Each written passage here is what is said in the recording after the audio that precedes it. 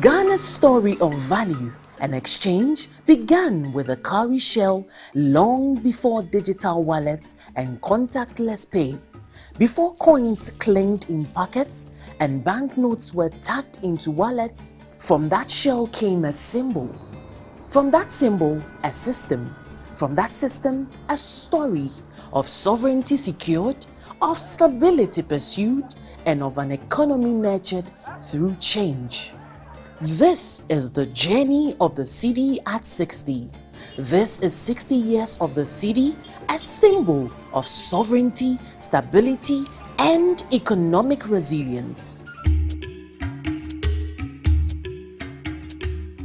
The 60th anniversary celebration of the cedi is meant to emphasize and to drive home the fact that the local currency, which is the official medium of exchange for Ghana, has been in circulation since 1965.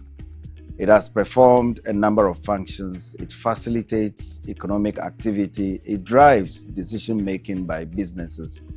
We want to assess how well it has performed this role over the past 60 years. And so this anniversary is meant for us to engage in stock taking. We want to do a reassessment of how well we have gone with the use of the local currency. And we want to look at in what ways we can facilitate the role of the cedi in facilitating economic activity going forward. Let's take a journey through history as we trace the evolution of Ghana's currency. As Ghana approached independence in 1957, it became clear that political freedom alone was not enough. We also needed control over our economic future. That is why on the eve of independence, Ghana boldly established the Bank of Ghana to serve as the nation's central bank. However, Ghana chose to temporarily retain the West African pound immediately after independence. In 1958, Ghana took the historic step of introducing its own currency, the Ghana pound. Though still pegged to the British pound sterling, 1 Ghana pound to 1 British pound, the Ghana pound was now printed, managed, and issued under Ghana's own authority. This was a major milestone, for the first time, Ghana exercised full control over its monetary policy. So in 1958, when the country transitioned from the West African pound to Ghana pound, 3 denominations in banknotes were introduced. We had the 1 pound, 5 pound, which were used in our daily transactions, and 1,000 pound. But 1,000 pound was used for interbank settlement. In the coins, up to 7 denominations were issued.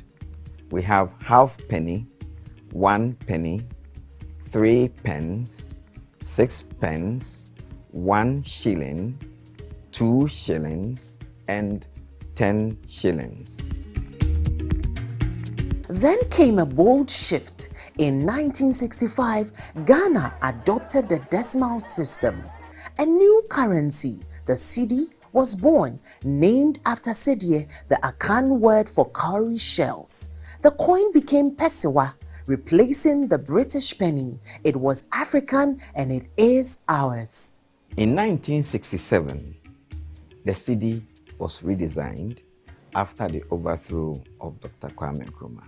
His portrait was removed from the currency and 3 denominations were issued: the 1 cedi, the 5 cedi, and the 10 cedi. Even though it was still cedi, the general public called it the new cedi. In 1967 too, 6 denominations of coins were introduced: the half pesewa, the 1 pesewa, 2.5 pesewas, 5 pesewas, 10 pesewas, and 20 pesewas. Also, in 1972, the currencies were redesigned.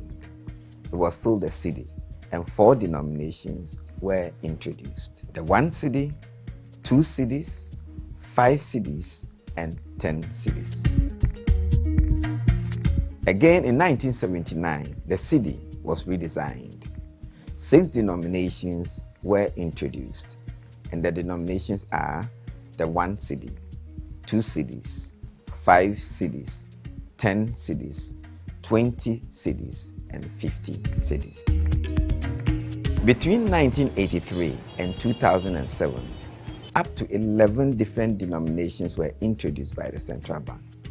This was because of currency depreciation that led to coining some of the lower denominations. Within the period, the currencies that were introduced started in 1983 from 10 cedis to 20,000 cedis within the period.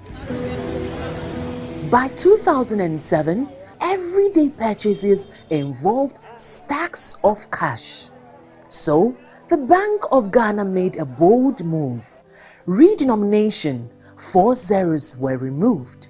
10,000 Ghana cedis became just 1 Ghana cedi. It simplified life and transactions. The new Ghana cedi came in fresh colors, stronger security features, and new coins. The redenomination, which converted 10,000 old cedis to 1 Ghana cedi, was not merely technical. It was a bold national reform aimed at restoring confidence, efficiency, and clarity in our monetary system.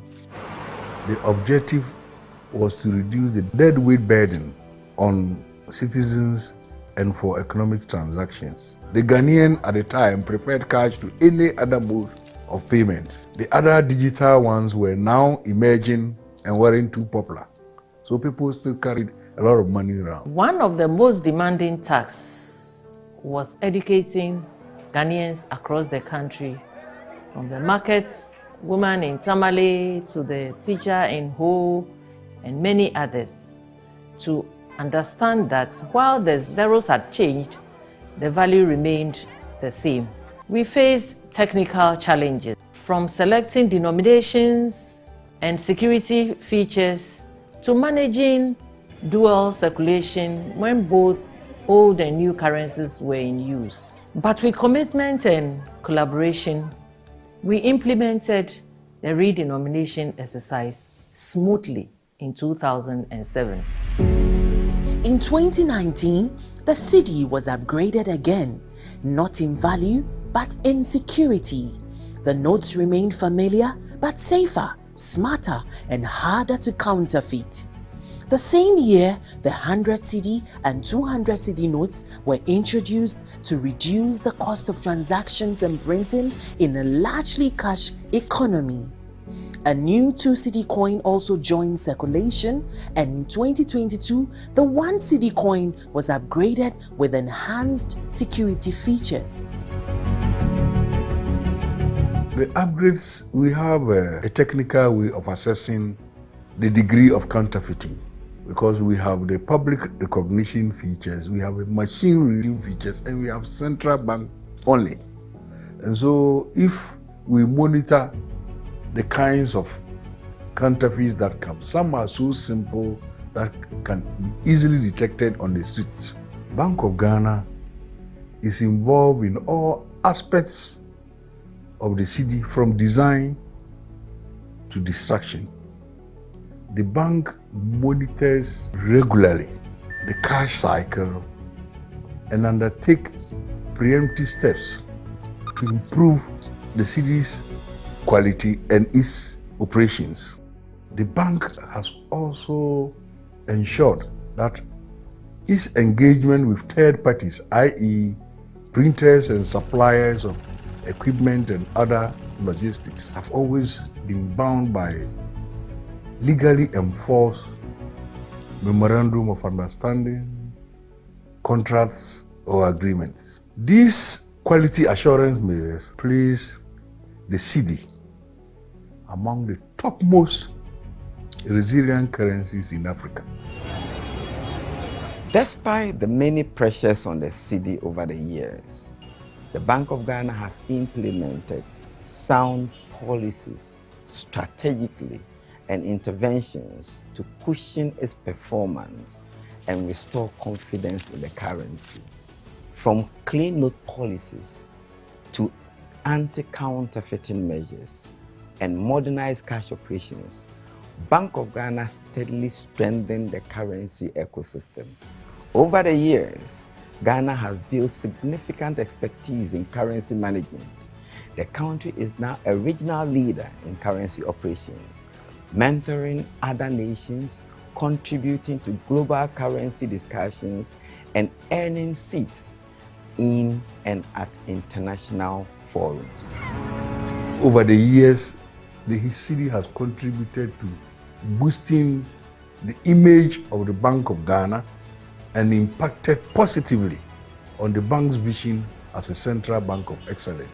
And that is where I also add that we should not underestimate the difference the city has made and the lives it has touched in the Ghanaian financial space.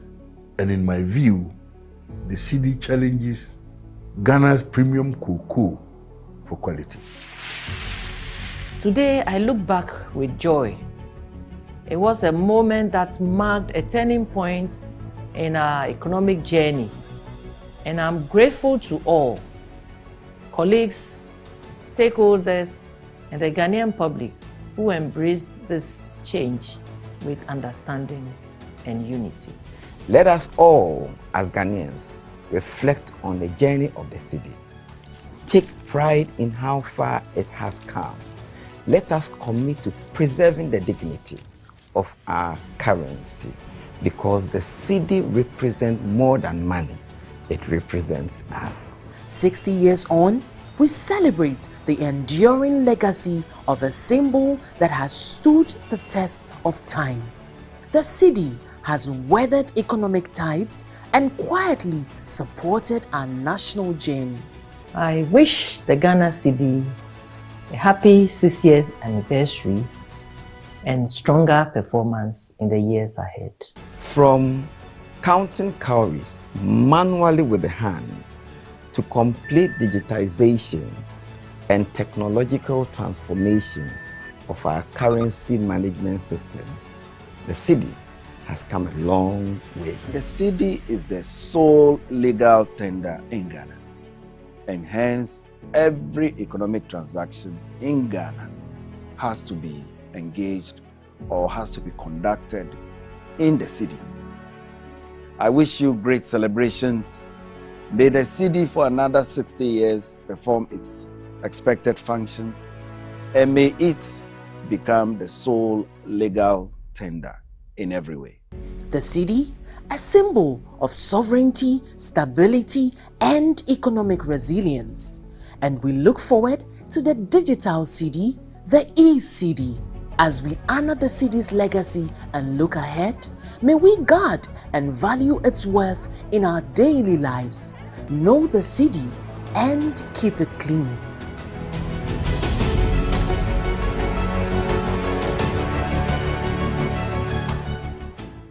Welcome to the cedi at 60. It is exactly 294 days since we embarked on resetting our nation towards sustainable development for the benefit of every Ghanaian. As we celebrate 60 years of the cedi, we do so not out of nostalgia, but from a place of hard-won stability and cautious optimism. As your central bank, our mandate remains unchanged, and this is to safeguard price stability, preserve financial system resilience, and support long-term inclusive recovery. And to you, the Ghanaian people, we say thank you for continuing to believe in your central bank and in your currency. Because at the end of the day, it is your trust that gives the cedi its strength. May this celebration renew our shared commitment to a stable, a strong, and inclusive economy that works for us all. Long live the cedi, long live the Republic of Ghana. This anniversary marks a new dawn for the Ghana city. The theme for the city, 60 years of the city, the symbol of our sovereignty, stability, and economic resilience, could not have been more apt. This theme underscores the need for all of us to have faith in our dear currency, the Ghana cedi. As managers of the economy, we have remained steadfast in our duty to ensure a strong cedi and a very stable currency. As Ghanaians, the Ghana cedi remains the only legal tender. The US dollar is not our currency. The cedi is our only currency. As we mark 60 years of the cedi, let us honor the vision of Dr. Kwame Nkrumah, the foundational work of the early governors of the Bank of Ghana, and the quiet dedication of reformers, technocrats, and everyday Ghanaians who have kept the wheels of this economy turning over the years.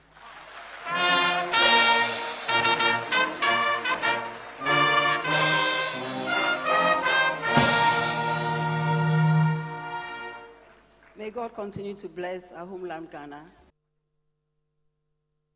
Introduced on July 19, 1965, the Ghanaian cedi replaced the British pound as the nation's official currency. Over the decades, it has undergone several redenominations to address inflationary pressures and stabilize the economy. The most recent redenomination in 2007 aimed to simplify transactions and restore confidence in the currency. The cedi was reported as one of the worst-performing currencies multiple times, including mid-2022 and late 2024. In 2025, however, it experienced a remarkable turnaround, appreciating over 40% against the US dollar by mid-year. Ghanaians have expressed diverse opinions on the cedi's progress over the last 60 years, highlighting satisfaction with reforms and concerns over past volatility. Well, for me, I can say that the cedi has been improved for now, but the challenges I think the cedi suffers most is the redenominations of cedis. You know, the frequent redenomination usually make us lose the value of the cedi. But for now, I've seen and I observed that there's some kind of stability in the economic market. So we can say that the cedi has been improved. Well, I don't think so. I mean, I think that for every economy, currency is really, really important. And the problem with the Ghana cedi is you can never trust where it would be tomorrow. So for me, I don't think we've made as much progress as we should, because I think the currency is the bedrock of the economy. And as you rightly asked me, when the redenomination was done, it was $1 to 1 cedi.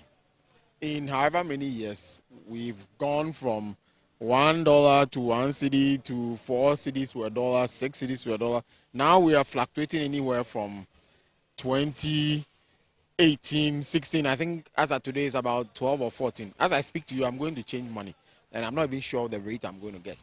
To some Ghanaians, improper handling of the cedi notes is a major concern, prompting calls for intensified public education. You see where women have been putting the notes under their breasts and, you know, in between their thighs and all that. No, you have to, it's legal tender. It can transmit bacteria. So no, we are not doing a good job, and that also makes it more expensive for the central government, because once the note looks too bad and it's not in good shape, they have to spend money to print new notes. Reflecting on the journey so far, Executive Secretary of the Importers and Exporters Association of Ghana, Samson Asaki Aringubit, also emphasized that the cedi's history tells a story of both national pride and the ongoing quest for financial stability. The stability of the cedi has really given us a very good confidence, as I think I can say. We also think that policymakers will have to remain very strong. The Minister of Finance, for fiscal policy, as we are going for budget 2026 budget, I know that they have to cut down certain expenses in order to make so that we do not run into inflation. Our city should not depreciate it. I think from January to now, I've seen S&P saying that our city has appreciated 15%, but we know that the city has appreciated 20% over the dollar. The Ghana cedi is not just a currency, but a reflection of the country's economic journey so far. Looking ahead, the stability and strength of the cedi will continue to depend on sound economic governance, sustained investor confidence, and the collective efforts of citizens and institutions alike. Eke Ababu, Metro News. The word cedi is the Akan word for cowrie shells, which were formerly used as currency in what is now Ghana. In July 1965, Ghana's first president, Dr. Kwame Nkrumah, introduced cedi notes and peso coins to replace the Ghanaian pounds, shillings, and pence. Decades of high inflation devalued the new cedi. This was gradually phased out in 2007 in favor of the Ghana cedi. The Ghana cedi was also outdoored in different denominations: 50, 20, 10, 5, 2, and 1 cedi notes, with the coins being 1 cedi, 50, 20, 10, 5, and the 1 peso coins. Anyone who has paid close attention to the coins will realize they all come with unique symbols. The 20 peso coin has a picture of cocoa beans. Cocoa is a major export of Ghana, making it an important part of Ghana's economy, as well as a tasty product for the rest of the world to appreciate. Other pictures include the scales on the 1 cedi coin, symbolizing justice, a book on the 10 peso coin, symbolizing education. The 5 peso coin has a picture of a horn blower, which was and is still a ceremonial role for the introduction of chiefs and also a symbol of communication. Featured at the bottom center of the 1 peso coin is a depiction of the Adomi Bridge, Ghana's largest suspension bridge, and a palm tree. But who is the woman on the 50 peso coin? Historians and public records have identified the woman as Rebecca Nadede Aite. Nadede was a feminist and political activist who was popular for being a pioneering chief financier of Nkrumah's CPP. By age 30, she was the queen of flour, known in Ghana as Ashikinshang, in the whole of Accra and pretty much the whole country. This earned her the name Dede Ashikinshang, meaning Dede flour. Nadede was wealthy, owned a huge house in Kokomlemle, and later became the market queen of Accra's Makola market. She was also the leader of the market women who were mobilized by Gbedema as the backbone of the Convention People's Party. But wait, have you ever wondered why Ghana's double-decker buses has been named Auntie Dede? The double-decker bus was introduced into the country by one Harry Sawyer, and because of the significant role Nadede played in its acquisition, the bus was named after her, hence the Auntie Dede bus. Sadly, Nadede died at the age of 38, and many believed she was poisoned. Today, she is not only remembered in money, but also in the name of Ghana's double-decker buses. Shadrach Odami Ejari, Metro News. We recognize a very steep appreciation in the value of the cedi in response to the reforms that we were carrying out. And for those of you who listened to me, there was one occasion where I said, people were asking whether it will go below 10. And I said, it is dropping, but it will find its true value. It was undervalued at 16, and it probably is overvalued at 10. but somewhere between there, we have the real value of the cedi. And so I believe that it is about stopping rapid depreciation of the currency. Almost every currency would realize either depreciation or appreciation in the course of a year. But when you have steep depreciation of about, like we had in 2024, 25% depreciation in the currency in the first half of the year, it makes planning difficult. And so, yes, Bank of Ghana has been intervening in the forex market, but they've withdrawn. And what happened was that because of the rapid appreciation in the value of the cedi, we saw an exponential increase in imports, because then people could buy cheaper dollars and so they could import more, which is a natural economic phenomenon. But on the other side, exporters are not happy because they get less cedis for what they export. And so every country tries to find out a balance where exporters are able to do good business and importers are not overburdened by high forex rates. Where that lies, I don't know. I'm not a central bank. But the cedi is making an adjustment, and I believe that it will settle at a certain rate, and we will make sure that any depreciation that occurs in the value of the cedi is within a margin of about 5% per annum. That is what we target.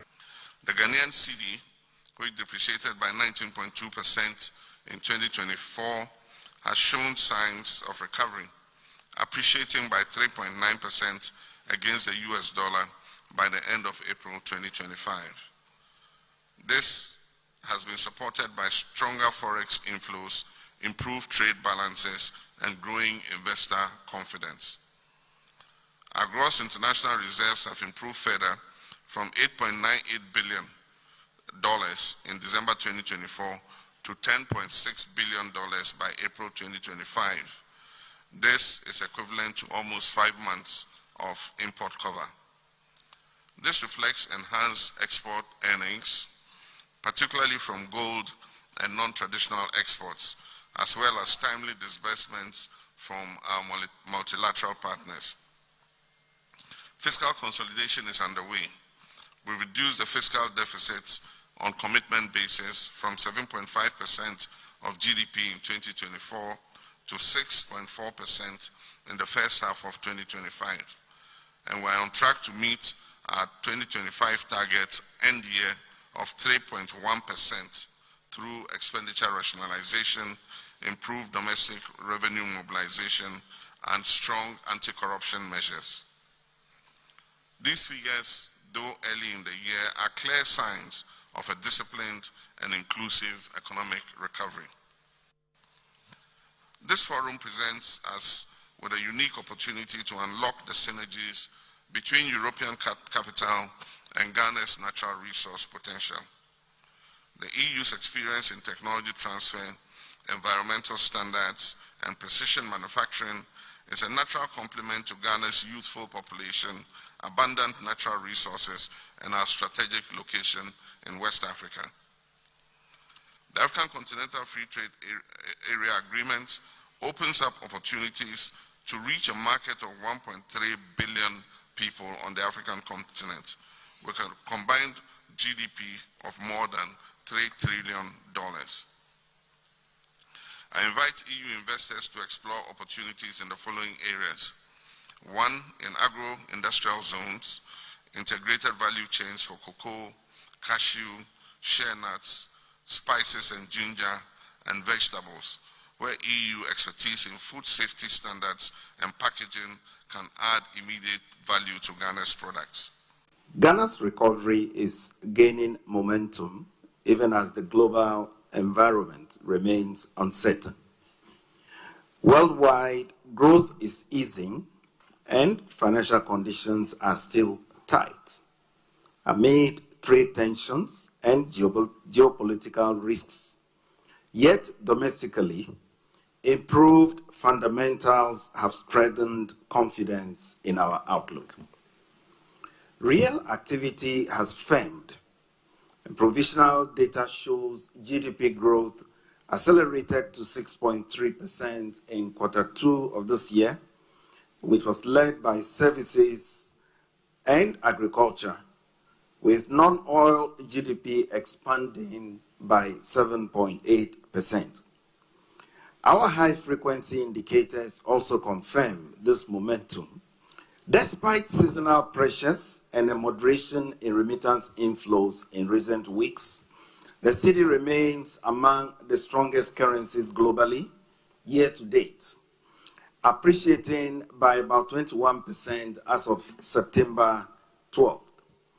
The cedi now ranks alongside high performers such as the Russian ruble, the Swedish krona, the Norwegian krone, the Swiss franc, the euro, and the British pound. This outperformance reflects prudent monetary policy. It also reflects effective liquidity management at the central bank. It reflects fiscal consolidation, and it also reflects increased foreign exchange inflows. The appreciation of the cedi that we have seen recently, I think one of the things that if you ask a simple question to the NDC to point out exactly what policy they have implemented that has resulted in the appreciation of the cedi, they cannot tell you one that has been implemented, not sort of talked about, but actually implemented. They cannot tell you one such policy. They only passed their budget in March. They've not even issued any contracts and paid for anything, pretty much. You know, so you cannot ascribe what is happening to the currency to a policy that they have implemented. There's no such policy that has been implemented that has had that impact yet. For me, we had anticipated the impact of gold in this economy. I talked about it when we got into dire straits in 2022. Bank of Ghana had bought $5 billion worth of gold. After all the noise of the election, people are paying attention to our reserves. That is one thing, which we have built to 30 tons. Secondly, you've mentioned that the US dollar itself is on the decline globally, and that has also strengthened. If you go to Zambia, for example, the kwacha has gained a lot of ground also because you have the US dollar declining in value because of what is happening in the US with all of that. So I think those are, and then there's the third element, is that they are not spending. I mean, if you are managing an economy, you have to pay your bills. They are not paying IPPs, for example. This is why the doomsday is so acute, and they are not paying contractors. So when you are not spending, there's less pressure on your currency. So those are some of the reasons why you are seeing an appreciation of the currency. The appreciation of the cedi that we have seen recently. I think one of the things that if you ask a simple question to the NDC to point out exactly what policy they have implemented that has resulted in the appreciation of the cedi, they cannot tell you one that has been implemented, not sort of talked about, but actually implemented. They cannot tell you one such policy. They only passed their budget in March. They've not even issued any contracts and paid for anything, pretty much. You know, so you cannot ascribe what is happening to the currency to a policy that they have implemented. There's no such policy that has been implemented that has had that impact yet. For me, we had anticipated the impact of gold in this economy. I talked about it when we got into dire straits in 2022. Bank of Ghana had bought $5 billion worth of gold. After all the noise of the election, people are paying attention to our reserves. That is one thing, which we have built to 30 tons. Secondly, you've mentioned that the US dollar itself is on the decline globally. And that has also strengthened. If you go to Zambia, for example, the kwacha has gained a lot of ground also because you have the US dollar declining in value because of what is happening in the US with all of that. So I think those are critical. And then there's the third element, is that they are not spending. I mean, if you are managing an economy, you have to pay your bills. They are not paying IPPs, for example. This is why the doomsday is so acute. And they are not paying contractors. So when you are not spending, there's less pressure on your currency. So those are some of the reasons why you are seeing an appreciation of the currency. The appreciation of the cedi that we have seen recently. I think one of the things that if you ask a simple question to the NDC to point out exactly what policy they have implemented that has resulted in the appreciation of the cedi, they cannot tell you one that has been implemented, not sort of talked about, but actually implemented. They cannot tell you one such policy. They only passed their budget in March. They've not even issued any contracts and paid for anything, pretty much. You know, so you cannot ascribe what is happening to the currency to a policy that they have implemented. There's no such policy that has been implemented that has had that impact yet. For me, we had anticipated the impact of gold in this economy. I talked about it when we got into dire straits in 2022. Bank of Ghana had bought $5 billion worth of gold. After all the noise of the election, people are paying attention to our reserves. That is one thing, which we have built to 30 tons. Secondly, you've mentioned that the US dollar itself is on the decline globally. And that has also strengthened. If you go to Zambia, for example, the kwacha has gained a lot of ground also because you have the US dollar declining in value because of what is happening in the US with all of that. So I think those are critical. And then there's the third element, is that they are not spending. I mean, if you are managing an economy, you have to pay your bills. They are not paying IPPs, for example. This is why the doomsday is so acute. And they are not paying contractors. So when you are not spending, there's less pressure on your currency.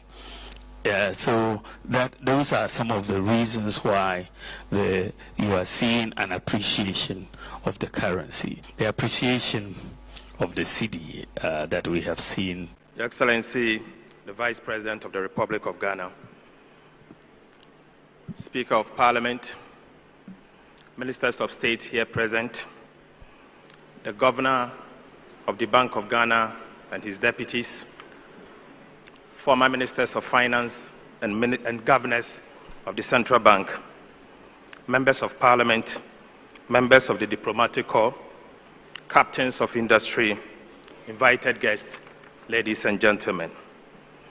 It is my distinct honor to join you today as we mark 60 years of the Ghana cedi.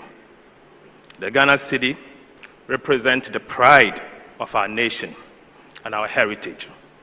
Since 1965, the cedi has not just been a store of value, but as an integral part of our heritage. Indeed, from the days of our first republic throughout our history, and to the 33 years of our uninterrupted democracy, the city remains resilient. It has been a medium of exchange, facilitating trade, transactions, and connecting our people. For 60 years, through cycles of inflation, devaluation, redenomination, and recovery, the city remains the symbol of our national sovereignty. It has indeed endured. It has evolved and remains the only legal tender of our dear republic. Madam Vice President, distinguished ladies and gentlemen, this anniversary marks a new dawn for the Ghana city. The theme for the city, 60 years of the city, the symbol of our sovereignty, stability, and economic resilience, could not have been more apt. This theme underscores the need for all of us to have faith in our dear currency, the Ghana cedi. As managers of the economy, we have remained steadfast in our duty to ensure a strong cedi and a very stable currency. Our commitment to fiscal discipline has contributed to the strengthening of the Ghana cedi. I want to use this opportunity to commit that the government of Ghana remain committed, and we shall stay the course to ensure that the Ghana cedi remains stable and gains, as we have seen, are being maintained. As citizens, we have a role to play. And let me repeat this. As citizens, we also have a role to play. We must maintain the sanctity of the cedi as a legal tender by preserving it with dignity and protecting it jealously. We must all be vanguard, and we have to ensure that we are all vanguard by ensuring that the cedi's value is maintained. We must be eschewing the act that seeks to undermine the value of the currency, particularly the pricing of goods and services in foreign currency, the US dollar. Let me use this opportunity to once again stress that as Ghanaians, the Ghana cedi remains the only legal tender. The US dollar is not our currency.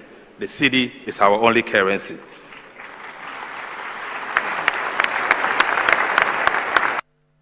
The continuous pricing of goods and services in US dollars will only hurt us. Let's stop it, and let us stop it now. The cedi is the only currency we have. Let us protect it. Let us and lead it with all vim within us. Let us talk about the cedi with pride, not as a burden, but always as a badge of economic independence. These gains are not by accident. They are the result of hard, sometimes unpopular, but principled decisions that we've had to take. Fiscal consolidation by government, a tight monetary policy stance by the Bank of Ghana, and renewed confidence from the investor community and the Ghanaian public. Today, as we celebrate 60 years of the cedi, we do so not out of nostalgia, but from a place of hard-won stability and cautious optimism. As your central bank, our mandate remains unchanged, and this is to safeguard price stability, preserve financial system resilience, and support long-term inclusive recovery. We are not yet where we want to be, Excellencies, but we are no longer where we were. And that is why this moment of cedi at 60 is not just ceremonial, it is timely. It reminds us of how far we've come as a country, and it challenges us to protect what we have gained over the past 8 months. Excellencies, let us use this celebration not only to look back, but to chart the path forward and to do this together. Now, if I can run through the outlook for the anniversary celebrations, as we officially launch the cedi at 60th anniversary, we have a number of programs lined up. It will not be confined only to this hall today, but over the next 12 months, we will embark on a nationwide and inclusive program of activities. This will include currency exhibitions that tell the story of our monetary journey from pounds to pesos and from coins to QR codes, as we have now. There will be public lectures and school tours to engage students, professionals, and communities on the importance of monetary sovereignty. There will be diaspora engagements highlighting the role of remittances and international trust in supporting the city's strength. And then finally, there will be special publications and legacy projects to ensure that this milestone leaves a lasting educational footprint. These activities are designed for all age groups, from school children learning to count with Pessoa coins to fintech entrepreneurs that are coding the next generation of e-wallets. We encourage every Ghanaian, home and abroad, to take part, because the story of the city is the story for us all. So in reflection, it is fitting to honor those who carry the torch before us. And permit me to mention the first president, Dr. Kwame Nkrumah. Permit me to mention the first set of governors of the Central Bank, and the many men and women who steered the Central Bank as an institution through reform, through the period of liberalization, and through the crisis of the past. Their foresight, their integrity, and dedication laid the foundation on which we stand today. I must also commend the staff of the Bank of Ghana, talking about current, talking about the past, whose quiet, professional service continues to safeguard our nation's economic stability.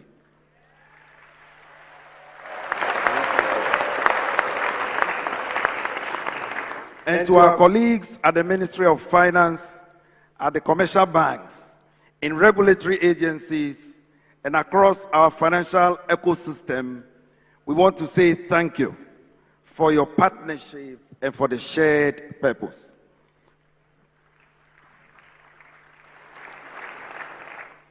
And to you, the Ghanaian people, we say thank you for continuing to believe in your central bank and in your currency.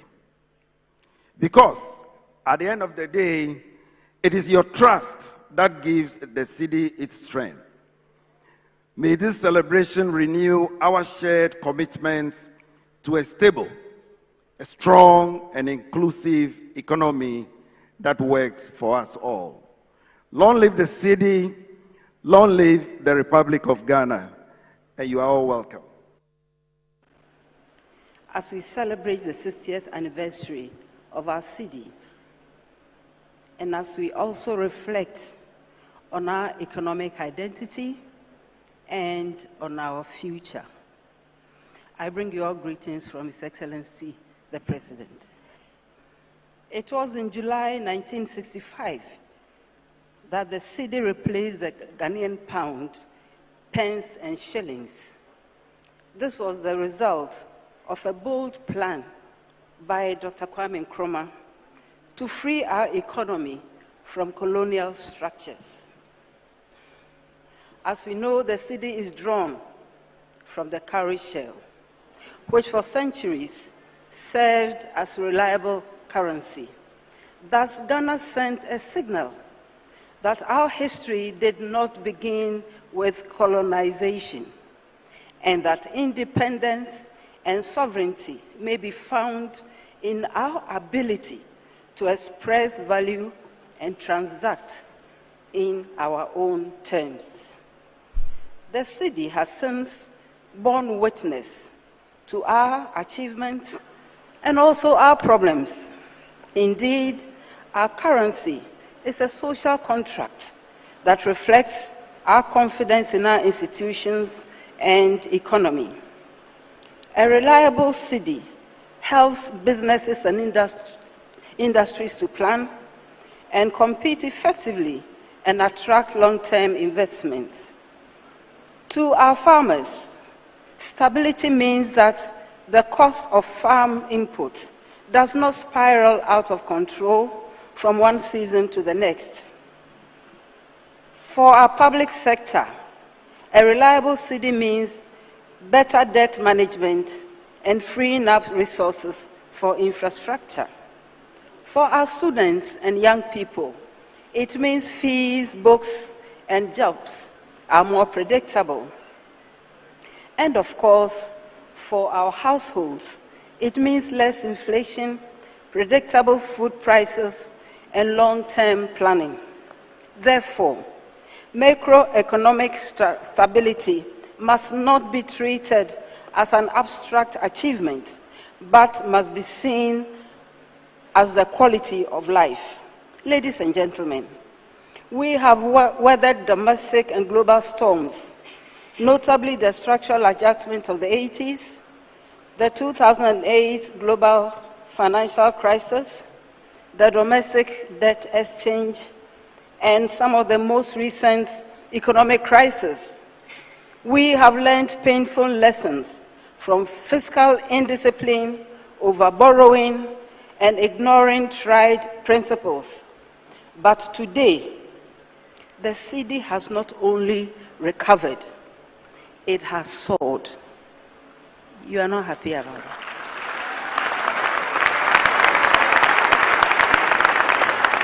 According to Bloomberg, the Ghana cedi, branded the worst performing currency in the world in 2022, became in 2025 the best performing currency globally. Inflation dropped from the high of 54.1% to 13.7%. And our gross international reserves, from what the governor has said, now exceeds $12 billion. Confidence is returning to the markets, to investors, and slowly but surely to our people. But we are also aware that the trust in the cedi will not sustain itself.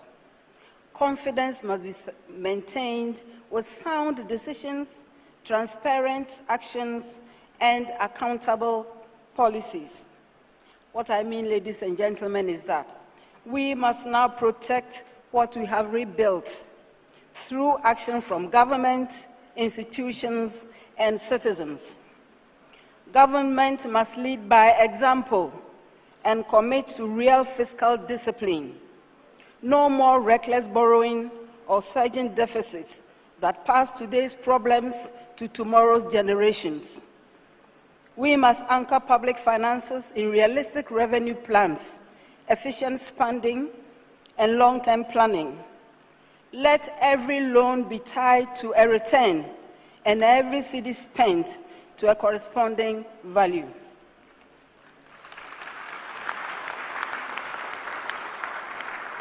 Furthermore, we must protect the independence of the central bank. The Bank of Ghana must remain a steward of stability. We must uphold the legal tender status of the cedi.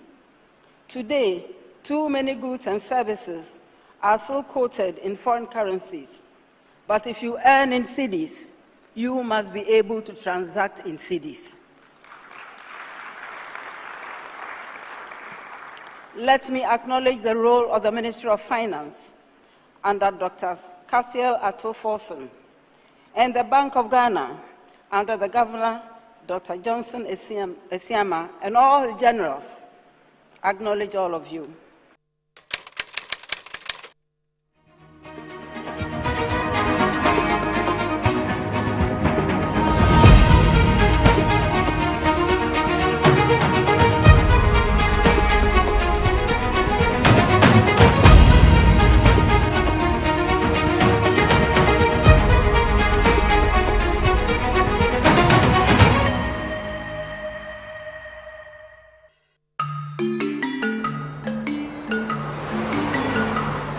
Ghana's story of value and exchange began with a cowrie shell long before digital wallets and contactless pay, before coins clinked in pockets and banknotes were tucked into wallets. From that shell came a symbol, From that symbol, a system. From that system, a story of sovereignty secured, of stability pursued, and of an economy nurtured through change. This is the journey of the city at 60. This is 60 years of the city, a symbol of sovereignty, stability, and economic resilience. The 60th anniversary celebration of the CD is meant to emphasize and to drive home the fact that the local currency, which is the official medium of exchange for Ghana, has been in circulation since 1965. It has performed a number of functions. It facilitates economic activity. It drives decision-making by businesses. We want to assess how well it has performed this role over the past 60 years. And so this anniversary is meant for us to engage in stock taking. We want to do a reassessment of how well we have gone with the use of the local currency. And we want to look at in what ways we can facilitate the role of the CD in facilitating economic activity going forward. Let's take a journey through history as we trace the evolution of Ghana's currency. As Ghana approached independence in 1957, it became clear that political freedom alone was not enough. We also needed control over our economic future. That is why on the eve of independence, Ghana boldly established the Bank of Ghana to serve as the nation's central bank. However, Ghana chose to temporarily retain the West African pound immediately after independence. In 1958, Ghana took the historic step of introducing its own currency, the Ghana pound. Though still pegged to the British pound sterling, 1 Ghana pound to 1 British pound, the Ghana pound was now printed, managed, and issued under Ghana's own authority.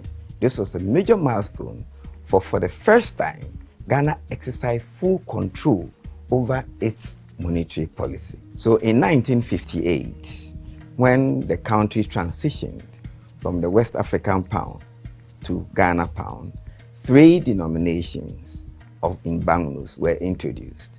We had the 1 pound, 5 pound, which were used in our daily transactions, and 1,000 pound. But 1,000 pound was used for interbank settlement. In the coins, up to 7 denominations were issued. We have half penny, 1 penny, 3 pence, 6 pence, 1 shilling, 2 shillings, and 10 shillings. Then came a bold shift. In 1965, Ghana adopted the decimal system. A new currency, the cedi, was born, named after Cedie, the Akan word for cowrie shells. The coin became Pesewa, replacing the British penny. It was African and it is ours. In 1967, the cedi was redesigned after the overthrow of Dr. Kwame Nkrumah. His portrait was removed from the currency and 3 denominations were issued: the 1 cedi, the 5 cedi, and the 10 cedi. Even though it was still cedi, the general public called it the new cedi.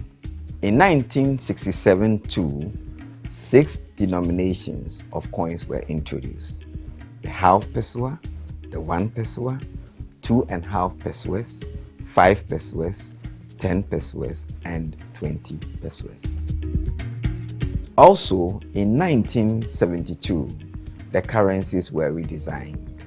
It was still the cedi, and 4 denominations were introduced: the 1 cedi, 2 cedis, 5 cedis, and 10 cedis. Again, in 1979, the cedi was redesigned. 6 denominations were introduced, and the denominations are the 1 cedi, 2 cedis, 5 cedis, 10 cedis, 20 cedis, cities. Between 1983 and 2007, up to 11 different denominations were introduced by the central bank. This was because of currency depreciation that led to coining some of the lower denominations. Within the period, the currencies that were introduced started in 1983 from 10 cedis to 20,000 cedis within the period.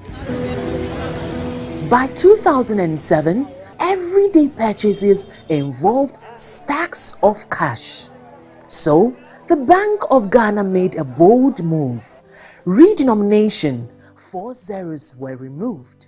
10,000 Ghana cedis became just 1 Ghana cedi. It simplified life and transactions. The new Ghana cedi came in fresh colors, stronger security features, and new coins. The redenomination, which converted 10,000 old cedis to 1 Ghana cedi, was not merely technical.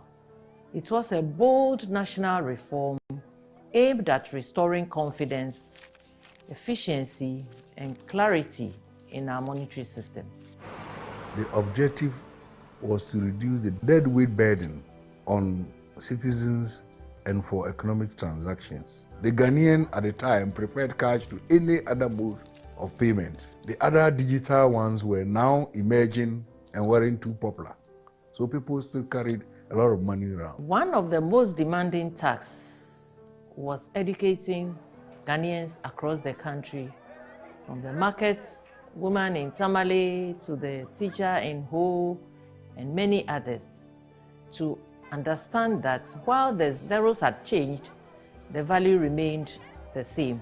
We faced technical challenges, from selecting denominations and security features to managing dual circulation when both old and new currencies were in use. But with commitment and collaboration, we implemented the redenomination exercise smoothly in 2007. In 2019, the cedi was upgraded again, not in value, but in security. The notes remained familiar, but safer, smarter, and harder to counterfeit. The same year, the 100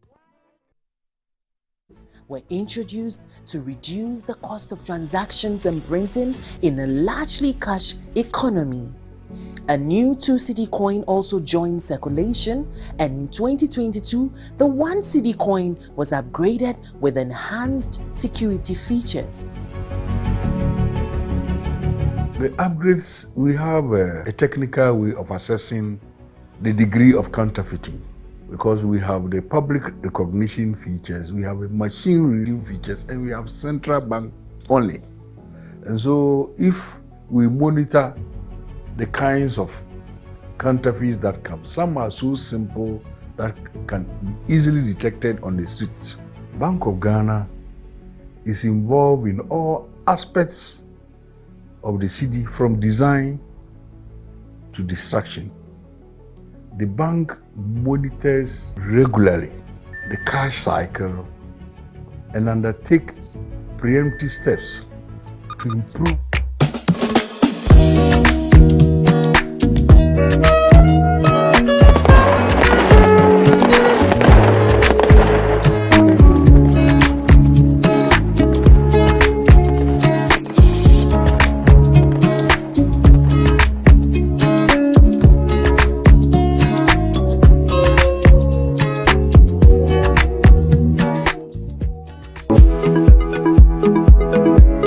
Sometimes the unexpected happens and the hero falls down in his own story. But he needs not stay down for long. Cosmopolitan Health Insurance is your trusted health partner. Whether an individual building a business, with Cosmopolitan Health Insurance, your medical care is our concern. For the best health insurance solutions for corporate institutions, groups and associations, families and individuals, choose Cosmopolitan Health Insurance. From our over 700 accredited health service providers nationwide. Call us on 0302 540 668 or 0501 678 547 for all your health insurance solutions. Cosmopolitan Health Insurance, your medical care is our concern. I'm a brand manager. Of course, I accept only quality and affordable printed souvenirs for my promotional campaigns. I'm the head of academic affairs of a very important institution in Ghana. Of course, we only deal with quality, reliable printing companies for our institution's printing materials. I'm talking about appointed time printing. Appointed Time Printings. We take pride in our extensive print scope that transform your ideas into captivating visual masterpieces. We delve into the core objectives and vision of each print project. Precision printing is at the heart of our printing process as we meet your tight deadlines. Our rigorous inspection, color verification, and overall printing excellence are assured. 20 years of printing excellence. It's always a pleasure working with you to create a vibrant, dazzling printing experience that gives you a masterpiece. Appointed Time Printing, your world of quality and affordable printing. Brush, brush, brush, brush, brush, brush, brush, brush your teeth. Brush, brush, brush, 2 times a day. Brush with Kel-Kit. Hello, my friends. My name is Kel-Kit Toothpaste. Wow. I was made to be gentle on your gum, but protected. I will protect your teeth from cavity, make your teeth whiter, stronger, keep your mouth fresh all day. And best of all, I'm strawberry flavored. So put on a smile and try me. That's amazing. Just try me. That's my job. If you say so, jump on my brush. Makes your teeth stronger, chicky chicky whiter, chicky chicky stronger. Yay! You did it! I'm glad you like your new toothpaste. Don't forget to brush both day and night. Kel-Kit, happy smile.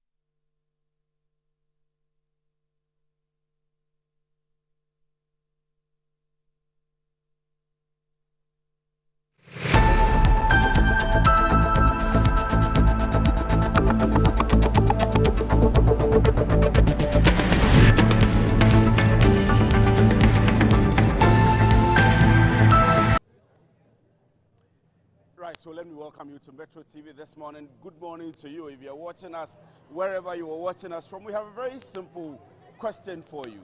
What do you know about the city? How old is the city? The Bank of Ghana has been making a lot of noise about the 60th anniversary celebration of the city, and that's how come today we are here at the foyer of the International Conference Center bringing you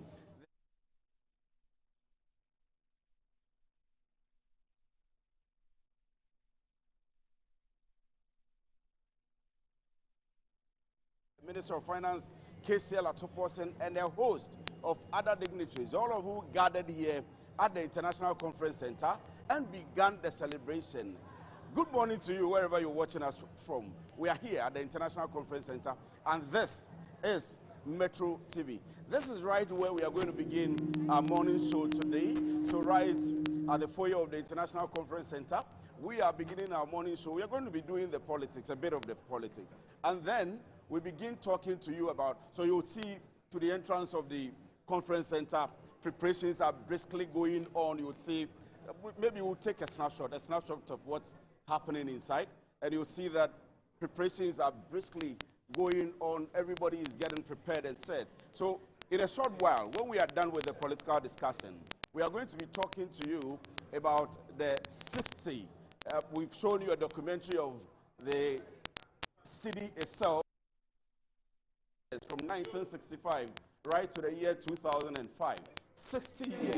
So we're going to be detailing you about everything that has to do with the city. And our conversation will also be hanging on the performance of the city so far, how it's been. You've seen that there's quite... Kwame and his uncle are almost here. Wait a minute. This one too, your friend Kwame. Wait, Kwame? As in the same Kwame again? Yes, Mommy. The second coming. Into all this tension just to reintroduce that broke boy from Kaswa. Why would you deceive the family like this again? Now I understand the whole delay. Troll from Kaswa. Why wouldn't he be late? Or be late? Of course.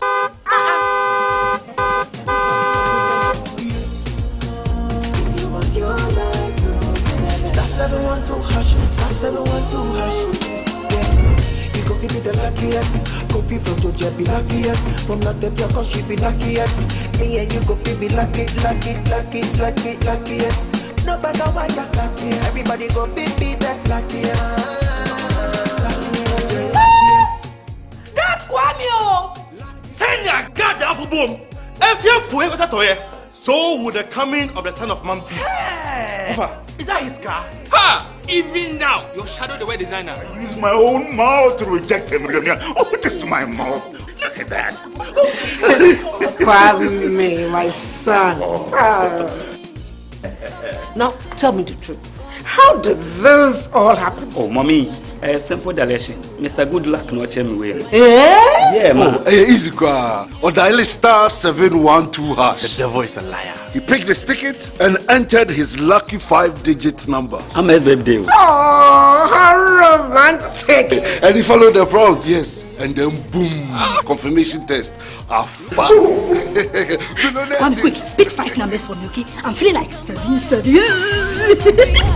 Dial star 712 hash. Choose your ticket. Enter your lucky number. Follow the prompt and let destiny handle the You see how they love you now? Yo, do you have family payment seminar? Before December, maybe release a motivational album. Patapa, my super. This promotion is regulated by the NLA on the Caritas platform. West Africa's soil yields global treasures. Cocoa, cashew, shea, and cotton. They power industries across the world. Yet for our region, the greatest value still slips away, exported raw, taking with it jobs, industries, and the promise of shared prosperity. The real question is no longer what we produce, but who captures the final reward. True prosperity lies in the value we add right here at home. That's why the 4th edition of the EBIT President's Roundtable will gather the architects of Africa's prosperity and Africa's transformation to answer one defining question. How do we finance the journey from the farm to the port? Join Dr. George Ejikum Donkor and some leading experts as EBIT leads a high-level dialogue to unlock financing, empower local industries, and turn West Africa's raw potential into industrial power. Be part of the conversation redefining our economic future, live on Metro TV, DSTV Channel 277, and EBIT platforms on November 24, 2025 at 11 a.m. EBIT President's Roundtable 2025. From the farm to the port, financing the value chains of West Africa's cash crops. My name is Anita Erskine, and it will be an honor to host you.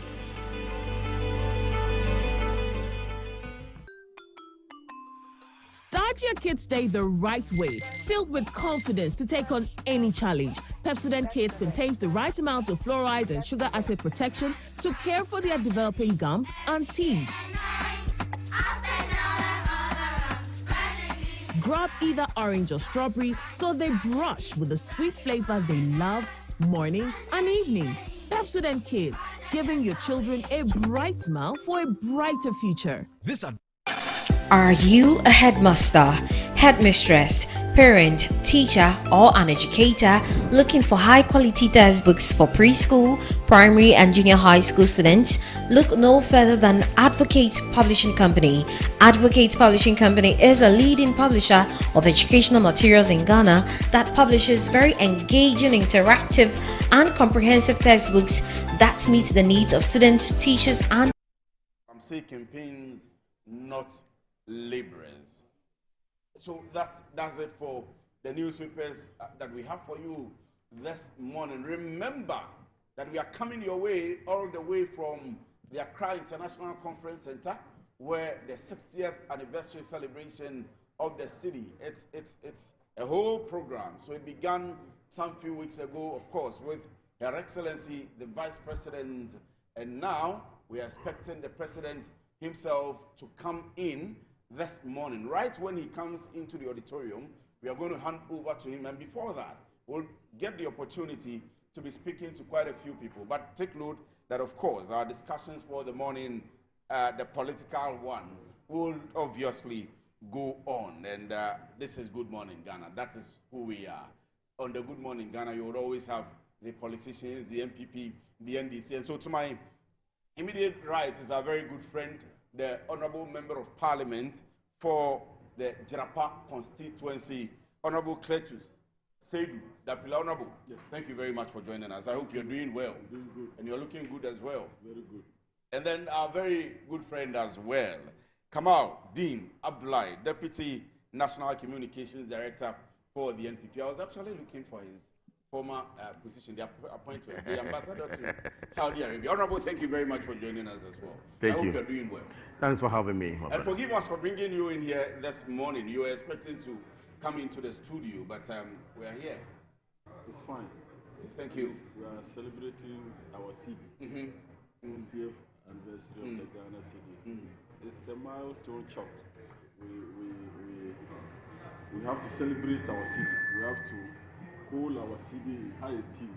That is our pride. That is our currency. Everybody needs to hold the Ghana city in high esteem.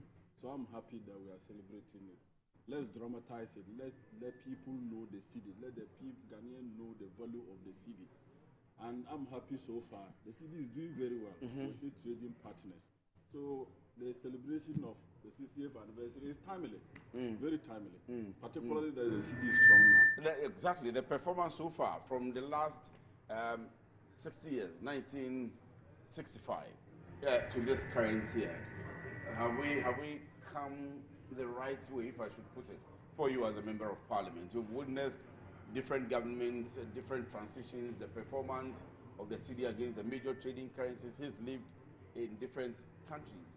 How we are stabilizing ourselves as a country economically. I mean, brief commentary before we go into the CJ matters and the budget. Well, let me say good morning to my good brother. Good morning. My able brother, the former Nasara coordinator, former ambassador in Saudi Arabia. Good to have you on the same platform. So happy to see you. You look good. Nice meeting you, my brother. Nice meeting you. The economy is doing well, so my brother is looking good. Well, early morning mischief, so that's fine. Good to have you to be on your show. Let me say good morning to the good people of Jirapa. Honestly, I am not impressed with the way we've handled the Ghana city from infancy till now. I say this because when you travel across the world, when you go to any country and many of the countries and see how they've handled their city, we haven't handled our city like that. We live in a country where prices of goods and services are quoted in other currencies. And when you travel outside Ghana, you don't see that.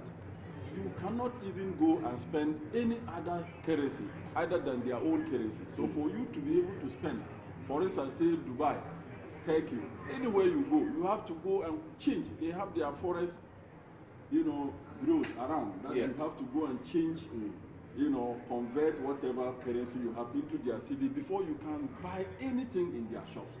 Yet when you come to Ghana, it's different.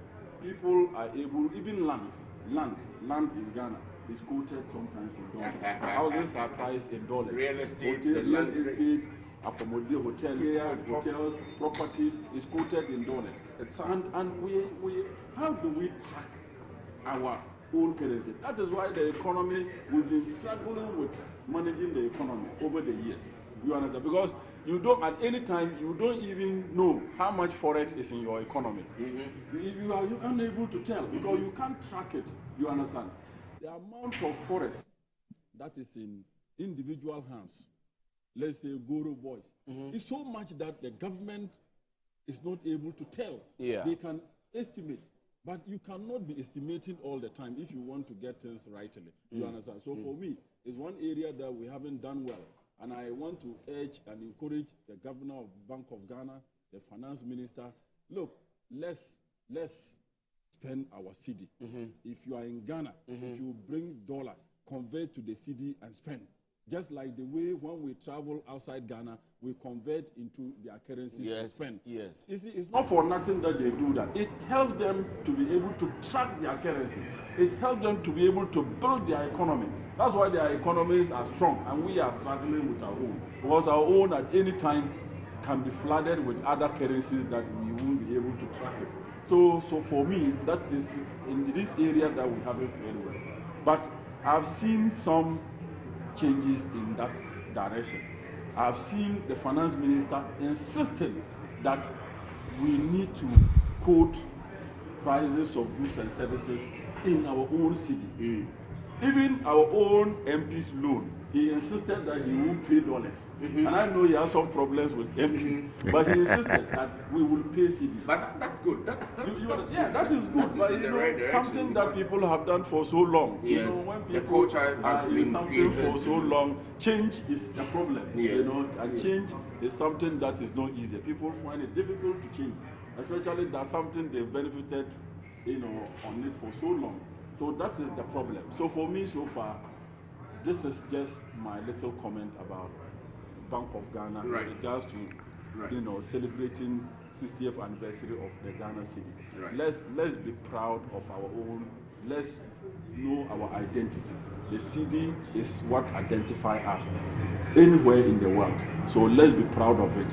Let's let our businessmen and women know that, look, let's trade in our cedi. That is the only currency that we have. The dollar is not our currency. The pound is not our currency. The Swiss franc, all these neighboring countries, anywhere you go, you have to go and change to their money to be able to spend. Burkina, Togo, anywhere, Nigeria. But here we come and then people are able to walk anywhere and get dollar and change. And also buy things with dollar. That is the challenge. If we are able to nip this in the bud, the Ghana economy will be much stronger. The Ghana cedi will be able to compete at any time with its trading partners. Let me come to you, Kamal. I mean, you've been officially to some other countries, and 60 years. Today we are here at the Bank of Ghana. I mean, makeshift studio anyway, at the International Conference Center, because of the Bank of Ghana and because of the cedi. The performance so far, how we've handled it as a country. Are you proud of it? Well, thank you very much, and once again, good morning to my brother, the Honorable Member of Parliament for Jirapa, and good morning to you as well, and our viewers out there. He set off with an analogy that, look, you go to other countries and they are proud to trade in their currency. You come here and the story is different. I want to agree with him on that score. You know, Ghana is the first African country to attain independence, or to gain independence. Now, having gained independence, we thought that there must be an identity, of ourselves.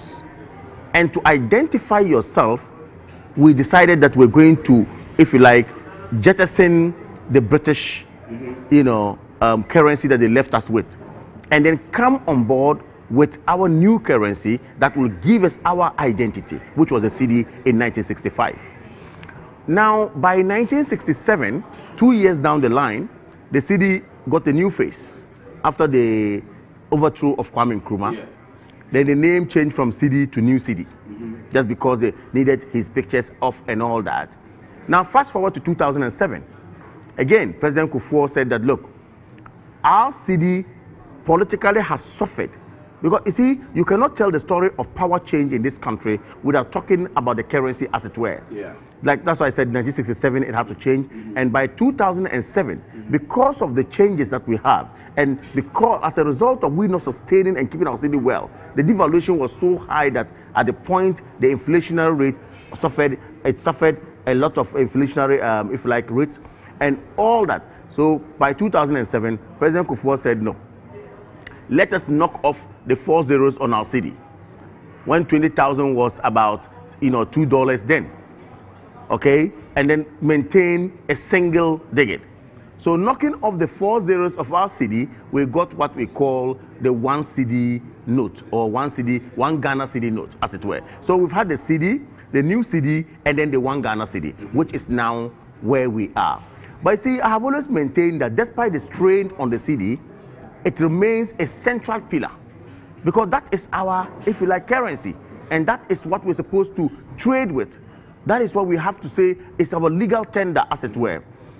What have we done as a people? If we really want to be strong people, okay, we should ask ourselves whether we have a strong, if you like, currency. Because you cannot be a strong people without having a strong currency. And that is why I said I agree with my brother when he says that, look, visit other countries and see how they revere their currency. See how they trade in it, they take delight in trading in it. What have we done to ourselves in that regard? I think we haven't done so well at all. We haven't. That is why, to rehash what he said, you walk to places, the estate developers will say, we are quoting in dollars. You go for rental, they'll tell you are quoting in dollars. You go to buy certain things in some malls, some shopping, some boutiques even, some clothing, they'll quote you in dollars. Meanwhile, you are within the jurisdiction of the city. So I think that is the mindset.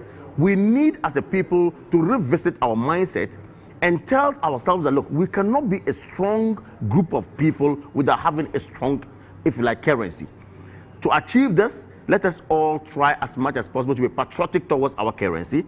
It's been 60 years down the line. I think that's quite an achievement. And it has gone through all this, if you like, vagaries of whatever that it has to go through to where it is. It is for us to understand that now we need to uphold it.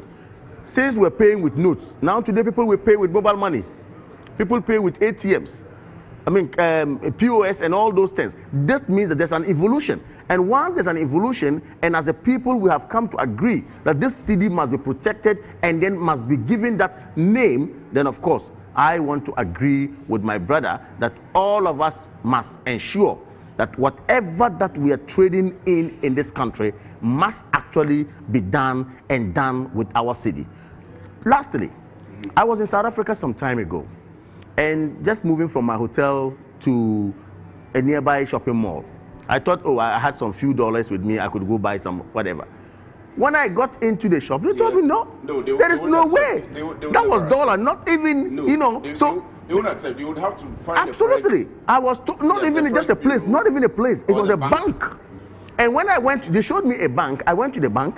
The bank said, look, I need to go back to my hotel, bring my passport, go through all sorts of details before I could get the run to now go and trade. Then I asked myself, so why is it that when I get to Ghana, just at the exit of the airport, there is an Abochi standing there who is ready to give me whatever. Who am I? Okay, give me the cedi and pick the dollar and it goes. He talks about the, individuals having dollars, and that is why we are suffering. You see, this matter should not be treated as the NDC MPP usual conversation. I think we should look at it critically and come together to strengthen our city as it were. Let me come quickly to our topics. At least we want to be able to do the CJ and do the budget before we come back to the Bank of Ghana. But it's important for those of you watching, it's important that we pass the comments on the city, because we are here today at the Bank of Ghana's celebration of the 60th anniversary of the city, and moreover to consider the performance, to look at the way forward for the entire country. It marks and identifies the sovereignty of our dear nation Ghana. So it's always important for us to look at it. Some of the things we see on the screen is how it's being celebrated currently. That's how the foyer of the International Conference Center is looking right now. So we are giving you shots and pieces, bits and pieces of, you see this is the 1 Ghana cedi coin. That's it, as placed on the board there in front or in the foyer of the International Conference Center. So our makeshift studio is here today, and we are coming all the way from the International Conference Center. We are bringing you the life of the city.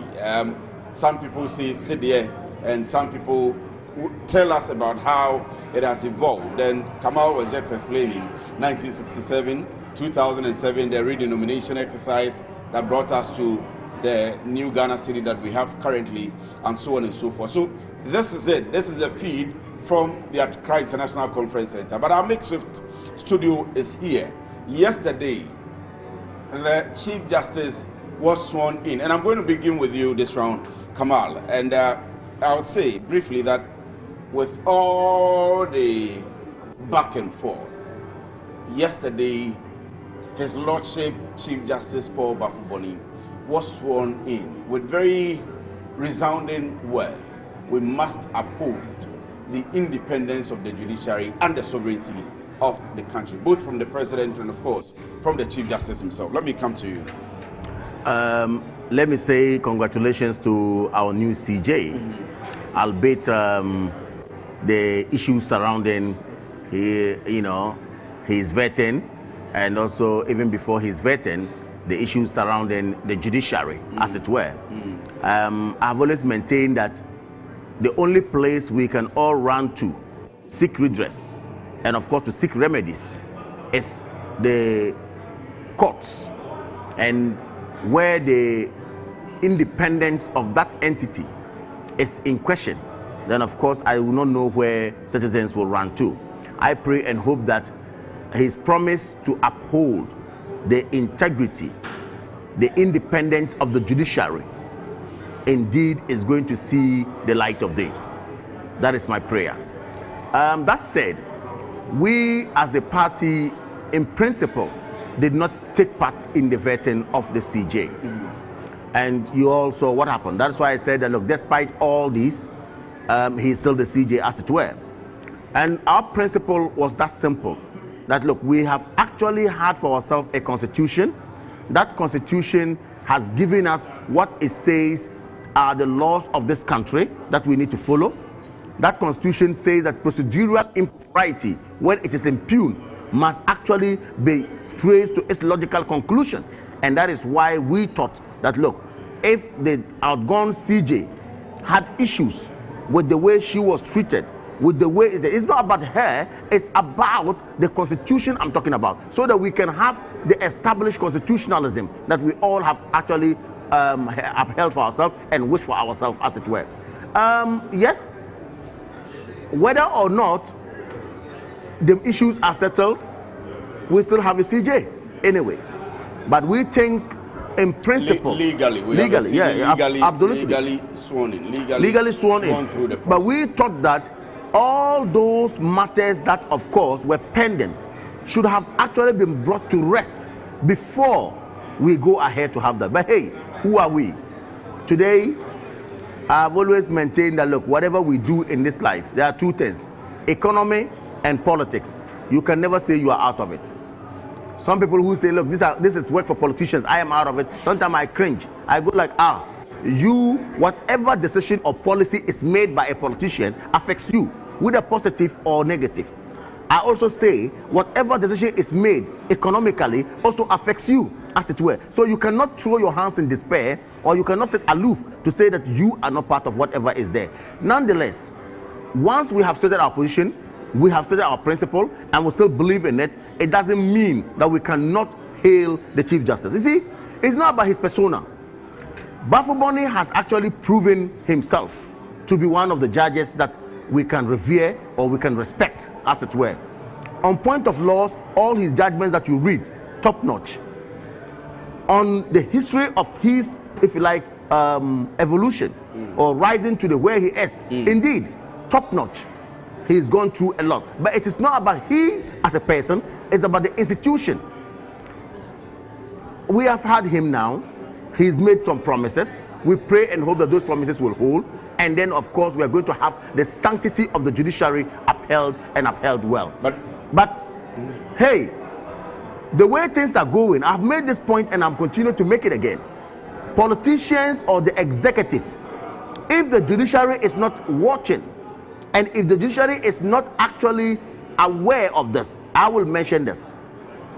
If you allow we, the people in the executives, that's the politicians, we will jeopardize the judiciary.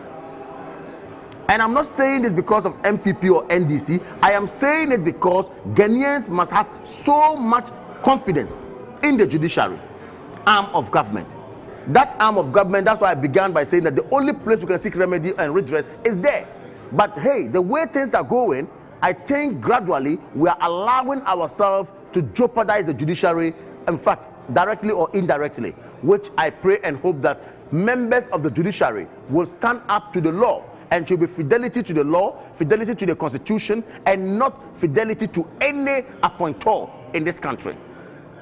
That said, I will say that congratulations to Bafuboni, congratulations to the newly sworn in justices not too long ago, and congratulations to also the entire judicial system of this country. We pray and hope that indeed their word to the law is what is going to be going forward.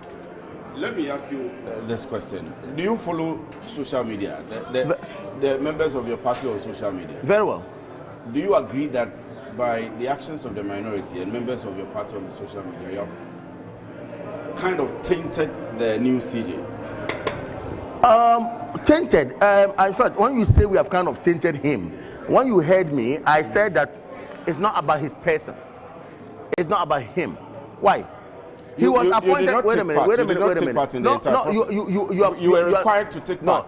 There's a collective. Your legal responsibility. There's a collective impugning you are doing here. Yes. Trying to say that my party members, by extension, my party, is seen to be tainting the image of the CJ.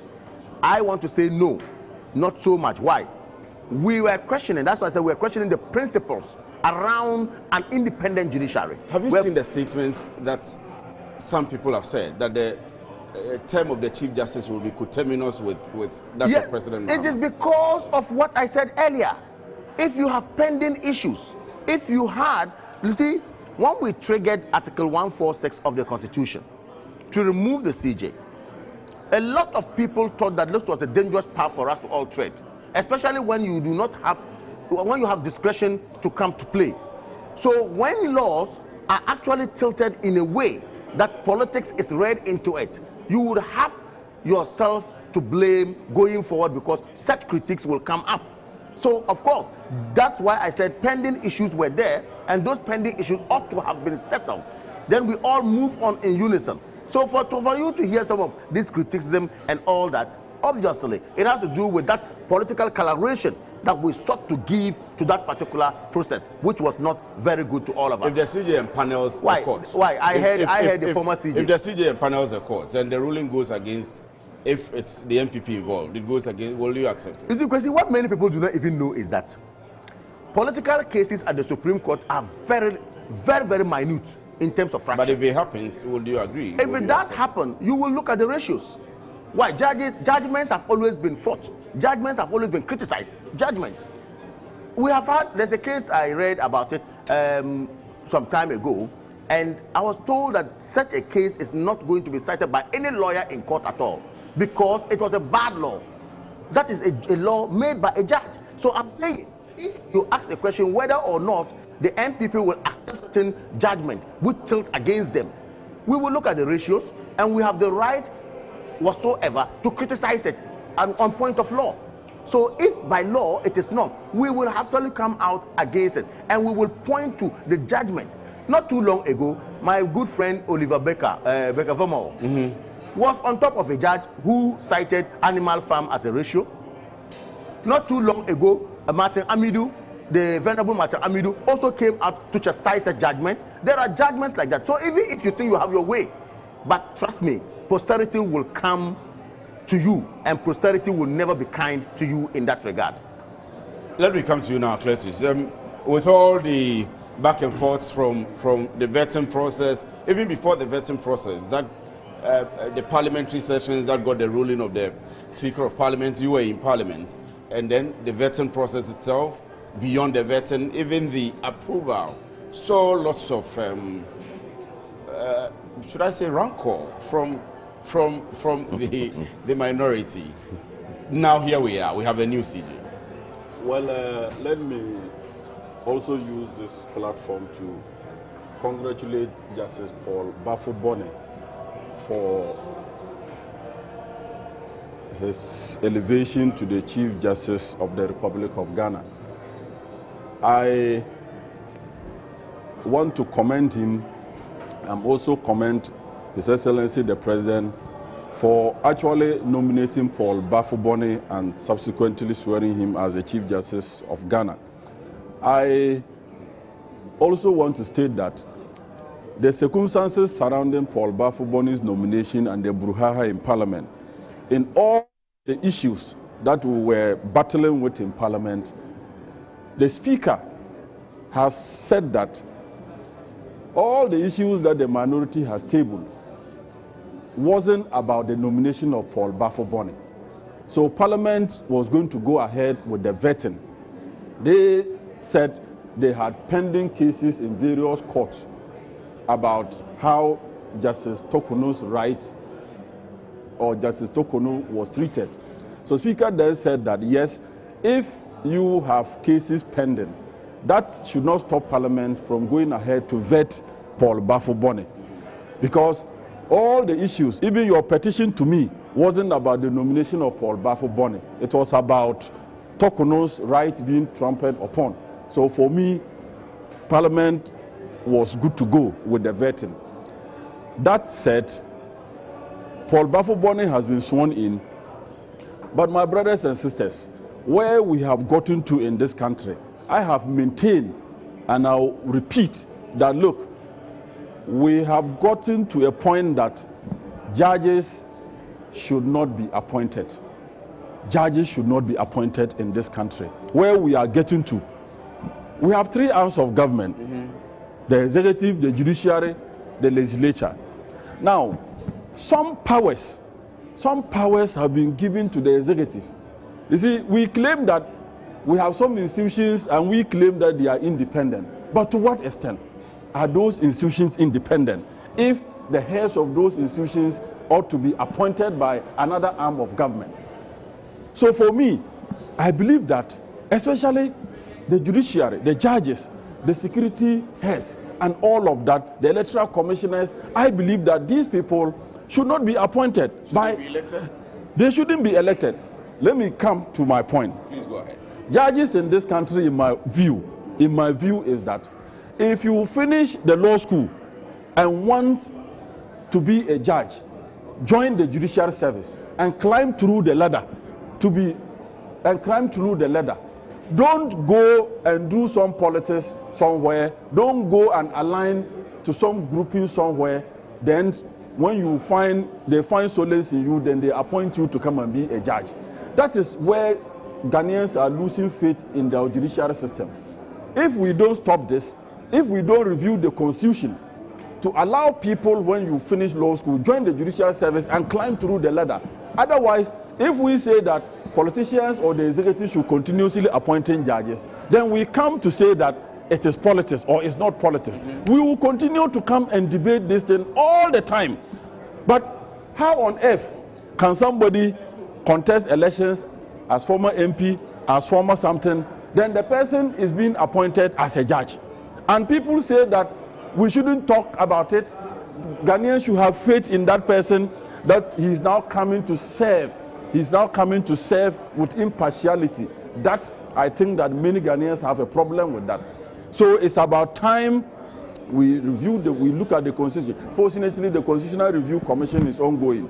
Professor Prempe and his team, they are ongoing. I think that many guys, we should have this conversation that look, in order for us to sanitize the judicial service, let's find a different way of appointing judges.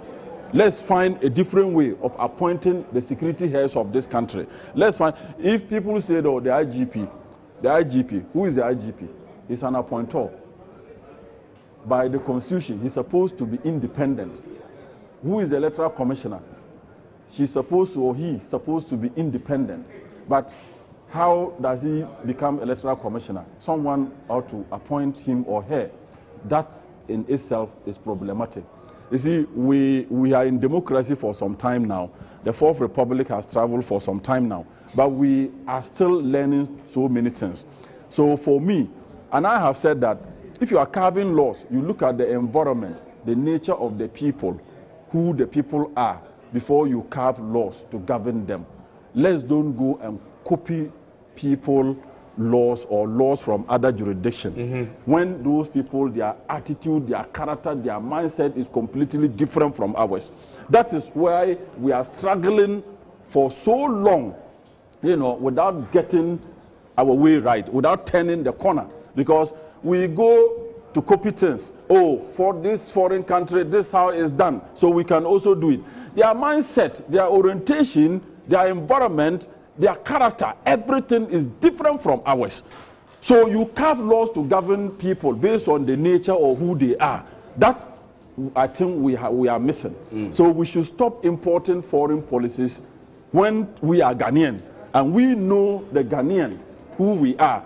So that is another point that I want to make. So for me, the judiciary must be up to the task. Justice Paul Bafubone has some few years to serve as Chief Justice. He needs to prove beyond reasonable doubt that he can empanel judges. He shouldn't discriminate. In fact, what I have even heard about the Supreme Court or the judiciary is that, especially the Supreme Court, that I'm not happy about, is that some judges can be there for so long and they will never empanel them. Because to be on any case. Yes, to be on any case. You understand? Because he's not a friend to the CJ, or he's not in the good books he's of the perceived to be an anti-government or something like that, or because he's not in good terms with the CJ and all of that. So at that level, I think that first and foremost, Paul Bafubone should build unity amongst his colleague judges. He should work with everybody. He should work with everybody. Look, I have said it. If you are a judge, and you are empaneled on a case, and you take the wrong decision because of politics, you jail somebody because of politics, you are biased against somebody because of politics, and you go to sleep as a judge, how will you feel? How will you feel when you know that the decisions I've taken is political? The decisions I've taken is based on personal interest, against somebody's freedom, against somebody's, I don't know, somebody's progress. I think that we ought to be thinking about this, because there is posterity and there is judgment day. A day of reckoning is coming, where everybody will account for every act, every single decision that you have taken on this earth. So if you think about these things as a judge, you will never be allowed to be influenced or coerced by anybody to do what is untoward, to do what is not right. So I'm appealing to our Supreme Court judges and all the judges from Magistrate Court to the Apex Court. They should be bold. They should be courageous. From their training, they've been trained to be impartial, and they should always be impartial, irrespective of the influence that is coming from any quarters. They should be bold. That is my words to the judiciary and the judges this morning. Don't allow anybody to coerce you. Do not care even resigning or stepping aside if you think that people are influencing you to take a decision. And for me, lastly, President Mahama, that I know, is just because he had no option than to invoke Article 1 forces, which he did. But I have said it, that when it comes to interference, when it comes to fighting corruption, when it comes to, I don't know how to put it, President Mahama is somebody that I can trust, I can vouch for, especially when it comes to fighting corruption, when it comes to political interference. I have heard him and I've seen he's so serious. My brother, check. So far, we're almost 1 year. You can't hear of any financial scandal in any of his appointees. You cannot. Because everybody look into his face and they can tell that this man, if I do anything untoward, this man will not spare me. And he has always said it. I have given you opportunity to serve the people of Ghana. Go and serve with integrity. Go and serve with all your might. Don't go and do anything untoward because you are a CEO, you are a minister, you are a judge. No. Go and serve the people with impartiality. That is always his caution to the judges. He has appointed you, but he said, I won't come to influence you to take a decision against anybody. People believe in you. They will come to your court to seek justice. Give them the justice that they deserve. Right. Don't look at who appointed you. Right. Don't look at who kept you there. No, go and serve the people of Ghana. The judiciary independence is so key. It is something that we have to all fight for. Let us have that independence for our judiciary. Very key to the governance of this country. The judiciary is where, like my brother said, that is where every poor person, when you want to seek justice, you go. So if today people lose confidence in the judiciary, it tells you that before you realize, people will begin to take the law into their own hands. And that is not democracy. Judiciary governance is a very critical aspect of our democracy that we need to entrench, that we need to enhance and make everybody believe in the judicial system. So I commend the judges. Let's do your work with impartiality. It doesn't matter who appointed you. So I believe that your Lordship, Justice Bafo-Bonny, it is not because President Mahama has appointed you. He has also given you the clean sheet.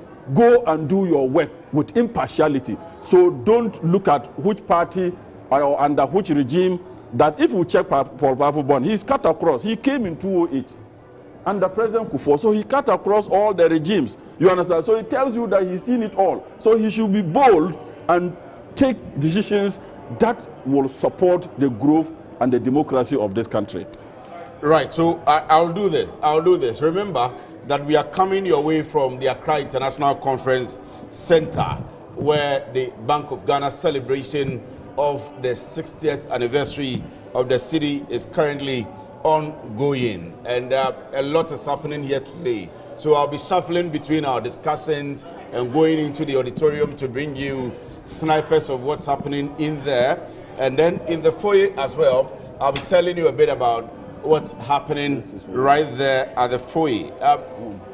Maybe let's see. I want to see if we can give you the people who have presided over the Bank of Ghana and the transitions of the city. So how the Bank of Ghana started, the first governor of the Bank of Ghana, right up until the current governor, Pandit Esiama, who has had the privilege of the celebration of the 60th anniversary. So let's see, from 1957. 1957 was Alfred Eggleston. So Alfred Eggleston was the governor of the Bank of Ghana from 1957 to 1962. The first governor of the Bank of Ghana after the establishment in 1957. He played a crucial role in setting up the central bank's operations post-independence, and he oversaw the introduction of the Ghanaian pound. So Kamal had been speaking about how the currency of Ghana came about, right from the pound up until where we are now, the Ghana cedi, where we got the new Ghana cedi in 1967 and eventually got the cedi and then again the new Ghana cedi. So this was your first governor of the Bank of Ghana, and he started with the Ghanaian pound. And then from 1957, well, we came to 1962 or 65, 1965. Dr. Paul Dan Aqua was from 2000 to 2009. Let's go to 1965. After Alfred Eggleston. So after Alfred Eggleston, we had Hilton Morris. Hilton Morris is from 1962. Please give me that. Give me Hilton Morris. Hilton Morris is from 1962 to 1965. This is not Hilton Morris. Hilton Morris is from 73 to 77. Dr. Amon Nikwe is 73 to 77. What I'm looking for currently is Alfred Eggleston, after whom came Hilton Morris. So we've done Alfred Eggleston. We want to do Hilton Morris now. Or maybe we need to come back to the studio so that you can organize yourselves very well, then I can come back to you. But I'm looking for Hilton Morris. So after Alfred Eggleston, was Hilton Morris. So we want to show you a picture of Hilton Morris, and then subsequently, so right from the establishment of the Bank of Ghana and the establishment of the Ghana pound, how we have gone through our currencies from the pound up until the new Ghana cedi. But in all of this, we'll tie it into the budget. Last week, the Minister of Finance, KCL Ato Forsen, some say Ato is forcing, some say Ato is deceiving. He was in Parliament. He read the budget to all of us. From the paper, from what we see, Ato is doing very well. I don't know if Kamal will agree with me.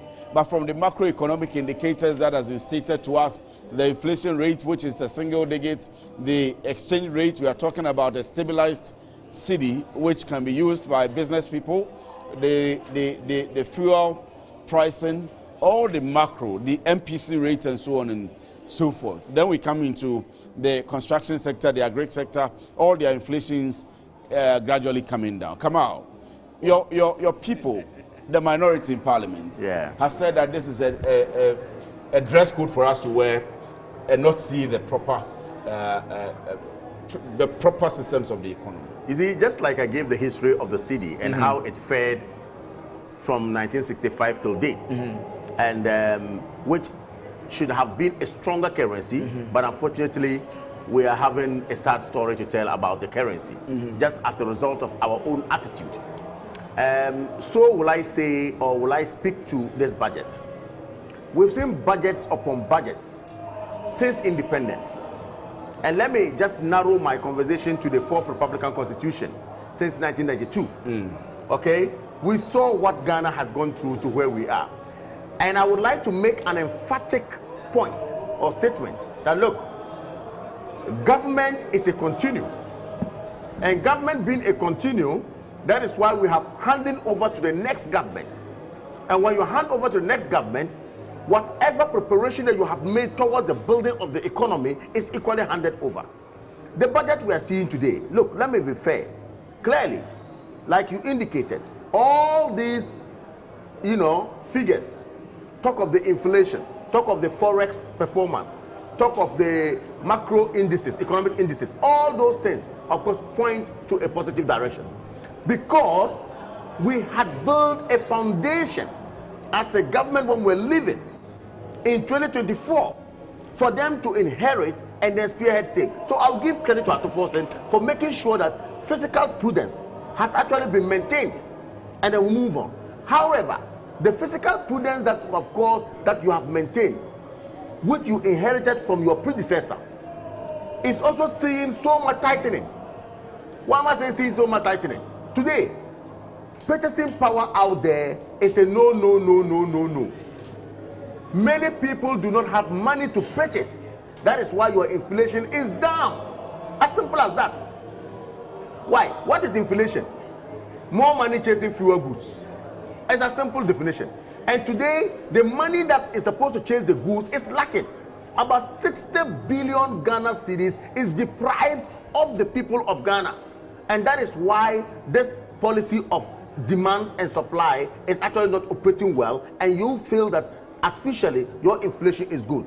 Again, let me add this. You see, I've always maintained that the current government should not gloat too much. And not just me. Most economists, I am not an economist, but I've listened to them. They say, look, you see the performance of a government in the third year or the fourth year, where your fiscal, if you like, policies may change as a result of your capex or your capital expenditure. And see, Kwesi, in the first budget that they had, why am I saying you will see the changes when you're in the third year? The first budget you had, you told us that you are going to give 51 million to Women Development Bank. No show, zero. You told us that you are going to give 13.8 billion into your big push project. And all you could do was to give them 7 billion. You told us, now you are telling us in this same budget that Women's Bank Development Bank, you are going to give them 401 million Ghana cedis. When you didn't even do 51 billion, you are now talking about 401 million. When you couldn't do 13 billion, you are now talking about 30 billion. And you are talking about roads. The 7 billion you even gave, we have not seen the roads that in the first year that you will use the 7 billion for the big push. We are sitting here. You are telling us again that education ministry alone will get 33 billion. And that out of 33 billion, you are going to build schools. You are going to build what? Let me ask you, in your first budget, when you told us that teacher for Debre, you are going to build houses for them in the first, you didn't do anything, no show. We are sitting in this country. I am not a prophet of doom. I am not somebody who is a naysayer, but I'm saying that when you say you want to do something, do it. The same way they told us when they came, they were going to build all the free SHS, amount to 200. How many were they able to do? 44. Ghanaians have soon forgotten. We have not forgotten. We will remind them. So it is not about rhetoric. It's not about coming to write and say things. It's not about trying to tighten people with physical prudence, and the capex is a problem. Most of the institutions, you can come with a greater budget, but you don't even do allocations, and they are talking about it. Right. So for me, right. I think that yes, they have done well. Right. They have maintained it, right. but they should give credit to the predecessor, and they should also ensure that whatever they say they are going to do, they are going to do it, and let's see them doing it. Forgive me, Cletus, I have 5 minutes to close, but let me give it all to you on the budget so that I can go into the Bank of Ghana, the conference center, and see what's happening. I'm told the president will be arriving very soon. If you are watching us, remember that we are coming your way live from the Accra International Conference Center, where the Bank of Ghana celebration of the 60th anniversary of the city is happening. Very soon, we'll be joining them in the auditorium where we are expecting His Excellency, the President John Dramani Mahama. But here, we are talking about the budget. In the next 5 minutes, it's all yours. Yeah, Honorable thank you so much. Let me commend the Honorable Ato Forson and the handlers of the economy for the success chalked so far. I have always maintained that I look at a budget in a much more simpler terms to an individual earner. So you look at your income and you spend within your income.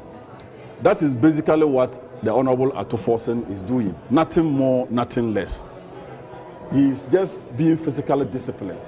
He look at the revenue that comes in, then he tries to spend within his means. And that is what we need to do in this country. Look, anybody, take your own self. If you are spending beyond your salary, you are always a perpetual, you always be a perpetual debt. You always be owing. You understand? And that is what we've been doing over the years. And that is why the debt of this country ballooned to some 720-something billion. Because we kept on borrowing. You borrow to spend. You borrow to spend. So the Honorable Ato Forson is saying that let's spend within our means. In that case, let's look at our revenue and spend. That is basically what he's doing. Because somebody asked him, what is the strategy? What is your plan? Because you seem to be doing so well in your handling of the economy. Then he said there is nothing magic about it. It is just, I'm being physically disciplined. That is just what he said. And I believe what he is saying. Look, one thing that he's doing so well that people should applaud him is the fact that we've been able today, all the macroeconomic indicators are positive. Very positive.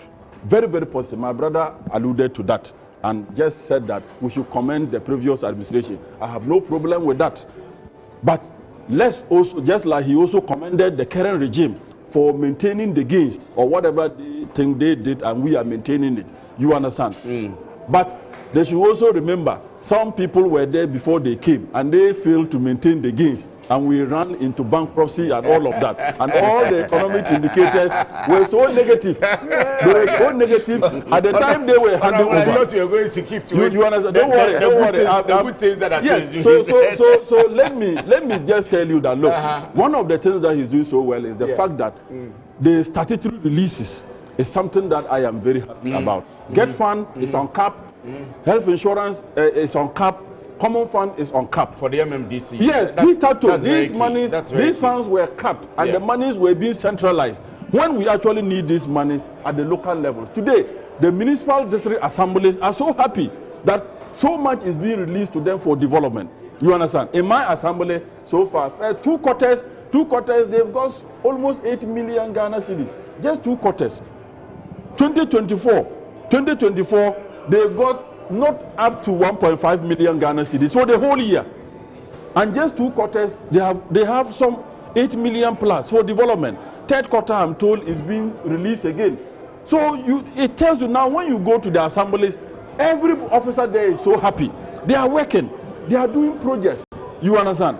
But my brother, you know you can't do 1 year to do. You can't use 1 year to do roads. You know that very well. You know that very well. That's a subtle admission. You understand? The fact that you took the money and you didn't do anything. No, that's an admission. I'm the not happy money, about nobody has spent any money. What we are doing is that, Anyway. look, when we came into office, you heard the Honorable Atuforsen talking about audit and the amount of money that Ghana was about to lose in terms of says what? We can use 1 year for roads. Yes, but we can use 3 years to do an express road from Accra to Kumasi. Anyway, yes, for 3 years, yes, it's possible. For 3 years, it's possible. 3 years is possible. But I'm saying that you can't use 1 year. When we came, we were also packaging the roads.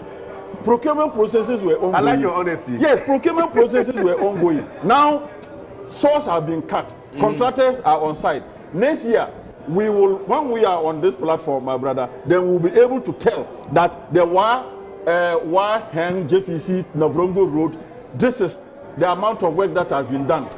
That is how we'll be able to assess the government. So let's assess the government. So let me say thank you very much for this morning. Thank you, my brother. For joining us right here in our for us to discuss. studio. We don't have much time to discuss the good things of this government.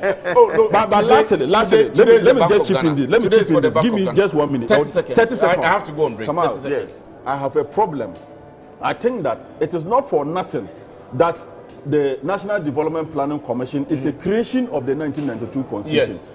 Let's all go back to the National Development Planning Commission and have a blueprint as to how we want this government or this country. But they have done a 40-year No, listen, let me tell you something. Listen to what I want to say. What I want to say is that we cannot use political party manifestos to develop Ghana.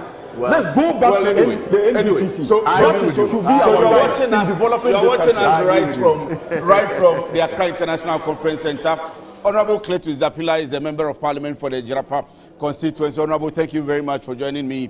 Kamal Dean, former ambassador to Saudi Arabia, Consular General to Saudi Arabia, and he is also a member of the MPPs, which we are discussing. I am right here at the Bank of Ghana. This is what we are doing. Don't go away. When we come back from the break, we'll take you briefly into the auditorium, where we are expecting His Excellency the President John Dramani Mahama, and then the guests from the Bank of Ghana, those who are controlling and managing the city. We'll be talking to them. Stay with us. We'll be right back.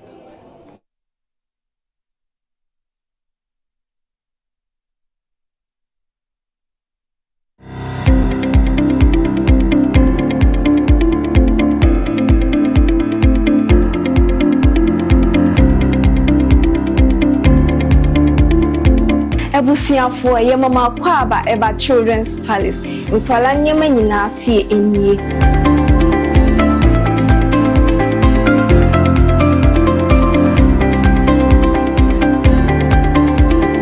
Yonkwala ntade mani mema nyina ntare nyina wase. Yonkwala shoes, yonkwala duane, yonkwala wipes, yonkwala diapers, yonkwala toys, baby coat. In fact, bibia opama omanyina obenye biwa ase.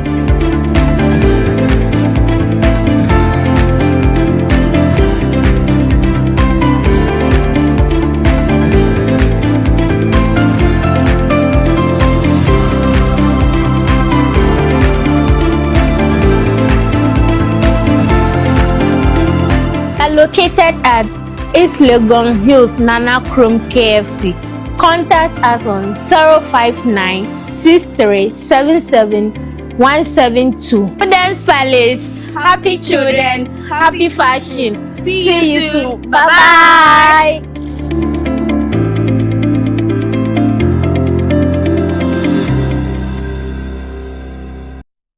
Yes, next. Hey, Nadia Benson, me didn't tum. Mr. Friendly Calico, just call me cockroach. Now, Mr. Friendly once now. Hey, that's you. Improve car. Yeah. Captain Mosquito, double the accent.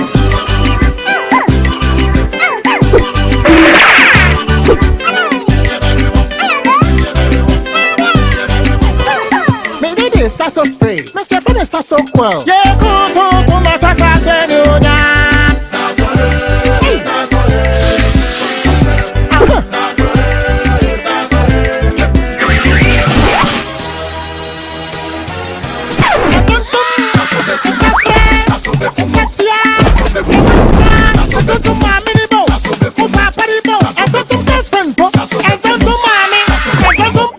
Sasso, come tum preko.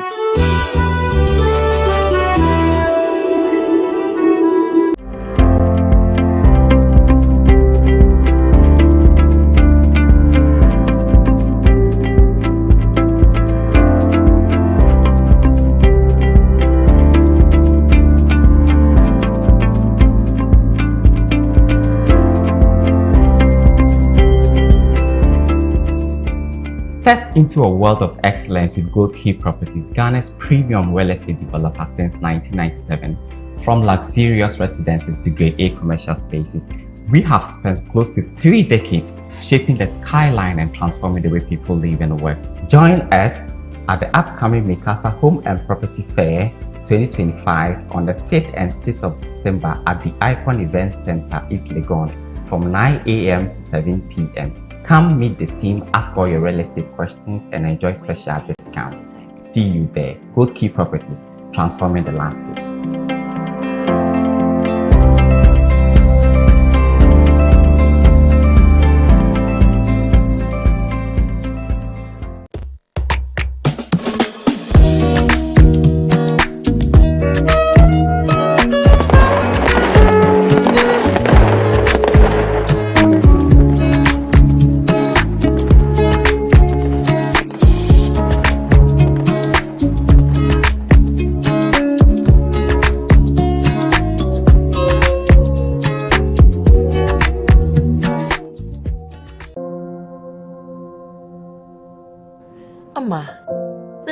General well-being enkoye kwao amama ye bohu se kontomra akija nansi me hu se me nyo basima kura amama kunu ni me into kwankwa oyiwa enye monko give us GC mixture and in capsules aye numbom enho asem na mo kana ebua emma ene meme nyina na ma wo ba ye obesima na be ma so aye bemasima ya we be bua wuku ama ne giant sa wo de hye ne botum na wanyinya na ninti sese ne oyi chopmo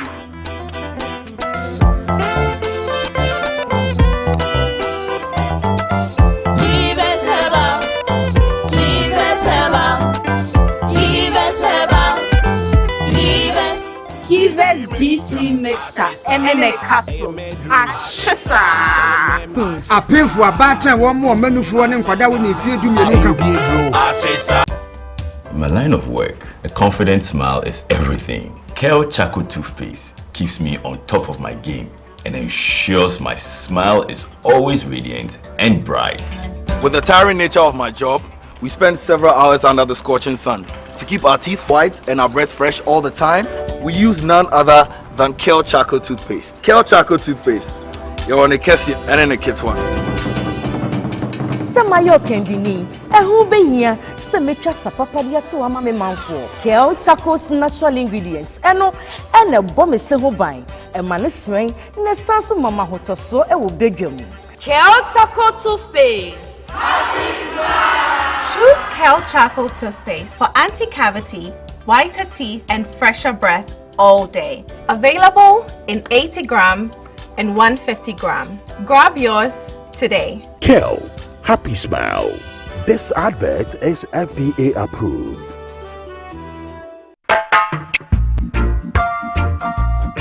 Ante saba, ewo mo bodi ma nke kwana mo ba. Oh, ko se. Ena me di asemesio. Kanene pa no na saa na me so ya na wode me. Edre na adi me nkwa no. Kingdom garlic bitters. No, mo benefit me. Me benefit wine. Oso ko to wo de. Abrewa, this man abrante me shuve. Won anti kakra na wabre. No Kingdom garlic bitters ene ne capsules. Nenya hoden abrebia. Kingdom garlic bitters ene ne capsules. Asembia nye ho. Edeben we hu ama wani agise. Senior na my wife company one personal. Kingdom ginseng power capsules nti. Se sia mpaso aye dead. Kingdom Ginseng Power Capsules. Emeni chieni asumdie befi abrebia. Obebia ode pua haw no. Edro baako pa wohia ne Tremendous Capsules. Tremendous Capsules esiesie wo ma wo ye obesima. Enro yi wo benya bi wo bebia ye ton nro bia. Kingdom Herbal, no challenger.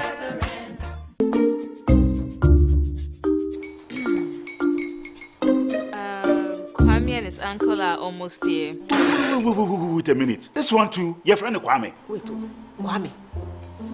As in the same Kwame again? Yes, Mommy. The second coming. Into all this tension just to reintroduce that broke boy from Kaswa. Why would you deceive the family like this again? Now I understand the whole delay. Troll from Kaswa. Why wouldn't he be late? Or be later? Of course.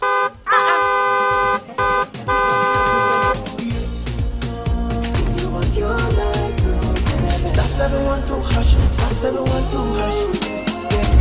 You go be the luckiest. Copy from Georgia be luckiest. From not the block, she be luckiest. Me and you go be lucky, luckiest. No matter why you're luckiest. Everybody go be the luckiest. That's Kwame! Send your goddamn boom. If you put it away, so would the coming of the son of man be. Is that his car? Ha! Even now, your shadow the way designer. I use my own mouth to reject him. Oh, this is my mouth. Look at that. Kwame, my son. Now, tell me the truth. How did this all happen? Oh, mommy, a simple dilation. Mr. Good Luck no me way. Yeah, man. Easy car. Or dial star 712 hash. The devil is a liar. He picked his ticket and entered his lucky 5-digit number. I'm his baby. Oh, how romantic. And he followed the prompt. Yes. And then boom, confirmation test. One quick, pick 5 numbers for me, okay? I'm feeling like 7. Dial star 712 hash. Choose your ticket.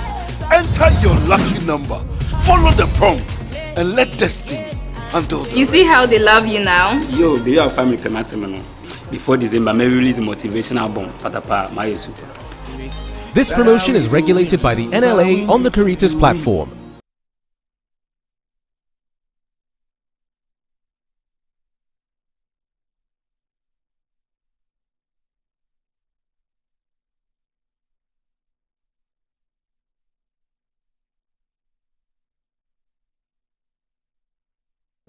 Time aso. Hey, Jay.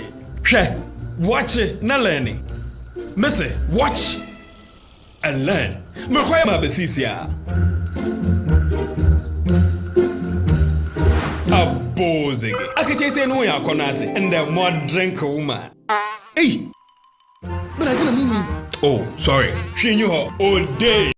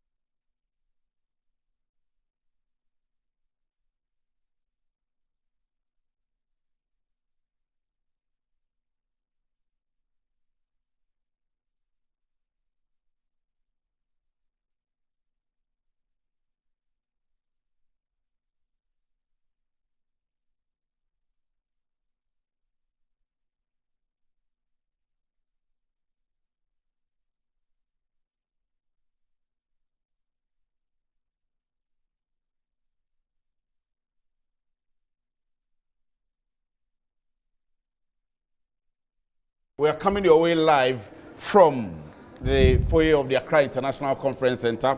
I have a 20 Ghana cedi note which is very crumpled. I don't know. I'm sure Clive wouldn't be too happy about it. Clive tells me that he and his company are in charge of printing the CD.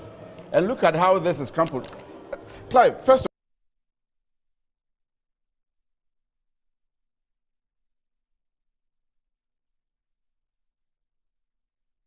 of discussion on this. You are welcome to Metro TV Live. Thank you. You are welcome to the Bank of Ghana, and you are welcome to Ghana. How long have you been here? I actually only arrived last night. Oh, last night? Yes, yeah. So Akwaba to you. Yeah, thank you very much. You know the word Akwaba? Yeah. Or Obake. I mean, that's our local way of saying welcome to you. And thank you so much. How many times you come here since you work with us? This is my second time in Ghana. So, but our company has been working with the Bank of Ghana for all of the 60 years. 60 years of the city. What do you do with the Bank of Ghana?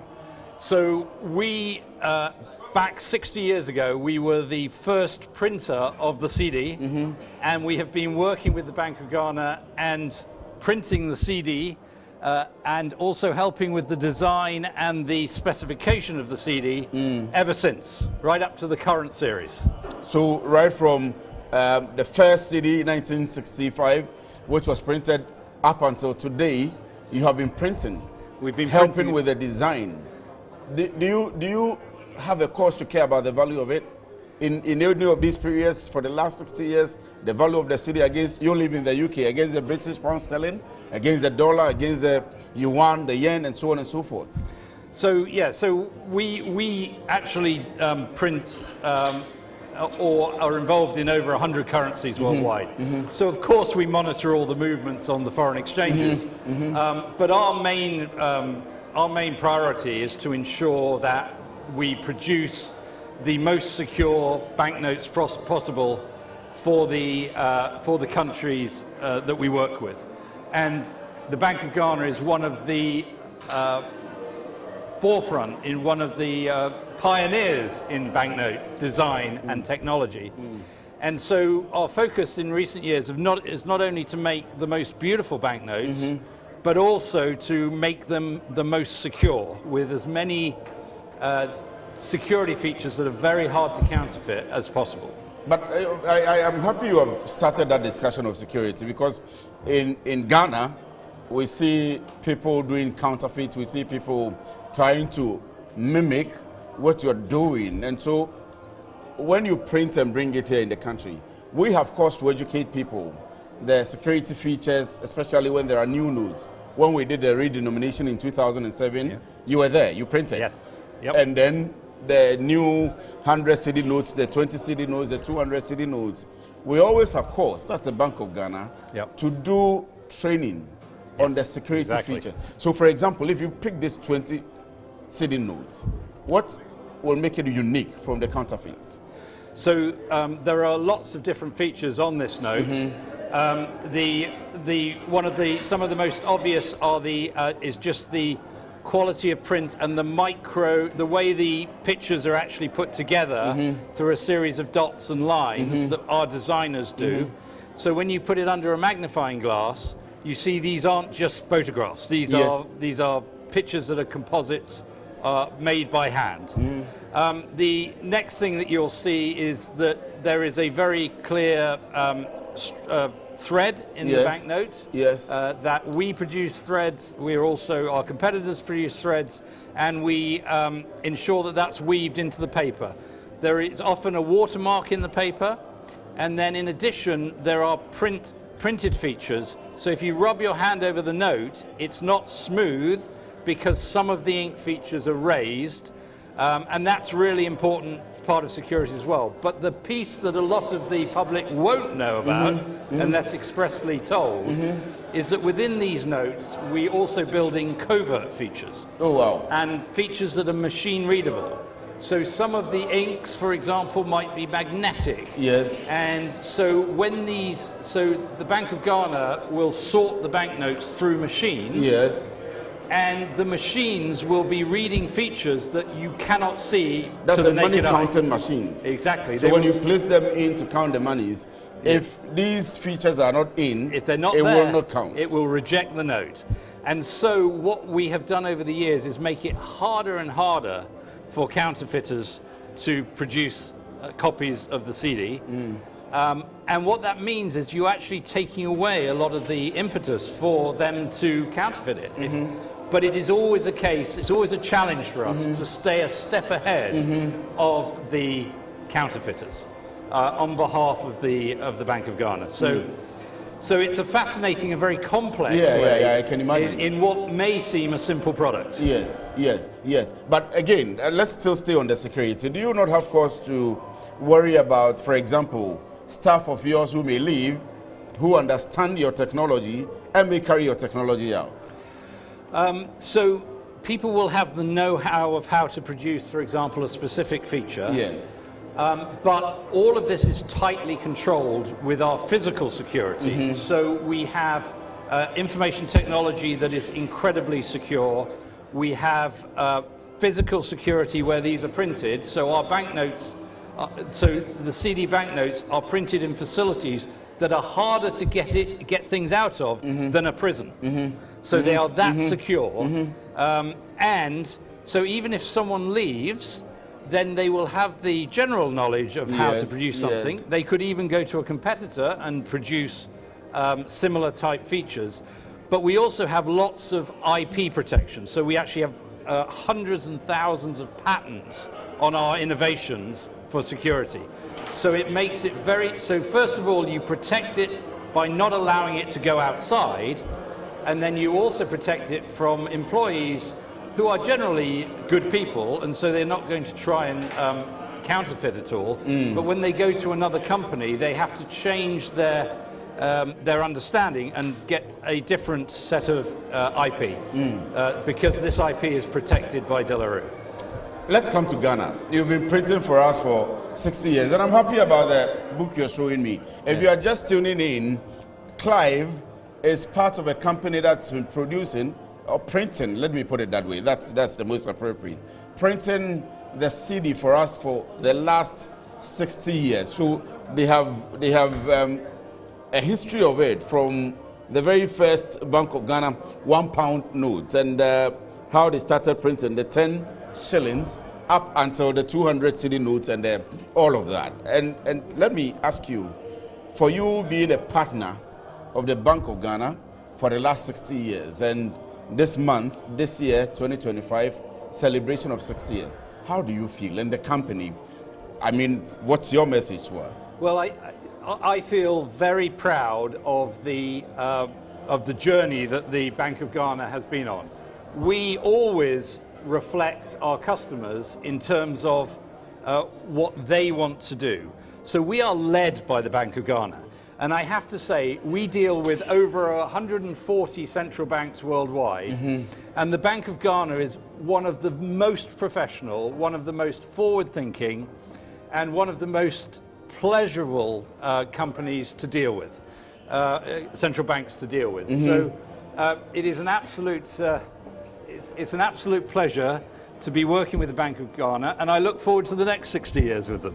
You're looking forward to working with us, of course. Absolutely. Of course, but they pay you a lot, so. well, you charge a lot. I presuppose. I think that we charge a fair price for the service that we provide, and the one thing that the Bank of Ghana does do is it does encourage competition. So we are not exclusive to the Bank of Ghana. And our competitors also do printing and security for the Bank of Ghana. And that is a way that I think that they're able to level the playing field in terms of cost. So I think that we provide a really important service at a very reasonable price. Very good. We'll come to, I mean, I'm not sure you are too happy about how the city is looking now. But let me come to you, Bernard. Bernard has been working with the Bank of Ghana for as long as I know. Bernard, you're welcome and good morning to you. Very good morning to you. I hope you're doing well. Pretty well, yes. Thank you. Of course, it's your anniversary and the city's anniversary, and you have been managing it for all of us here in the country. I'm sure you feel good today, and of course for the rest of the month and the year. We've felt good for quite some time now. The city is at the right place. That's a feel-good factor. We've seen what the city has been through in terms of the journey over the past 60 years. That's also good. So for us, we celebrating something that represents economic resilience, our monetary sovereignty, and our national pride. So the pride is back, and just to promote the whole idea that the city is the only legal tender that we have in Ghana. We're celebrating the city, but I was just showing this to Clive and how some of us handle the city and crumple it, and you being at the Bank of Ghana, controlling the city and seeing people, you do lots of education all the time, and people still, for those of us who are the lay people, not keeping wallets, not handling it well, and so on and so on. How does it make you feel? Sitting at the top, looking at how we do. It's. I'm glad you mentioned the fact that we put in some effort to make sure that people understand. Oh, you always will say you're doing this. For some, I would say it's just a case of ignorance of how to handle a currency. Others can even be superstitious about the whole thing. That if you have a currency, you have to, tear the tip off, otherwise some dwarfs will come for it. And all these are issues that we seek to address. Some, actually, quite enlightened, also will do something they call the money bouquet and whatnot. But we have a clean note, campaign, and that campaign basically is keep the city clean. Right? Keep the city clean. And how do you keep the city clean? For instance, if you are going in church and you are going to give an offering, it is not a case of, it's a good idea to give an offering, but there's no need for you to hold the money so tight, crumple it before you put it in the offering bowl. That is wrong. There's no need to crumple the money, put it in your pocket and so on and so forth. The neat way we keep the city, because it is our business card really. The city represents who we are, all right? And the neatness of a country is sometimes represented by how they handle their currency. So sometimes when you go to a country, you go to the airport and you see how the currency is, it actually gives you some very odd impression about a country if indeed it is not kept that clean, okay? So what we really do, and we're using this whole thing as part of the whole campaign of the 60th anniversary of the city, keep the city clean. Know the city and keep it clean. That's the campaign. Apart from the keeping it, so let me come to you once again, that you sit at the Bank of Ghana. How the city has performed over the period. Currently, everybody, I don't know if everybody is happy, but a chunk of the populace is happy about how stable it is. For you, how it has traveled over the last 60 years. You are the Bank of Ghana. How has it been for you? Well, this is not the time we are going to talk about the city appreciation, depreciation, whatnot. No. This is a time that we are promoting the city as our national currency. And of course, when the city is doing well, it is good for all of us, right? It affects the physical, it affects the monetary. Because if the city is heated in such a way that you realize that, look, it is not doing so good in terms of the way people are using it to buy the dollar and so on and so forth, and then the depreciation sets in and so on. That is something that it worries everybody, including yourself. But for us, what we are talking about now is about the journey of the city over the past years. The city has gone through upgrades in order to respond to the changing dynamics within the economic space. The city has gone through redenomination, where we have to take off some zeros. The city is now representing what we are as a country, our national identity. But significantly also, we have the fiscal cash that we are talking about. Yes. We also do have digital wallets that have been I'm happy you mentioned that. We have interoperability that makes it easier for you to transfer money between different platforms. We have the QRGH that also allows you to process your payment by using a QR code and so on and so forth. Then we're also looking at the ECD, which has been piloted over some time. So the CBDC, the Central Bank Digital Currency, is also coming into play. So you see that there are a lot of changes. There are some changes within the space, and all these are responsive to the changes within the economic space. It's been quite exciting, and I'm happy about the way. I was going to ask about the e-currency. I'm happy about the way you've already put it together as Bank of Ghana looking forward to, or looking ahead to some of the things that are coming up. We have been talking about cryptocurrency, and I was going to ask you about it. That how are we, as a country, and with you leading as a bank, looking into that space? But are we going there? Well, I mean, the Bank of Ghana as a regulator, and the governor would always say that the crypto area is like the air we breathe. You know, crypto assets, it's also coming up quite strongly. And if you remember, the Bank of Ghana has put up some guidelines and some notices to that effect.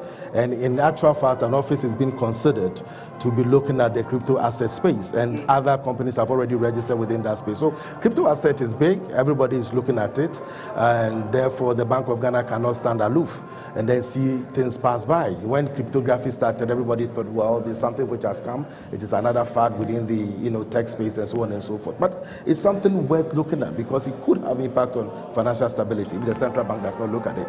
So all these are being considered. The governor being forward-looking in this space is also highly at it. Well, Clive, let me round up with you in just a minute. The use of it, I mean, you are printing it, and any advice to the general populace? Bernard has spoken about it, that we should keep it clean, we should use it well, I mean, in 1 minute. So I think there's a couple of things about it. First of all, that we aim to produce the most durable note as possible for the Bank of Ghana, so it's very resilient to the handling that it gets in circulation. But I think the second point is what my esteemed partner here on my right did bring up, which is the central banks that are the most forward-thinking always have a clean note policy. So we understand that banknotes will wear out, and it's really important that they are taken out of circulation at the right time. And I have to say the Bank of Ghana has an exceptional record in terms of the clean note policy. So those two things together, we constantly try and make the notes more resilient, and secondly, we constantly work with the central bank to encourage that clean note policy so that the integrity of the currency is protected at all times. Thank you very much, Clive. Thank you very much as well, Bernard. Thank you very much. So we'll be joining you pretty shortly in the auditorium. So you have right here, Clive, who works with De La Rue in the United Kingdom. They have been partners of the Bank of Ghana in the printing of the money for the last 60 years. Bernard is also with the Bank of Ghana, and they have been supervising the use, the management, and everything of the city. And right here in the Accra International Conference Center, bringing you up to speed with the Bank of Ghana's 60th anniversary celebration of the Ghana City. So we say City at 60 at the International Conference Center. Remember that the celebration began some weeks ago, and it's been happening throughout. It's happening the whole of this year, and everybody in the country is joining them to celebrate the city. The city, as Bernard said, has been through thick and thin, and it's the right time for all of us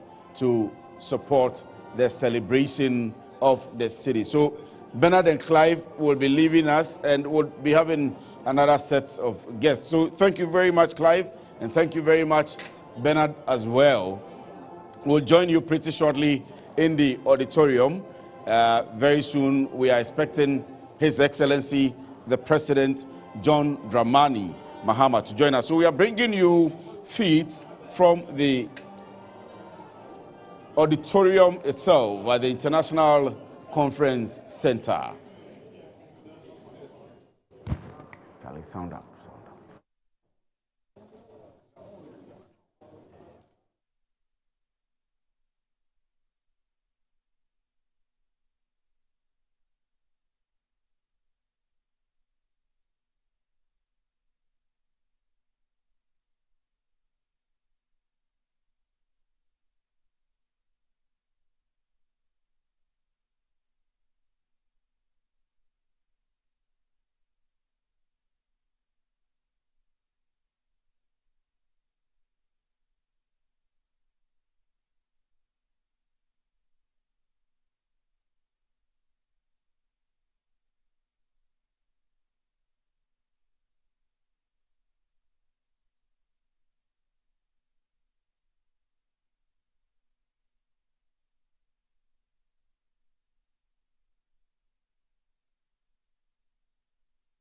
A live feed from the Accra International Conference Center.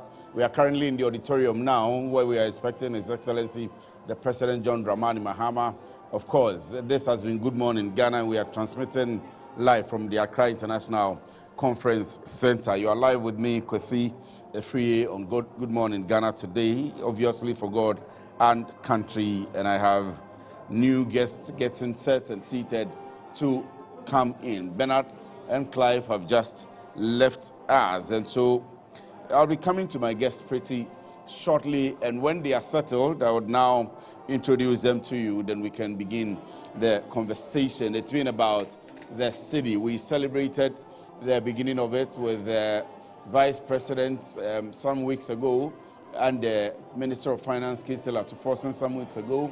Today, the President himself will be joining us, and so we are here in the makeshift studio, and I have some guests. Let me ask them who they are, and then we'll begin the discussions right away. I have a beautiful lady to my immediate right and a fine gentleman to my extreme right as well. Please, what's your name? My name is Cynthia Oforijumfo. With the Ghana Commercial Bank? No, we are not Ghana Commercial Bank. Which now. Bank We are GCB Bank. GCB Bank? Yes, Oh, you GCB don't call Bank yourself PLC. Ghana Commercial Bank again? Yes, we are GCB Bank PLC. Hold on, I'll come to you to explain to me that. And my fine gentleman, what's your name as well? Yeah, my name's Sean Ferrari. I'm with Currency Research. We're working with Bank of Ghana and putting this event together and running the event today. Wow. Well, thank you very much for joining us. But you live in Ghana?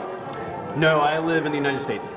And that's where your company is, but you still work We're a with the global bank. company. We're all over. But today is yes. for International Currency Conference, Exactly. so we are happy to have you. But let me pick this one briefly.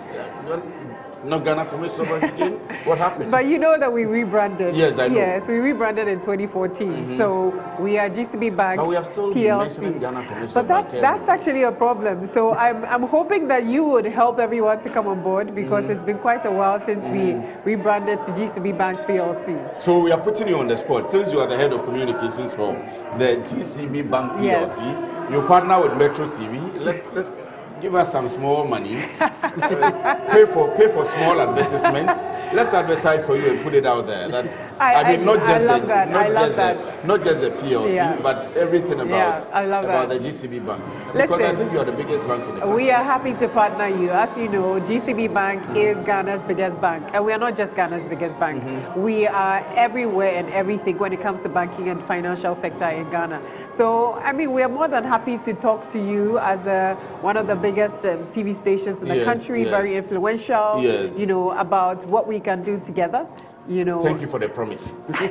We are grateful for the promise. But I mean, let's begin the discussion this way. Sure thing. There has been a lot happening with the Bank of Ghana Yeah. and the city. All of us have been using it since I was born. I'm sure since you were born as well, since you are not 60 years. And so, for you as a Ghana Commercial Bank, how does it GCB as Bank. Forgive me. As GCB Bank PLC, I'm sure you will keep correcting me. Oh, for sure. And for everybody, we'll keep correcting everybody till everybody gets it. But the GCB PLC, for you as an entity, today or this month or this year is the 60th anniversary celebration of the bank. What's from you? What do we hear from you? What do you have to say? So GCB Bank PLC is very proud of the Bank of Ghana and of the city. As you know, we were there from the very beginning. In 1957, when the central bank was established, you know, we had been in existence from about 1953. So we've been partners in this journey with the city for so long, and we as a bank are 72 years old. So you can imagine that we've understood everything currency in this country. We've understood the pulse of the people. We've driven the pulse of the people in partnership with the Bank of Ghana. So we also take it as a point of pride to see how excellently the city, you know, is performing now. Yes, we've been through our ups and downs, but generally it's a point of pride to be here today to celebrate hand in hand with the Bank of Ghana, you know, this 60th anniversary of the Ghanaian city. And the truth is, the city has defined who we are as a people and also as a bank. So forgive me, I'm told that the President, His Excellency John Dramani Mahama, is currently in the auditorium. Sure. We'll pick a bit of it and come to you before we go back in. If they are ready, we'll just go and see the arrival and the the observation of the national anthem and maybe the initial comments. But if they are not, Sean, let me pick your bite briefly. Sure. You have been working with the Bank of Ghana as well from the United States. Today is a big day. What do you have to say? Yeah, it's a great day. I mean, the Bank of Ghana is really doing a great job in bringing the international community together. We've got over 40 countries here and partners from all the cash ecosystem. So it's great to see the commercial banks come in. It's great to see the suppliers, the other central banks, because really the central banks don't have a peer in a country, right? So it's incumbent to get everybody together to talk about what's happening around the world, which is what we're here to do. So it's gone well.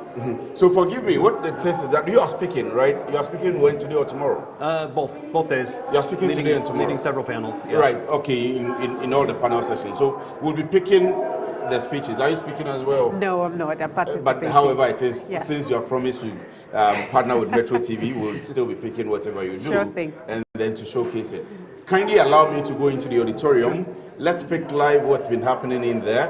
When we are done, we'll come back and wrap up from the speeches given by the president and the governor, maybe the Minister of Finance and everybody that's there. But thank you very much for joining me this morning. Thank you. If you're watching us, we are still live on Metro TV, coming from our makeshift studio here at the Accra International Conference Center. We'll go now into the auditorium and listen to whatever that's happening there. Remember that His Excellency the President himself, John Dramani Mahama, is in there. He will be speaking. We are picking and bringing to you everything live. Stay with us.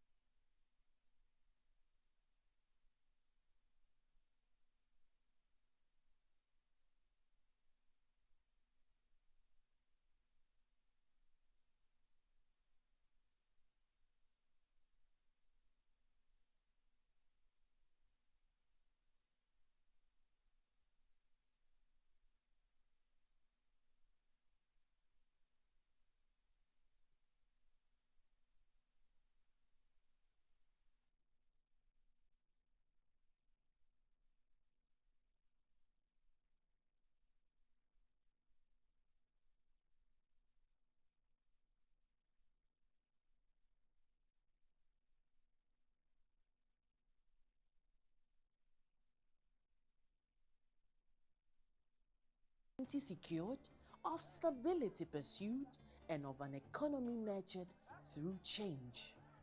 This is the journey of the city at 60. This is 60 years of the city, a symbol of sovereignty, stability, and economic resilience. The 60th anniversary celebration of the city is meant to emphasize and to drive home the fact that the local currency, which is the official medium of exchange for Ghana, has been in circulation since 1965. It has performed a number of functions. It facilitates economic activity. It drives decision-making by businesses. We want to assess how well it has performed this role over the past 60 years. And so this anniversary is meant for us to engage in stock taking. We want to do a reassessment of how well we have gone with the use of the local currency. And we want to look at in what ways we can facilitate the role of the city in facilitating economic activity going forward. Let's take a journey through history as we trace the evolution of Ghana's currency. As Ghana approached independence in 1957, it became clear that political freedom alone was not enough. We also needed control over our economic future. That is why on the eve of independence, Ghana boldly established the Bank of Ghana to serve as the nation's central bank. However, Ghana chose to temporarily retain the West African pound immediately after independence. In 1958, Ghana took the historic step of introducing its own currency, the Ghana pound. Though still pegged to the British pound sterling, 1 Ghana pound to 1 British pound, the Ghana pound was now printed, managed, and issued under Ghana's own authority. This was a major milestone, for the first time, Ghana exercised full control over its monetary policy. So in 1958, when the country transitioned from the West African pound to Ghana pound, 3 denominations of Imbanglus were introduced. We had the 1 pound, 5 pound, which were used in our daily transactions, and 1,000 pound. But 1,000 pound was used for interbank settlement. In the coins, up to 7 denominations were issued. We have half penny, 1 penny, 3 pence, 6 pence, 1 shilling, 2 shillings, and 10 shillings. Then came a bold shift. In 1965, Ghana adopted the decimal system. A new currency, the cedi, was born, named after cedie, the Akan word for cowrie shells. The coin became Pesiwa, replacing the British penny. It was African and it is ours. In 1967, the cedi was redesigned. Miles, with your continued support for the bank sector more broadly, your engagement underscores responsibility to integrity and the future city. Mr. President, your research agendas and deeply with our central bank, which is to safeguard a currency and long-term prosperity for all Ghanaians, as aware of the critical role that currency plays in our economy and in our society. And as we mark 60 years of the city, we remember the pride and the from its earliest days, the city carried the confidence of a young republic that was child-owned economic. Over the as mirrored Ghana's triumphs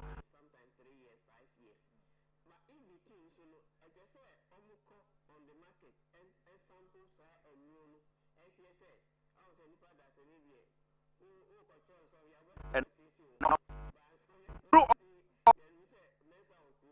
remained central to policy making, sentiments, and of course, our daily lives in every corner of the Ghanaian society. The city it has gone into markets, it has gone into small shops, it has gone across stations, and of course, in the quiet routines of daily life. It has businesses to grow, and it has to serve one another. Each generation has its own memory.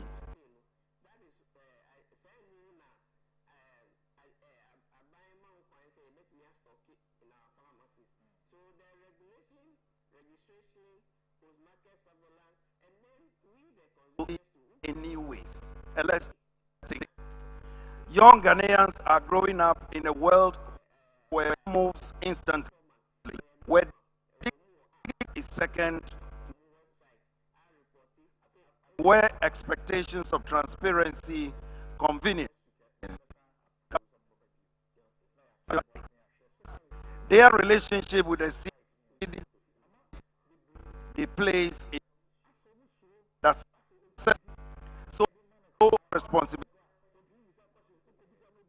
technicians to ensure that however it is assessed continues is aspiration. The landscape of money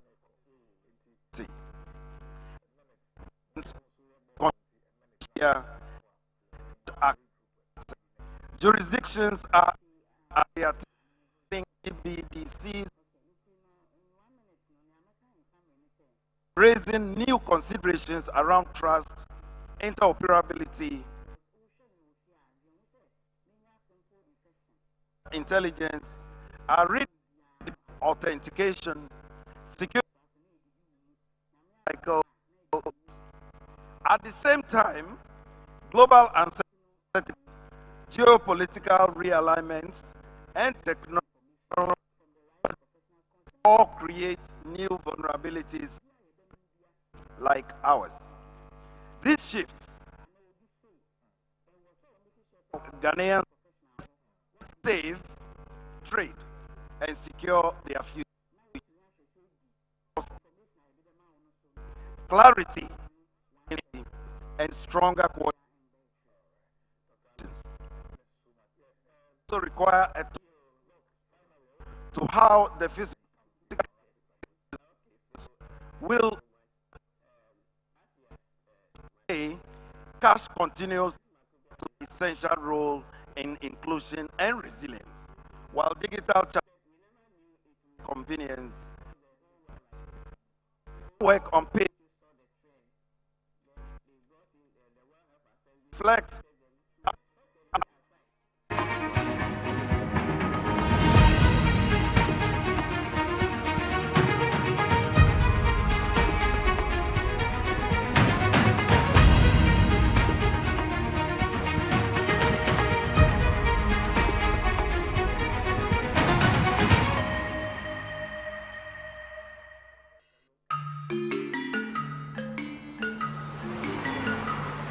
Ghana's story of value and exchange began with a cowrie shell long before digital wallets and contactless pay, before coins clinked in pockets and banknotes were tucked into wallets. From that shell came a symbol. From that symbol, a system. From that system, a story of sovereignty secured, of stability pursued, and of an economy nurtured through change. This is the journey of the cedi at 60. This is 60 years of the cedi, a symbol of sovereignty, stability, and economic resilience. The 60th anniversary celebration of the cedi is meant to emphasize and to drive home the fact that the local currency, which is the official medium of exchange for Ghana, has been in circulation since 1965. It has performed a number of functions. It facilitates economic activity. It drives decision-making by businesses. We want to assess how well it has performed this role over the past 60 years. And so this anniversary is meant for us to engage in stock-taking. We want to do a reassessment of how well we have gone with the use of the local currency. And we want to look at in what ways we can facilitate the role of the cedi in facilitating economic activity going forward. Let's take a journey through history as we trace the evolution of Ghana's currency. As Ghana approached independence in 1957, it became clear that political freedom alone was not enough. We also needed control over our economic future. That is why on the eve of independence, Ghana boldly established the Bank of Ghana to serve as the nation's central bank. However, Ghana chose to temporarily retain the West African pound immediately after independence. In 1958, Ghana took the historic step of introducing its own currency, the Ghana pound. Though still pegged to the British pound sterling, 1 Ghana pound to 1 British pound, the Ghana pound was now printed, managed, and issued under Ghana's own authority. This was a major milestone for the first time, Ghana exercised full control over its monetary policy. So in 1958, when the country transitioned from the West African pound to Ghana pound, 3 denominations in banknotes were introduced. We had the £1, £5, which were used in our daily transactions, and the £1,000. But the £1,000 was used for interbank settlement. In the coins, up to 7 denominations were issued. We have half penny, 1 penny, 3 pence, 6 pence, 1 shilling, 2 shillings, and 10 shillings. Then came a bold shift. In 1965, Ghana adopted the decimal system. A new currency, the cedi, was born, named after Sedie, the Akan word for cowrie shells. The coin became Pesiwa, replacing the British penny. It was African and it is ours. In 1967, the cedi was redesigned after the overthrow of Dr. Kwame Nkrumah. His portrait was removed from the currency and 3 denominations were issued: the 1 cedi, the 5 cedi, and the 10 cedi. Even though it was still cedi, the general public called it the new cedi. In 1967 too, 6 denominations of coins were introduced: the half pesewa, the 1 pesewa, 2.5 pesewas, 5 pesewas, 10 pesewas, and 20 pesewas. Also, in 1972, the currencies were redesigned. It was still the cedi, and 4 denominations were introduced: the 1 cedi, 2 cedis, 5 cedis, and 10 cedis. Again, in 1979, the cedi was redesigned. 6 denominations were introduced, and the denominations are the 1 cedi, 2 cedis, 5 cedis, 10 cedis, 20 cedis, and 50 cedis. Between 1983 and 2007, up to 11 different denominations were introduced by the central bank.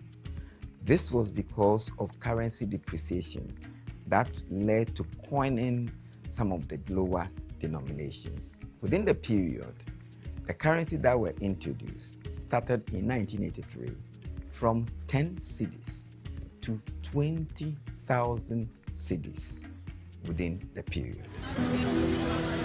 By 2007, everyday purchases involved stacks of cash. So, the Bank of Ghana made a bold move. Redenomination, 4 zeros were removed. 10,000 Ghana cedis became just 1 Ghana cedi. It simplified life and transactions. The new Ghana cedi came in fresh colors, stronger security features, and new coins. The redenomination, which converted 10,000 old cedis to 1 Ghana cedi, was not merely technical. It was a bold national reform aimed at restoring confidence, efficiency, and clarity in our monetary system.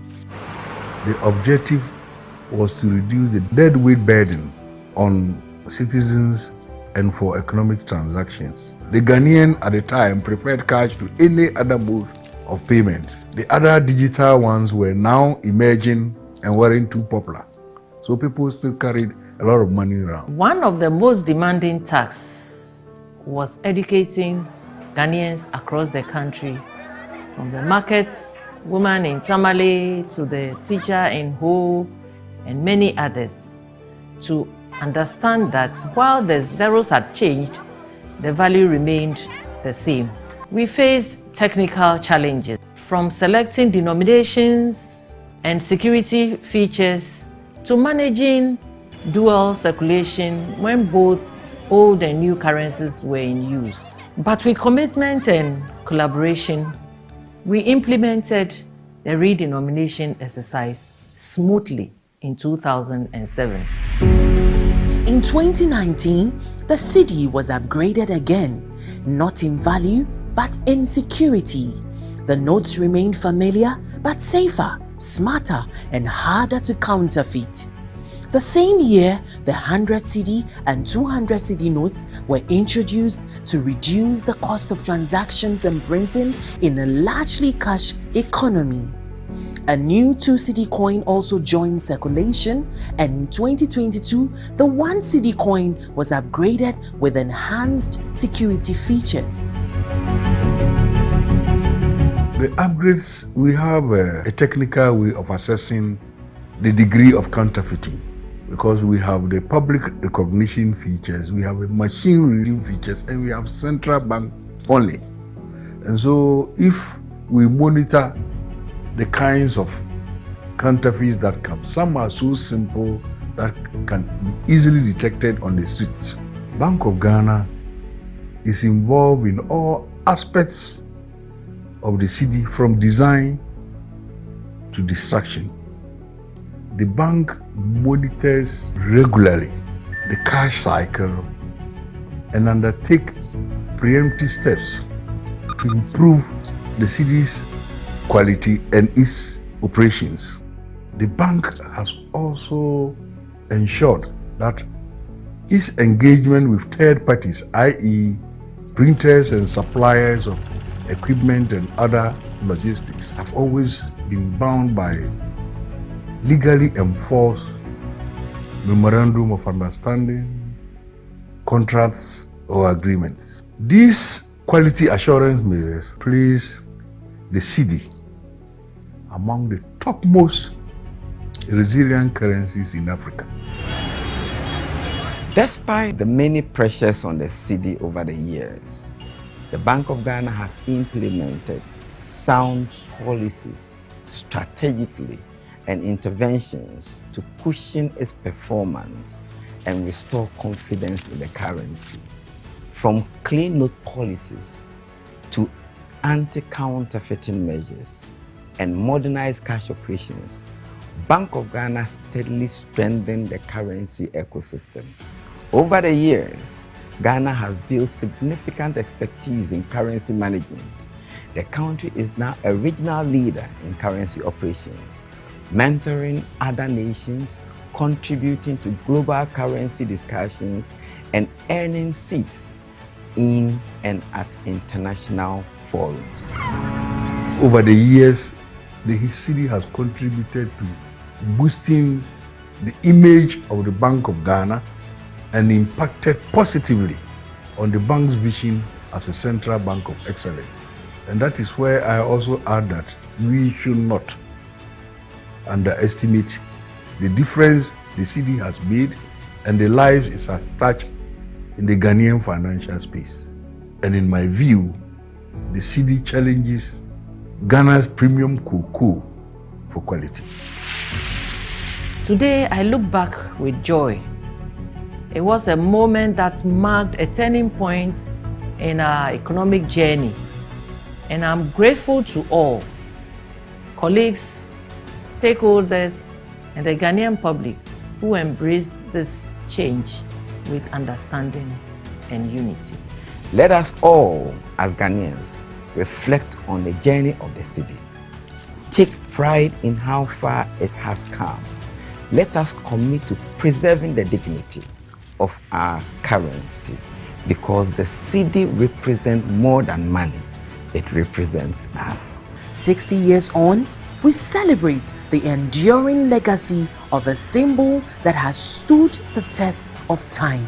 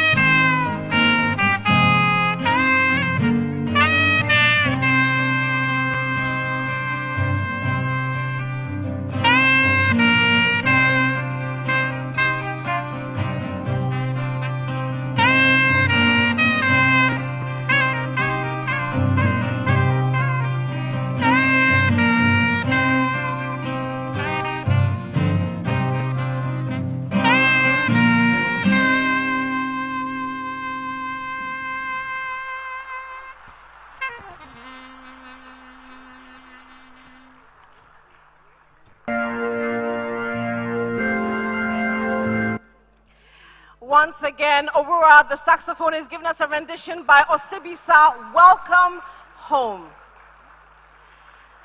Now, last week I had the privilege of also hosting an event for the Bank of Ghana. And one of the things that I learned last week was that traditionally, from the Akan region, we have a citation that is usually rendered to acknowledge and to welcome dignitaries into our midst. This particular rendition is actually was done last week and is also going to be done this week by Opening Osei Koranche. Now, his instrument is called the seprewa. And apparently, the definition of seprewa means speak small, speak softly. So ladies and gentlemen, please help me welcome on stage to receive our very own Opening Osei Koranche to give us his rendition of a welcome to all of you from across the world into our lovely country of Ghana.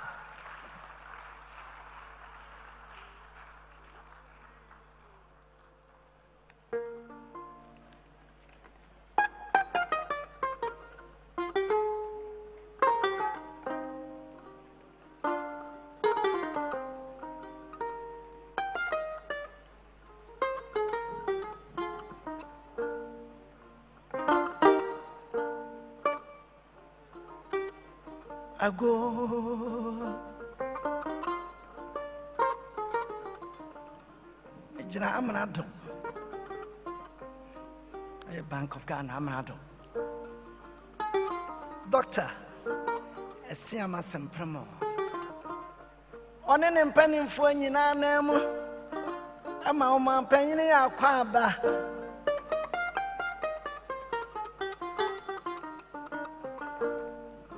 Amanoni adishia mushiemu Amane meme Yenuanum sanchirafo Amamunyina trasio Abela kakrania Yebeshia fidua yimu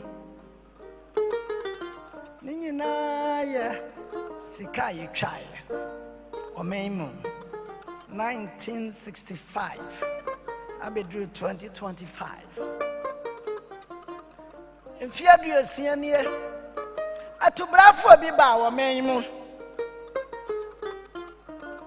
Kana Bomadra Jefa Wundie and Wuchas Sike. As a Saibi Braba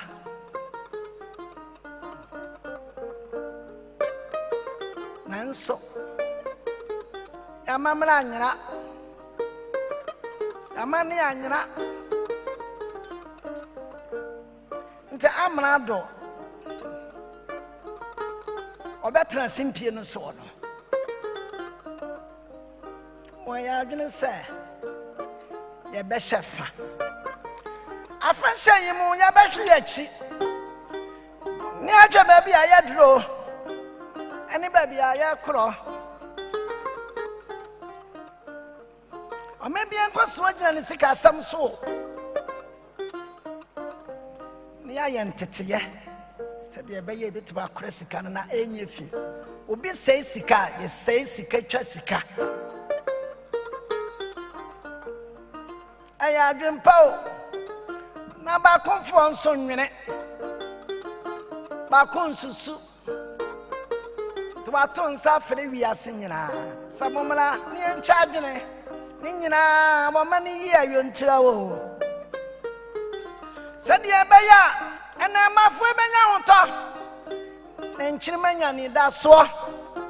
And Tinia Beshia me. Na Sano Menina, ye. Yaki came from Yaka Madame Pine. Yay, ya shall on one penny. John Dramani Mahama. Yadi Ashan Yam. Maybe I saw me so.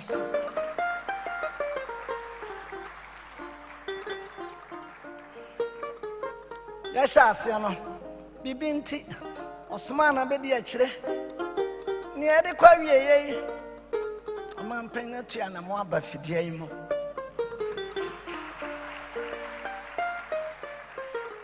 Nina, 1 many years until. It's a man paying a Yaton South from say. Mimra, Namajo Tata. if it's a brass on Sawukasa. John Dramani Mahama. I was tossing me a new.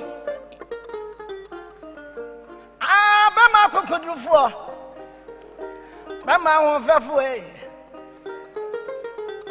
As a member of Namadu Tatawat. Men say, Bono 20 na, Eddie Wagina Cono. Yes, saying I'm a man, the cross of my field cacra.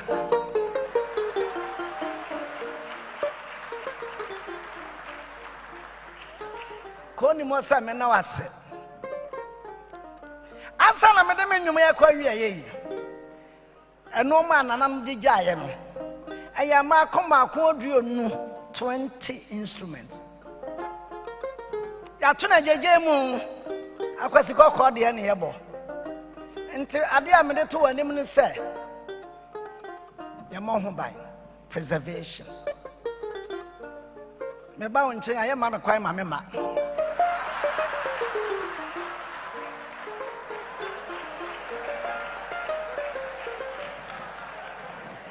More Sammy be there.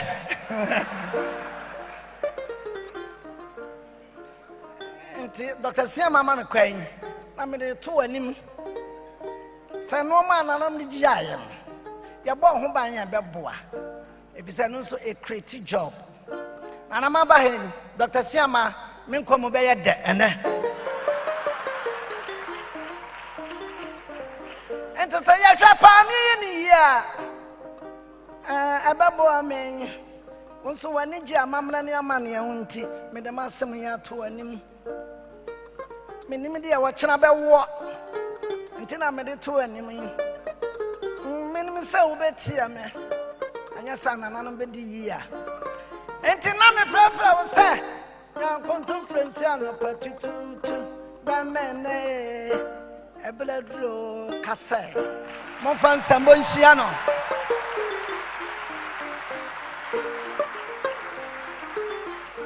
Monfan Sambo, Monfanciano. Ladies and gentlemen, give him a big round of applause. And for some of our international visitors, all you need to say is Aiko. So to our international visitors, say Aiko. One more time, Aiko. Fantastic. Ladies and gentlemen, one more time for opening Osai Crunching Seprewa.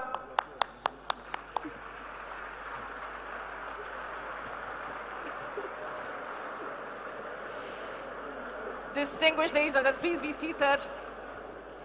To officially open the CD at 60 International Currency Conference and deliver his presidential address, it is my profound honor and privilege to invite the President of the Republic of Ghana, His Excellency John Dramani Mahama. Thank you.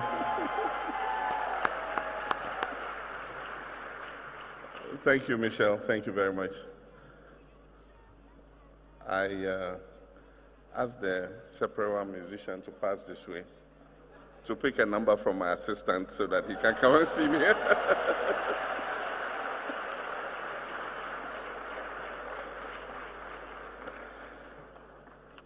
As I normally do, my presentation will be in two parts, my prepared speech, and then I normally have a few reflections before I inflict my speech on you. My mother died in 2016, in June, and I looked after her. And until she died, she had a very interesting way of counting her money. For her, the 20 CD note was £1.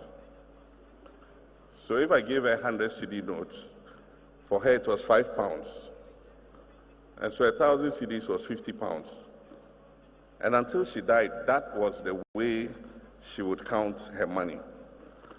And so people have their different way of accounting for their money.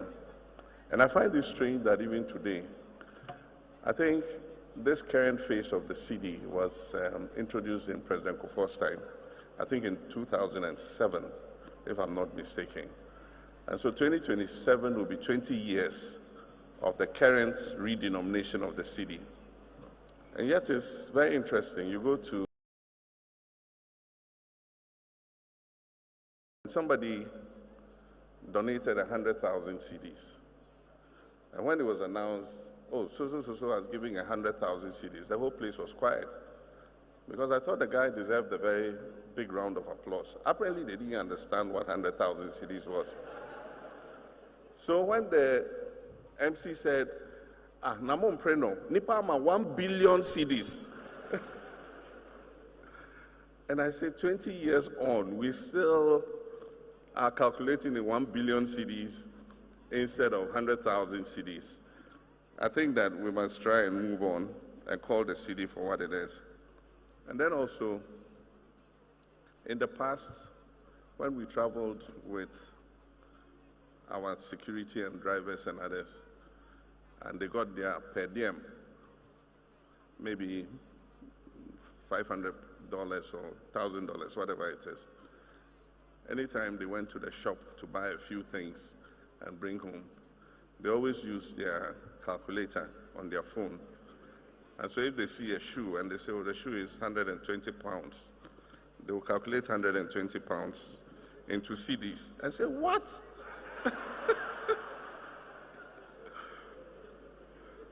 When they see how many cedis they will get for this shoe, they be made to coffee.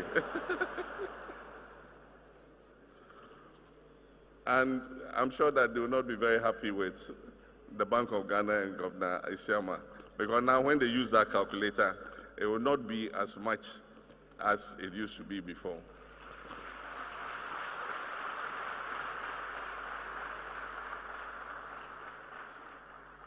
A relative of mine was going to buy a car and asked for an invoice from one of the car dealers. And when the invoice came, showed it to me. And I was surprised to note that the invoice was quoted in cedis, no dollars. A few years ago, if you were going to buy a car, the invoice they'll give you is quoted in dollars. Today, people are quoting in cedis, even house rents. You want to pay in dollars, it says, no, you pay me cedis. I just want to say that the governor and all your people, your team at the Bank of Ghana, the Ministry of Finance,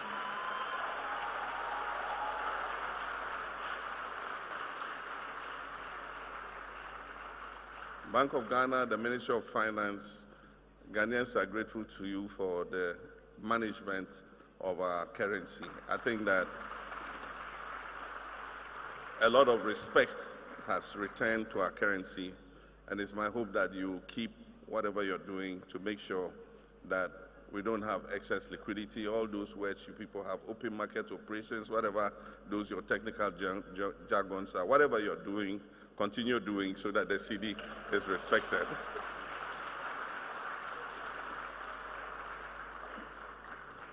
And so allow me to proceed on established protocol and acknowledge the governor and your team and our visitors from outside, currency research, and all of you, and thank you for putting up this conference. And so it's a profound honor for me to join you for this historic cedi at 60 International Conference, a gathering of leaders, innovators, policymakers, and practitioners whose work influences the past, present, and the future of money. I wish to commend the Bank of Ghana and the Currency Research Team for uniting such a distinguished community to discuss the evolving framework for currency management, monetary governance, and digital finance. Your deliberations over the next 2 days reaffirm a fundamental truth, that the future of money is inextricably linked to the future of national development, institutional credibility, and global economic integration. 60 years ago, Ghana took a bold and sovereign step by introducing the cedi, not merely as a unit of account or a medium of exchange, but as a declaration of independence, our identity, and the capacity of our state. And so the cedi symbolizes our national aspiration to govern our own affairs, regulate our markets, and stand shoulder to shoulder with other nations in managing our own monetary destinies. Over 60 years now, the cedi has, one, anchored the conduct of our monetary policy. It has shaped the expectations of households and businesses. It has absorbed shocks, domestic, regional, and global, and symbolized the resilience of the Ghanaian economy and the Ghanaian people. And so the cedi at 60 is therefore more than just a celebration. It is a moment for analysis. It is a chance to consider what our currency stands for, how it has developed, and how it must be fortified for the years ahead. This conference takes place against the backdrop of a rapidly shifting global monetary landscape, from the rise of central bank digital currencies, CBDCs, to the accelerating adoption of digital payments, from increasing cyber vulnerabilities to the renewed role of cash as an anchor of resilience during crisis. The world is witnessing the emergence of a hybrid monetary ecosystem. And in this new paradigm, cash, electronic payments, and digital assets coexist. Traditional models of monetary policy are being tested. Trust in institutions has become as crucial as technical capacity. And this new reality places a significant responsibility on our central banks, not just as regulators of money, but as guardians of trust. And so this conference provides Ghana and Africa with an invaluable platform for evidence-based dialogue, comparative learning, and forward-looking policy innovation. And so, ladies and gentlemen, the importance of this engagement is heightened by Ghana's notable progress over the past 10 months in achieving macroeconomic stability and restoring confidence in our economy and our currency. And so allow me to highlight some key developments. One, macroeconomic stabilization through disciplined fiscal consolidation, increased domestic revenue mobilization, prudent expenditure rationalization, and better coordination between fiscal and monetary authorities. Through this, we have restored balance and reduced uncertainty. Inflation has continued to decline, and expectations are more firmly anchored today. The second is the strengthening of the cedi. Improved forex liquidity management, enhanced reserve buffers, and the regulatory reforms have contributed to significant exchange rate stability, which is critical for business planning, investment decisions, and public confidence. And the next is rising confidence indicators. Business sentiments, consumer surveys, and investment outlook reports all indicate a steady recovery of our economy. Our development partners, the financial markets, and the global rating agencies have acknowledged these reforms. And so these efforts have culminated in a significant sign of credibility. Ghana's sovereign rating by S&P was upgraded recently from CCC /C to B- B with a stable outlook on 7th November 2025.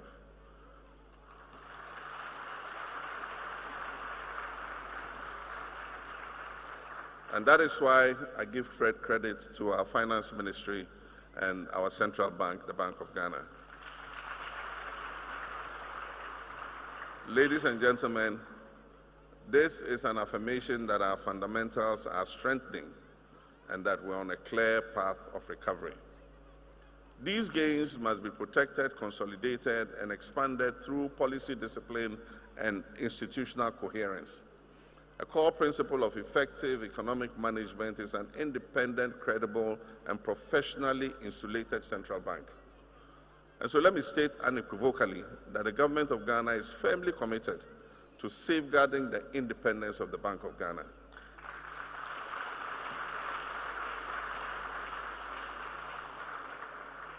A strong and autonomous central bank is essential for anchoring inflation expectations, for maintaining exchange rate stability, for enhancing investor and market confidence, and ensuring long-term policy credibility.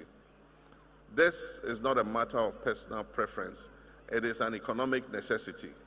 A modern currency regime requires not only strong institutions, but also an informed and responsible public. I therefore urge the Bank of Ghana to strengthen nationwide public education in 3 critical areas. The first is promoting the use of the cedi in all domestic transactions. Using the national currency strengthens economic stability and reduces unnecessary exposure to exchange rate volatility. The second is improving currency handling practices. Poor handling practices increase printing costs, shorten the life of the currency notes in circulation, and undermine currency integrity. We must promote respect, proper storage, and responsible use of the Ghanaian cedi. And the third is enhancing financial literacy. An informed citizenry is better able to prevent fraud, demand accountability, and bolster the financial ecosystem. So public education must extend to schools, to the markets, to transport unions, to digital platforms, and especially to rural communities. Now one will ask, why does the cedi at 60 milestone matter? The 60th anniversary of the cedi is of deep national and policy relevance. It is a moment to assess the evolution of our monetary framework and draw lessons for future reforms. A currency is ultimately a social contract built on confidence, credibility, and transparency. And this conference will inform the next generation of reforms, ensuring that the cedi remains robust, secure, and relevant. And I'm confident that this conference will contribute meaningfully to promoting peer learning among central banks, driving innovation in currency design, security, and management, enhancing cross-border payment interoperability, strengthening regulatory frameworks for fintech and digital currencies, positioning Ghana as a regional financial and fintech hub, ensuring and shaping Africa's role in the evolving global monetary order. Ladies and gentlemen, the results of your deliberations today will affect not only policy decisions, but also the long-term path of the cedi and other African currencies. The endorsement of the African Continental Free Trade Area by a large majority of African countries has opened up the opportunity for the world's largest common markets to be established. However, for goods to be traded seamlessly across the continent, it is essential for us to have a payment and settlement system that enable African businesses to transact using their own currencies. And this has led to the establishment of the Pan-African Payment and Settlement System, the PAPS. And so I expect this payment system to engage your attention at this conference as a catalyst for settling transactions as businesses and countries exchange products across Africa under the African Continental Free Trade Area. And so as I conclude, we commemorate the cedi at 60. Let us commit ourselves to shaping a currency and an economy that reflects the hopes and aspirations of our people. The next chapter of the cedi will depend on 1, sustained macroeconomic discipline, 2, a strong and inclusive financial sector, 3, technological innovation and digital transformation, 4, enhanced public literacy and responsible currency use, and 5, an unwavering, independent, confident central bank. And so my government remains resolutely committed to these pillars, and we shall support our central bank, maintain the trust of our people in our bank in order to make it carry out its rightful mandate. And so, ladies and gentlemen, it is now my singular honor to declare the cedi at 60 International Conference duly opened, and I thank you. May God bless the Bank of Ghana. May God bless our homeland, Ghana. I thank you.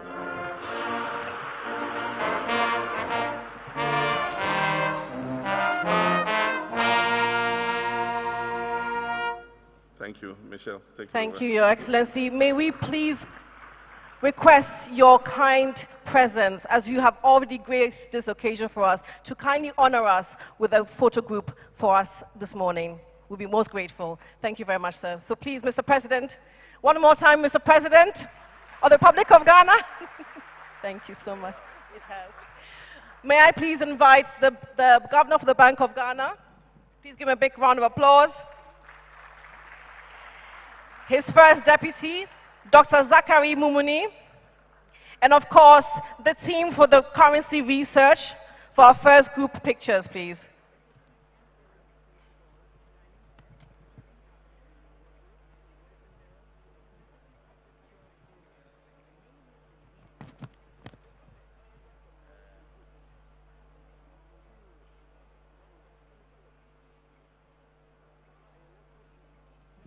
As they make their way to the stage, can we please give them a big round of applause to the currency research team for this collaboration to enhance, to move the cedi forward. And once again, we are so grateful to our President of the Republic of Ghana for granting us his audience in his time. We know you're very busy. So may we ask all members of the media to ensure that pictures are taken swiftly and orderly.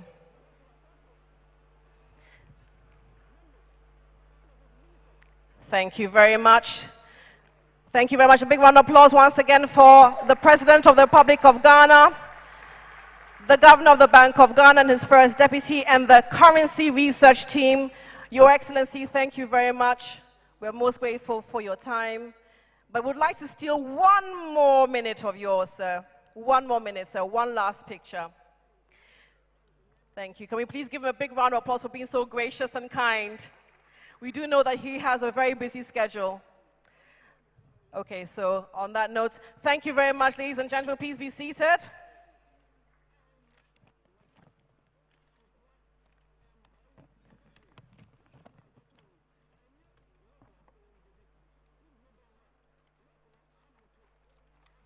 May we please have our national anthem.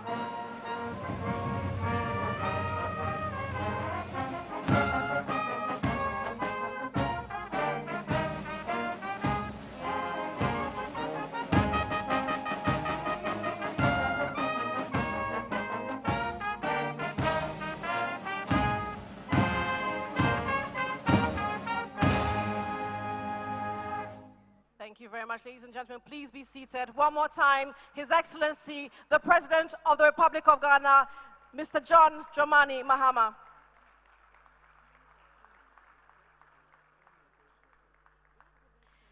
Thank you so much, sir.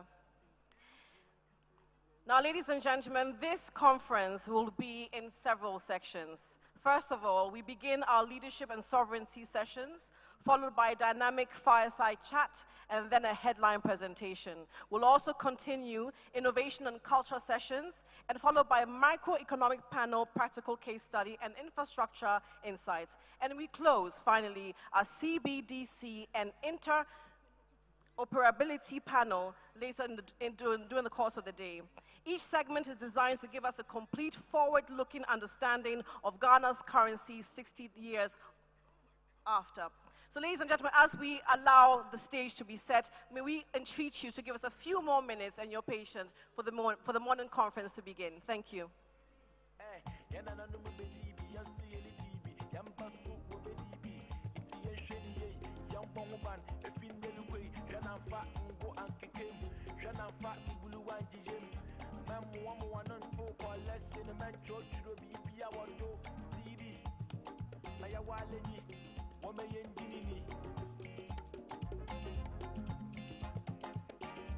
Celebration everywhere.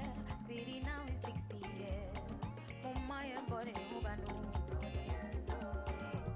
Everybody, let's join hands. Get my city good defense from generation to generation. Ghana City, Ghana City, rooted deep in our heritage.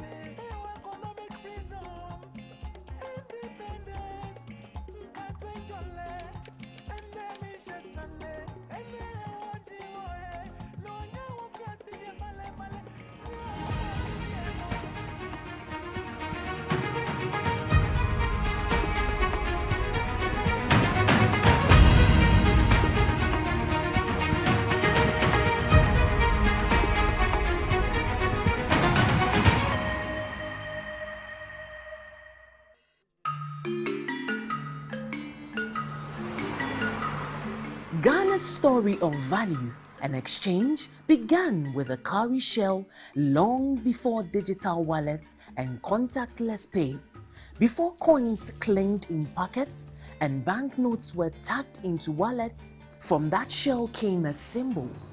From that symbol, a system. From that system, a story of sovereignty secured, of stability pursued, and of an economy nurtured through change. This is the journey of the cedi at 60. This is 60 years of the cedi, a symbol of sovereignty, stability, and economic resilience. The 60th anniversary celebration of the cedi is meant to emphasize and to drive home the fact that the local currency, which is the official medium of exchange for Ghana, has been in circulation since 1965. It has performed a number of functions. It facilitates economic activity. It drives decision-making by businesses. We want to assess how well it has performed this role over the past 60 years. And so this anniversary is meant for us to engage in stock taking. We want to do a reassessment of how well we have gone with the use of the local currency. And we want to look at in what ways we can facilitate the role of the cedi in facilitating economic activity going forward. Let's take a journey through history as we trace the evolution of Ghana's currency. As Ghana approached independence in 1957, it became clear that political freedom alone was not enough. We also needed control over our economic future. That is why on the eve of independence, Ghana boldly established the Bank of Ghana to serve as the nation's central bank. However, Ghana chose to temporarily retain the West African pound immediately after independence. In 1958, Ghana took the historic step of introducing its own currency, the Ghana pound. Though still pegged to the British pound sterling, 1 Ghana pound to 1 British pound, the Ghana pound was now printed, managed, and issued under Ghana's own authority. This was a major milestone for the first time, Ghana exercised full control over its monetary policy. So in 1958, when the country transitioned from the West African pound to Ghana pound, 3 denominations in banknotes were introduced. We had the 1 pound, 5 pound, which were used in our daily transactions, and the 1,000 pound. But the 1,000 pound was used for interbank settlement. In the coins, up to 7 denominations were issued. We have half penny, 1 penny, 3 pence, 6 pence, 1 shilling, 2 shillings, and 10 shillings. Then came a bold shift. In 1965, Ghana adopted the decimal system. A new currency, the cedi, was born, named after cedie, the Akan word for cowrie shells. The coin became pesewa, replacing the British penny. It was African and it is ours. In 1967, the cedi was redesigned after the overthrow of Dr. Kwame Nkrumah. His portrait was removed from the currency and 3 denominations were issued: the 1 cedi, the 5 cedi, and the 10 cedi. Even though it was still cedi, the general public called it the new cedi. In 1967 too, 6 denominations of coins were introduced: the half pesewa, the 1 pesewa, 2.5 pesewas, 5 pesewas, 10 pesewas, and 20 pesewas.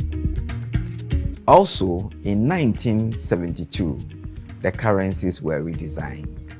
It was still the cedi, and 4 denominations were introduced: the 1 cedi, 2 cedis, 5 cedis, and 10 cedis.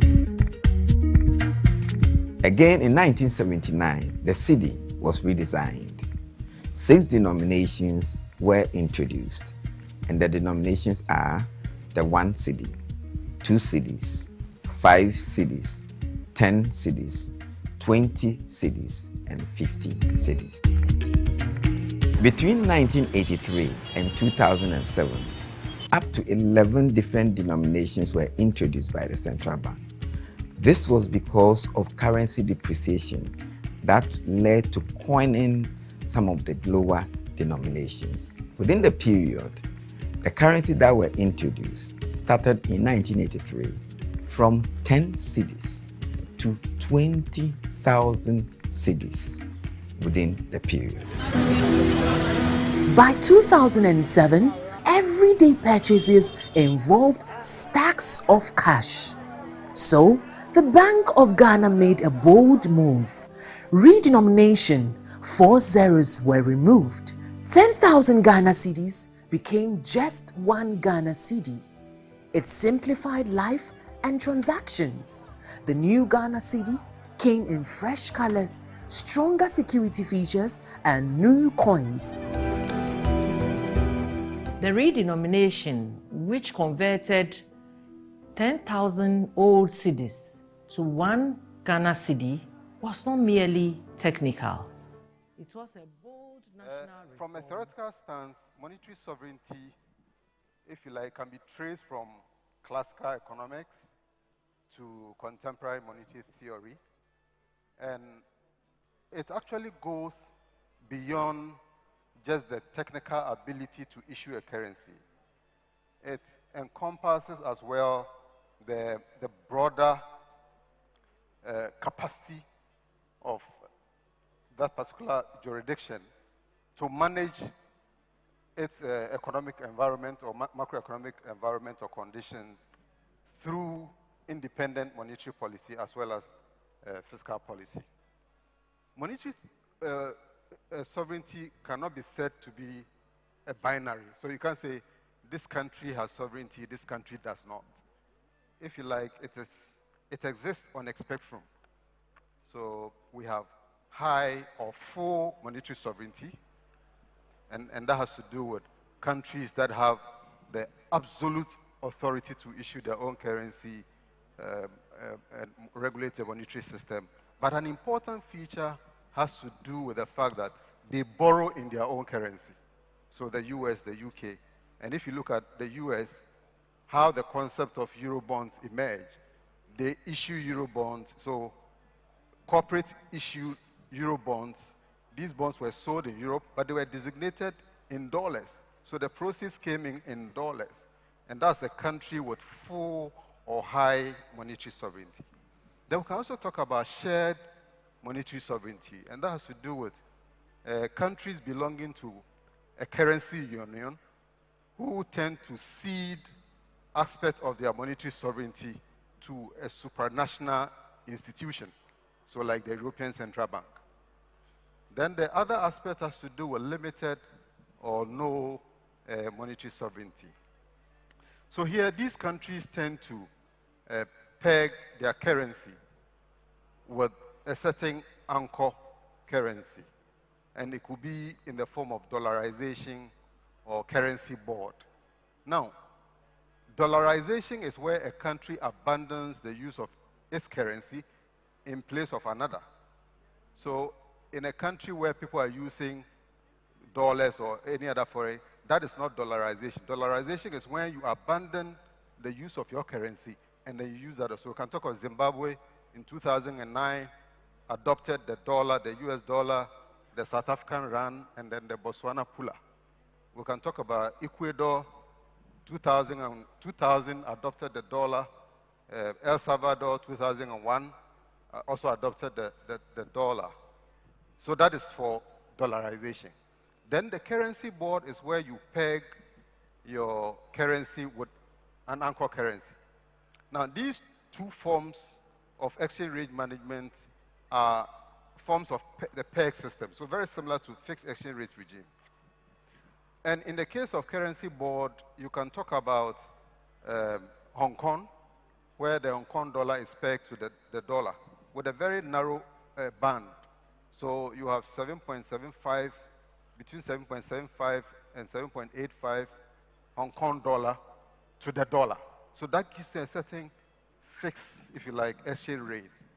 And we know from policy trilemma, or economic policy trilemma, that you can achieve 3 macroeconomic objectives at the same time. So you can have free flow of capital, you can have independent monetary policy, and then you can also have a fixed exchange rate regime all at the same time or simultaneously.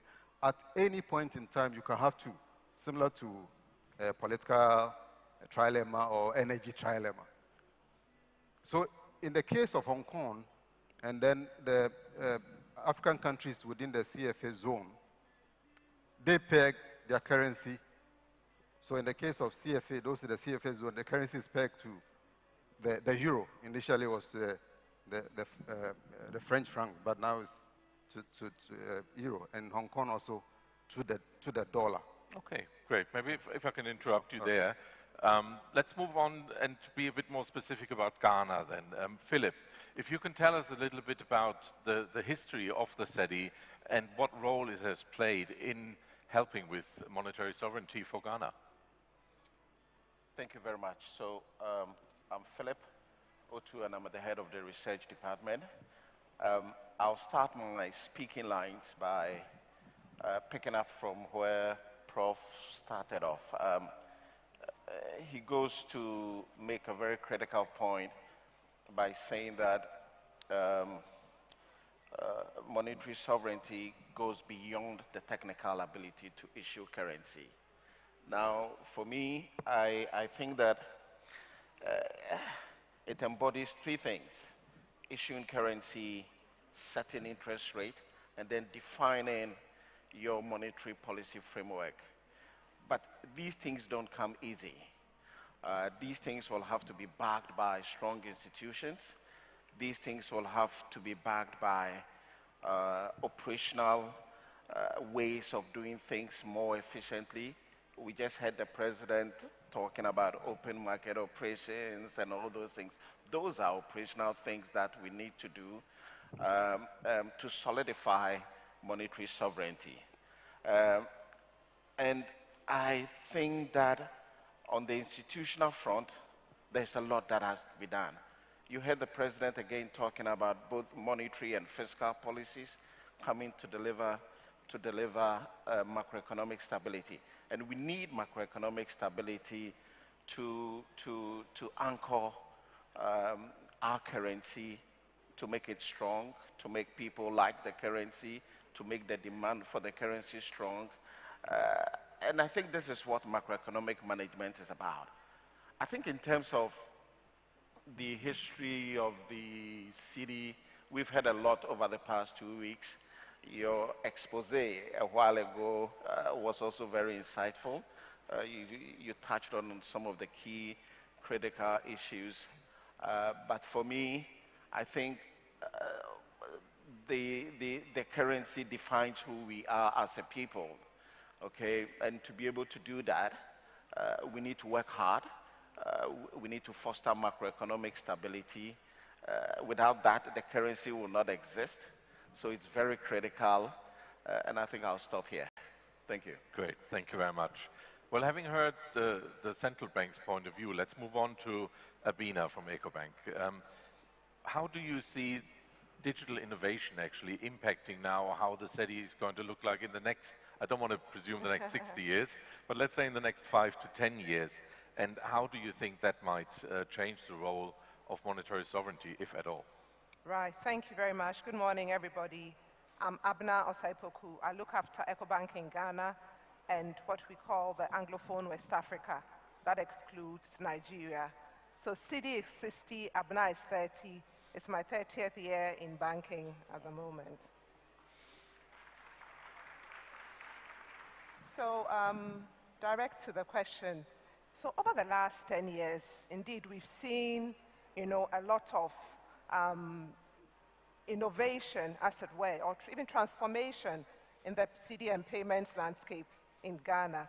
I recall, when mobile money interoperability was first introduced, I also recall just the instant or real-time settlement, systems like GIPS came into being. And then over the last few years, we've seen pretty much every bank, also come up with banking apps to help with payments. And very recently, the pilot of Bank of Ghana's own digital currency, the ECD. And these developments, for me, are generally very positive. The first is, without a doubt, is really boosting financial inclusion. The underserved now have access to secure and efficient financial transactions. And with the introduction of ECD, once it's fully rolled out as well, my understanding is even without connectivity, one can still go ahead and do their transactions. I think the second big one for me would be we've seen a lot of operational efficiency, or maybe I should say efficiency in the payment system ecosystem. Initially, costs were high. We've seen transaction costs really become very low. It's very convenient. You can make payments anywhere else. And more importantly, there's so much transparency when it comes to payments now. And thirdly, for me, if you look back over the last 10 years, initially, when all the innovation began, commercial banks were sort of wary. All we could see was, fintechs and other more agile and nimble players in the ecosystem eating the cake. Over time, that seeming competition has actually evolved beautifully into collaboration and innovation, where I'm almost certain now that every single bank in the country, regardless of tier, now partners with the fintechs, to be able to innovate and serve our customers better. And I think beyond technology, this is also about sovereignty. I heard somebody say something which I wrote down. The person said, digital innovation is inevitable. However, sovereignty is non-negotiable. And if I sort of break that down, today in Ghana, we see the payment ecosystem process over 1 trillion Ghana cedis of transactions each year. The whole sector cannot be ignored, as it were. So for me, digital innovation, especially with the introduction of the ECD, would strengthen the sovereignty in a number of ways, and I'll touch on a few. I think the first is that it will reduce reliance on foreign currency, and of course, on private payments, systems. And this is totally in line with what Mr. Governor said. He said he wants the cedi to be an unquestioned medium of exchange. Typically I would say the main medium of exchange, but he said the unquestioned, which means it's unrivaled, it's the sole medium of exchange. I think the second for me is it would also mitigate the risks from, using all these unregulated private digital currencies that we see. We've seen a lot of either it's cryptocurrencies, stable coins, especially from the big tech, right? And these, pose a challenge to regulatory oversight and even financial stability. The beauty of having a central bank digital currency like ECD is, it provides an option, albeit a very safe and secure one, and I dare say risk-free. Let's ignore DDP for now, because it's coming from the government. And with that, it would mean, that those who hitherto were using these other digital currencies that have systemic risk have a safer option. Maybe a third one, we've also learned the lessons from Nigeria and China after they launched their CDBC, and overall, it gives the regulator, better visibility end-to-end, and control over the whole payment ecosystem. Just to add that whilst there's so many other, important things on monetary sovereignty, we shouldn't forget the fact that with all the innovation, we must balance it with also risk management. Otherwise, there are lots of unintended consequences, right? That we all know about potential cyber attacks, frauds, AML, and so many others. So what I see is it's going to make the whole payment ecosystem open up to more people, but there are risks to be managed, regardless of the efficiencies that we see. Great. Thank you very much for that. Let's move on to a European perspective. Jean-Michel, Europe, I think, is debating a lot about sovereignty at the moment. And do you maybe want to paint a picture for us, what the main headlines are that are currently being considered? Thank you, Jens. Thank you very much for Bank of Ghana and for Currency Research to invite me. I mean, I'm really delighted to be here today. Jean-Michel Godefroy, I used to be Director General at the European Central Bank. I was, in particular, Director General at the time of the euro at 60, but I probably will be very too old for that. I mean, coming back to the monetary sovereignty in Europe, first I'd like to propose a definition of monetary sovereignty. I would suggest the ability of a country to fully control the issuance and circulation of money within its territory. And in Europe, we have a very strong currency, the euro, but at the same time, there are some worries. There are some worries which are linked to money and to the payments which are linked to the money, to the circulation of money. I see three risks, and I'd like to say clearly that I retired from the European Central Bank, so I'm not expressing the views of the European Central Bank. But I think I express the views which is shared by many Europeans. We see three threats. The first one is the fear of currency substitution, unofficial currency substitution, something which does not exist in Europe today. But with the development of cryptocurrencies, and in particular stable coins, there is potentially a risk, for example, in e-commerce, that there is a need for a currency which circulates worldwide and which is linked to what? To which currency? Maybe not to the euro. And you remember the Libra story, and it may come back. And this is a fear of currency substitution in the field of retail payments. In the field of large value payments, the fear is more about the tokenization of assets, in particular securities.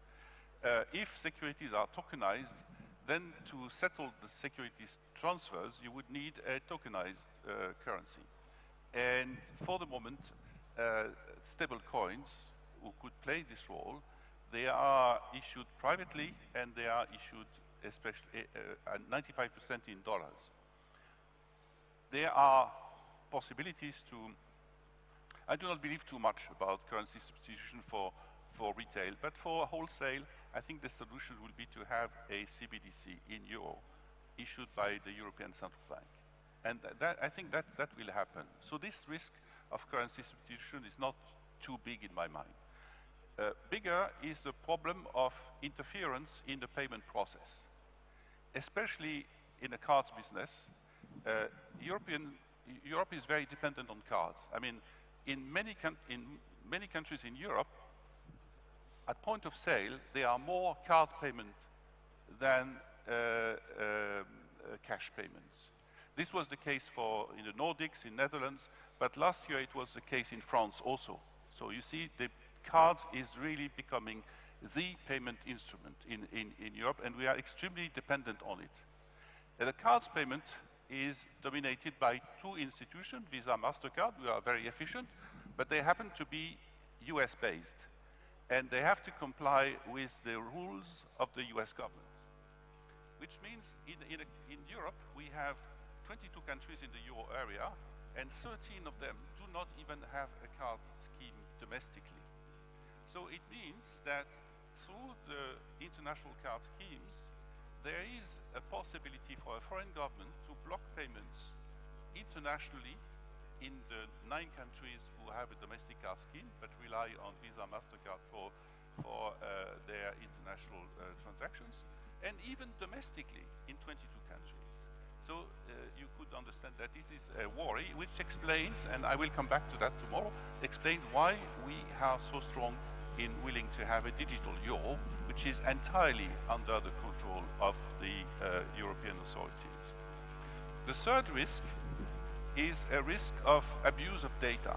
We are extremely sensitive in Europe to data confidentiality. We have the regulation called the General Data Protection Regulation, which is extremely strict for ownership of the own data. The problem is that, of course, it applies only in the territory of Europe. So if the data move outside of Europe, then they are no longer under the control of the GDPR.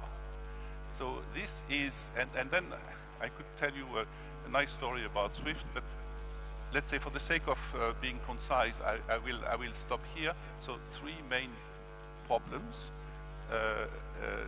Currency substitution, I don't think it's too big. Interference in the payment process, I think this is serious. And data confidentiality, this is very serious because the data are more and more under the control of entities for whom data is an important element in their business model. The use of data is so important in big techs for their business models.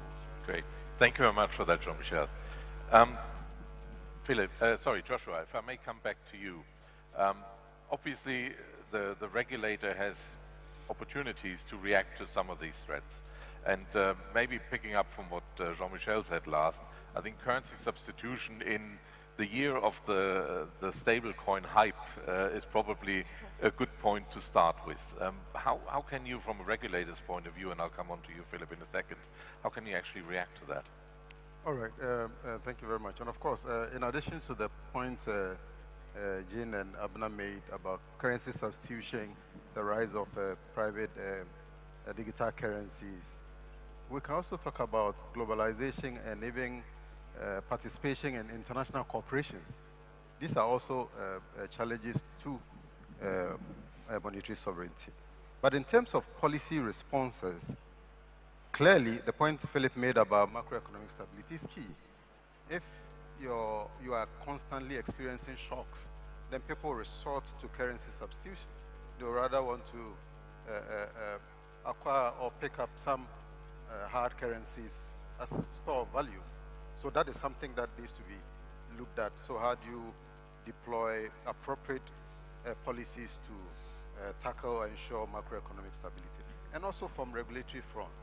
Apart from regulating the entire financial system, monetary system, even these digital currencies, private currencies, digital money, you need to seriously focus on regulating them. And I'm excited that the central bank is looking at regulating that space. I always say that technology tends to go ahead of regulation, and regulation is always struggling to catch up. But I think we need to be very proactive in looking ahead and trying to put up the right structures and framework to address some of these problems. And of course, the insistence on the use of the local currency, and that's what the central bank is doing. I think that's extremely important.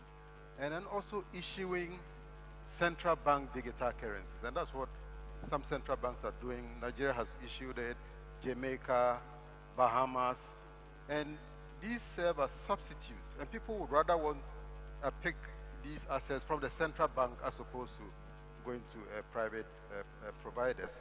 And then I think the issue of institutional quality. I always say that the financial system will thrive in a very strong institutional framework.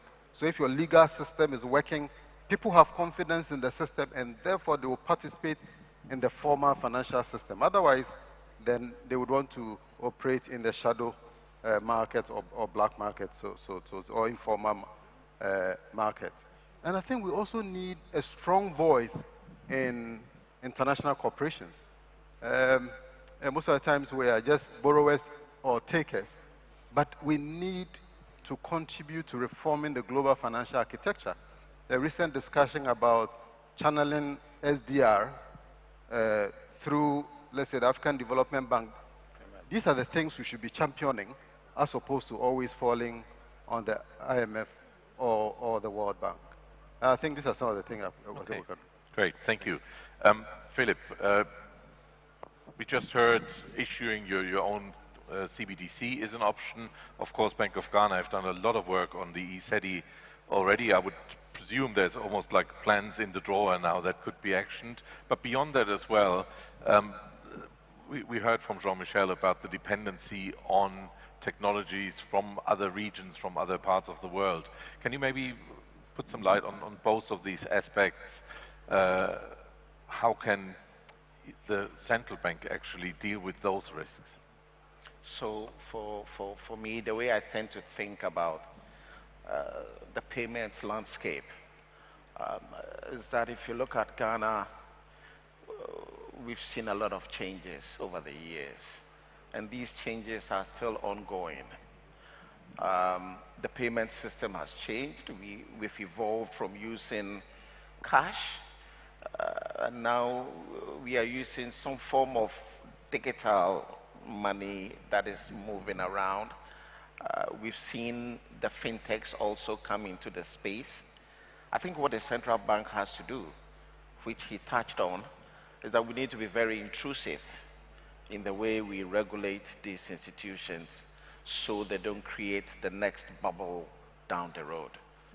That is how I tend to process it. The changes will come because the world is constantly changing. It's not a static world. Innovations are coming in all the time. And the way we make payments will forever change. 20 years, 30 years from now, there'll be something new in the system. He said that these institutions do get ahead of the central bank all the time. But I think as a central bank, we need to be very agile. We need to open our eyes wide, be intrusive, and then fine-tune the way we do things to make sure that things move in an orderly fashion. That's all. Okay, great. Abena, from your perspective in representing the commercial sector, how comfortable are you that you are in a good position to manage those risks, or are there things that keep you awake at night? Right. I think certainly we've seen significant strides. Indeed, the regulator has pretty much completed the key pilots of the ECD. We've seen that regulators also strengthened the payments infrastructure, regulation around fintechs and cyber have all been strengthened. My opinion is that we are in a position now to have a controlled rollout and scale it up. Scale the pilots, ensure that monetary and fiscal policy are coordinated, but even more importantly is to make sure that there's more education and awareness, so that the ECD is not just technically viable, but also is widely adopted, and it's seen as, and is trusted, as it were, by the users of the currency. That, for me, is what good looks like. Then it pulls together both financial inclusion, but also monetary sovereignty. Absolutely. Great. Thank you. And Jean-Michel, coming back to you, I remember vividly we were in Berlin at the Central Bank Payment Conference when the Libra white paper came out, and that really sent ripples through the system. Do you think that with the stablecoin hype, we're facing another Libra moment where around the world central banks may feel, okay, here is something that could destabilize their national currency systems because stablecoins could become prevalent in more coming forward? Personally, I'm not sure, but there is a fear, and this fear is no longer, as with the Libra, the fear of a composite currency, but obviously the fear would be that it is a currency pegged to the dollar, because only the United States has made very clear that it would accept only this, and of course we have said we would accept only a euro Libra, and other countries have said the same thing, and it would, in this case, it would be a stable coin in a domestic currency. It would be another form of the domestic currency. It would not be a problem. The problem is if our people, our citizens, are using the currency pegged to another currency. And this is contrary to monetary sovereignty as we understand it in Europe. We have a shared monetary sovereignty. That is to say, there is no longer a French franc and a Deutschmark. There is a euro, but we look at sovereignty from the perspective of the euro citizens, the European citizens of the euro area. Okay, great. I'm conscious of time, so what I would like to do is wrap up our panel with each of you, just top 1 minute, give us a view of if you had that magic wand and there's one thing you could change or make happen to help Ghana's payment system? What is that? Maybe I'll start with you. I think that from the point of view of the fiscal authority, they need to help the bank in repairing its balance sheet. I think that it's a very important step, and it's a way of whipping up confidence in the bank itself, the central bank itself, and that also will certainly affect the entire financial system. And I think that that's something that we need to focus on as quickly as possible. Yeah, thank you. Philip? No, I think no payment system can thrive in an environment of turbulence. So I think we need stability to allow the payment system evolve in an orderly way. And I think we must continue to work. The central bank is just not a central bank, it's a policy institution. We need to continue to work to foster macroeconomic stability, to allow payment system evolve, and to foster growth in the economy and to alleviate poverty. Yeah. Thank you. Abena? For me, I would want the cedi to be the main, the only unquestionable medium of exchange in the country, apart from if you are engaging in foreign trade. That would be what I would want. Wonderful. Yeah. Thank you very much. And Jean-Michel, I'll leave it to you whether you want to make a wish for Ghana or for the world or Europe. I'm now a consultant, so I can advise, maybe, but I would have two advices. The first one is exactly what His Excellency, the President of the Ghana Republic, said: have an independent central bank. This is the first condition to have a money which is credible and therefore sovereign. So that's the first advice. And the second advice, go on with the e-cedi, because the e-cedi is a way to control the circulation of your money much better than if you use other intermediaries. Great. Thank you very much. Thank you all for helping us setting the scene for the next presentations. Thank you all. Please, a big round of applause for our panel. Thank you. Thank you. Thank you. Thank you. Thank you very much for a very engaging panel. We really appreciate the thoughts there shared by all of the panelists. We're going to get straight on with the agenda, and I'll invite Pearl and Sensia, who are in the room, to please come and join me up on stage. I think I have the delight and honor to host what's probably going to be the most colorful set of presenters who are going to be on the stage this morning, which is fantastic. But we're going to be moving into a session that will focus on how currencies represent the people. And hopefully through the course of the next 25 minutes or so, we're really going to look into and understand and explore how currencies embody national identity and heritage and shared values, and understand how design and communication influence public perception and trust. But also, we hope to be able to touch upon the future implications of representation in a changing cash environment. So very excited to hear from our two presenters on that. As they go through introducing the context of their countries, we will have a little Slido poll running just in the background. So if any of you have found your ways to the interactive Q&A system, which you should be able to find via the QR code on the back of your badge, please make sure to go in there, answer the little poll, and depending if we get some good answers on that, hopefully we should be able to make a comment on that just a little bit later on. However, to move straight on to the panel, I'll invite Sensia to take us away with the Namibian examples. Please, a round of applause.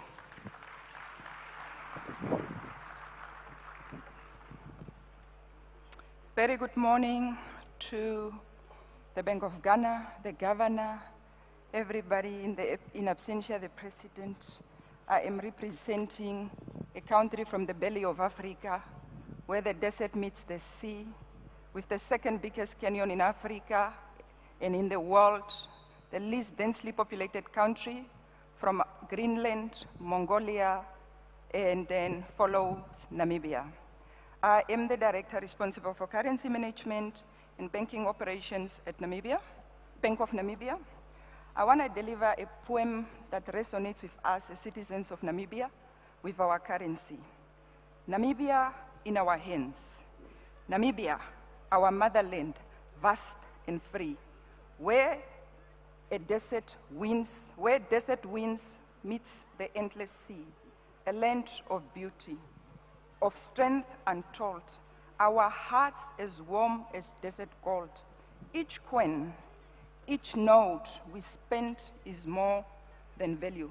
It is what we defend, it serves our lives, it fuels our economy, it binds our hopes from day to day. But deeper still, it speaks of pride. Our heritage carried far and wide. It tells the world of who we are as Namibians, the bravery, the spirit of resilience, the courage that represents us as a country at the belly of Africa. Not just currency, but our command, our motherland resting in our hands.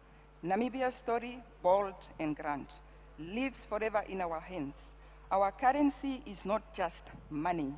It is Namibia itself, our identity, our heritage, our pride, and the promise of a better Namibia in the hands of Namibia every day.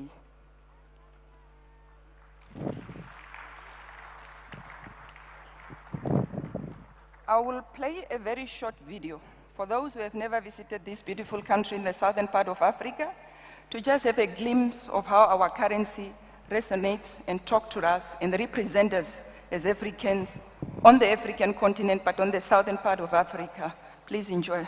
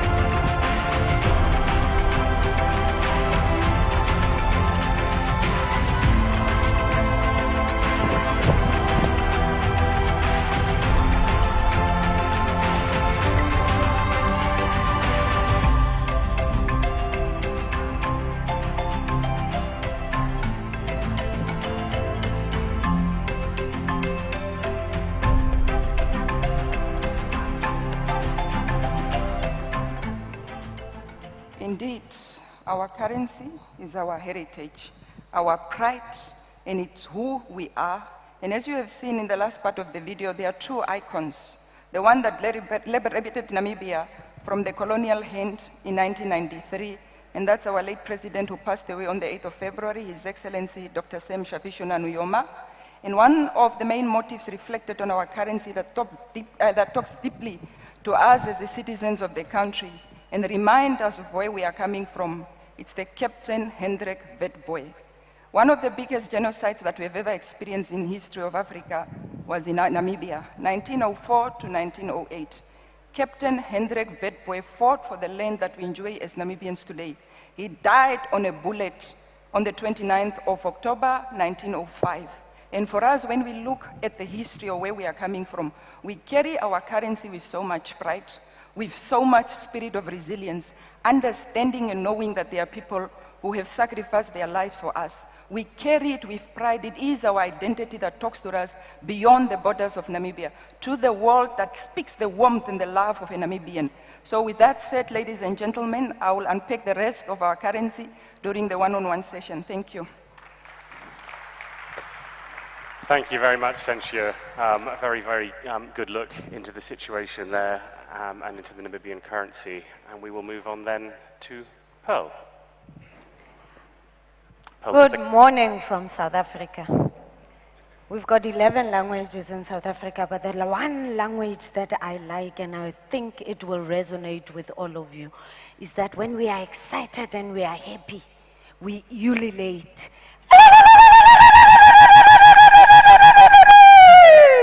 This is a celebration. This is a celebration. Yes. Yalo, yalo, yalo. I'm just going to go through 2 slides from South Africa. We issued our banknotes in 2023, and who in this room will not recognize this gentleman here. No one, because everybody relates to Rolihlahla Nelson Mandela. This is our currency, this is our pride, and this is what we've got on our banknotes. For our 2023, there are a lot of things that talks to South Africa, the Code of Arms. The Code of Arms is on our banknotes, and that talks to diverse people unite. That's what we are saying as South Africa. As diverse as we are in South Africa, we need to unite, and the only other way that we can unite is through our currency, because everybody can transact with our currency. We're not selfish in South Africa. We decided to even expand it to our sister countries. Lesotho, Eswatini, Namibia can still use our currency. We've got the South African flag in there. The South African flag has got a Y shape, which again is convergence of the people, and that talks to diverse elements of moving in together. So very rich in terms of our currency and what we depict in our currency. We've got African prints. The man that you are seeing, Rolihlahla Nelson Mandela, liked wearing his shirts, and those were the African print shirts. And there, it's the craftsmanship and the traditions that are passed from one generation to the other. And that will remain, as the governor said, generation to generation, we must relate to our currency. Again, for the population that is really dear to our heart in South Africa, the visually impaired. We've got the tactile marks that are made of the arms from the Code of Arms. So their inclusivity is in our banknotes, so that we don't leave anybody behind in our banknote. The last part that I want to show is this. Africa as a whole is rich in wildlife, and South Africa is one of those. Therefore, we've got the big fives, and in addition to the big five, we went a step ahead to say, let's put a family feel in our bank.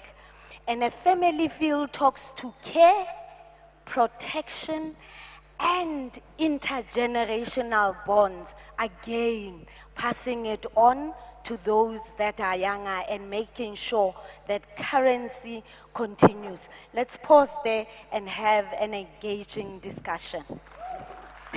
Thank you very much, Pearl, and quite rightly the round of applause there. Some of the sort of themes that you've obviously both touched on in your sort of opening remarks there were the symbol of your peoples in the currency, and this is something obviously that the President also indicated, is that currency is for the people, and indeed this is reflected in one of the themes of this entire conference, which is national identity. When we look, however, at currency, we look at banknotes and indeed coins, this is a modernizing product. A lot of how you're representing the peoples and taking that past culture and shared heritage. How do you do this? And maybe Sensia, to you first, with Namibia just having gone through a renewal, how does your team balance the artistic and expression side with symbolism and public expectation? Thank you very much. I have brought few of our currency. It was released in circulation on the 29th of September. This is the lowest denomination, which is the 10 Namibian dollar.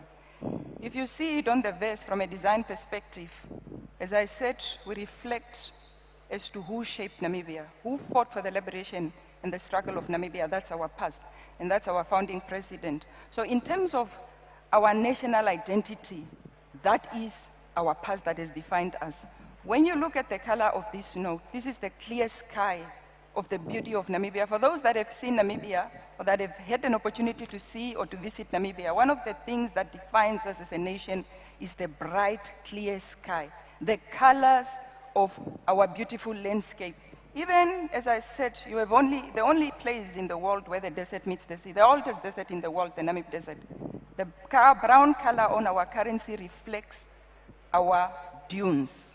And as Namibians, this is what we can resonate with. When you look at the reverse of the notes, you can see our rich wildlife. Fortunately, I'm on stage with Namibia, and we share most of our commonalities in terms of landscape, very beautiful animals, and that is what we have reflected on the reverse of our notes. So when you look at, for example, this note, you see a clear, transparent window, and Tom, this talks to sustainability. How do we make sure that the money that works for Namibia, that breathes lives and every day represents us both domestically and internationally, are of good quality and are aligned to international best practices? This is one of the high-tech composite substrates that we have introduced with our new series. It's on DuraSafe, a blend of cotton and polymer. And that's why you will see, in terms of environmental sustainability, durability, we have taken care of that. So when we look at the design, we look at the look and feel, we look at the themes, what are we celebrating, how does it resonate with every Namibian when you hold this banknote in your hands? How does it give you that pride to say, I'm a Namibian, and I'm from a beautiful country? The colors, how does it reflect us? The natural wealth that we have, how does it reflect our economy, our people? And when we briefly touch on the coins, we have recently released our first coin upgrade since 1993, the first after the first initial release of our currency. We got our independence in 1990. 1993, we got to release our first currency that has declared our sovereignty as a country and also the independence of the Republic of Namibia. So this time around, besides celebrating our past, we have also celebrated the 5 economic sectors that have carried our economy and that have contributed to our GDP. That's our agriculture on the 10 cents, renewable energy on the 20 cents, on the 50 cents, tourism, and that's sources play. On the 1 Namibian dollar, one of the sectors that thrive and where every day you see the coins and the notes of Namibians in the hands of the Namibians, it's a retail market, and that is depicted by a show of hands on the $1. The $5 celebrates our mining sector, the giant that keeps and maintains the economy, the GDP of Namibia. So, Tom, coming to your questions, we have a blend of where we're coming from, what shapes our destiny, and we also blend in the innovation to position ourselves as a future-looking currency, and also as a country. Absolutely, and I think one of the challenges is a banknote is an awfully small piece of real estate in which to get across so many of those different representations, those ideas that you just mentioned. And Pearl, I will come to you with that same question, but just before I do so, if the AV team might be able to help us out, that poll that's running in the background to just take the temperature on the audience's opinions on what aspect of your currency best reflects how the nation represents its people. If we're able to display that on the screens, we will. But whilst we're looking into that, Pearl, same to you. How do you balance that artistic expression with symbolism and public expectations? I think one of the important decisions up front that we make is familiarity. We do not want to upgrade or bring in banknotes that are going to be far remote to what the members of the public can relate to. So familiarity is important. There's also what we do in the Reserve Bank is we do focus engagements with historians, cultural experts, SMEs in various fields so that they can assist and help us and confirm that whatever motive that we've got is not offensive to any. As I said, South Africa, we've got 11 different languages. Everybody's catered in there. We maintain the languages for inclusivity. We maintain the main motive as Madiba so that everybody can relate to. But most importantly, so that it signifies the unity and the struggle where we come from as South Africa. So that depicts what we do as South African for our banknotes and the balance that we strike. Excellent, thank you for that. And I can see that we've got the results of the poll displaying just behind us. So the poll was, which aspect best reflects how a nation's currency represents its people? And this is not a scientific poll, this is just to understand the room. And I think the clear winner on that is history and heritage, which is exactly, I think, sort of where you've both been covering is a lot of the opportunities so far, which is fantastic. I think, though, obviously, history is looking slightly backwards. Important, but let's look forwards, because currency is an ever-evolving product, and in particular, in many regions of the world, there is a very rapidly changing mix of cash and payments. And I know from having shared the stage with you both at future events in both Namibia and South Africa, this is also the case. Cash remains a critical function, but as digital payments grow, how do we ensure that cash still retains its value to the citizens? How do we make sure cash is front and center of mind? Pearl, could I come to you first on that? Often we hear people say cash is king. In South Africa, we say cash is queen. Yes. And I refuse to relegate cash as a substitution for digital payments. Cash has been there and has withstood the test of time and will continue because it's offered as an option for those that do not have the means. So in South Africa, as I said, cash will continue.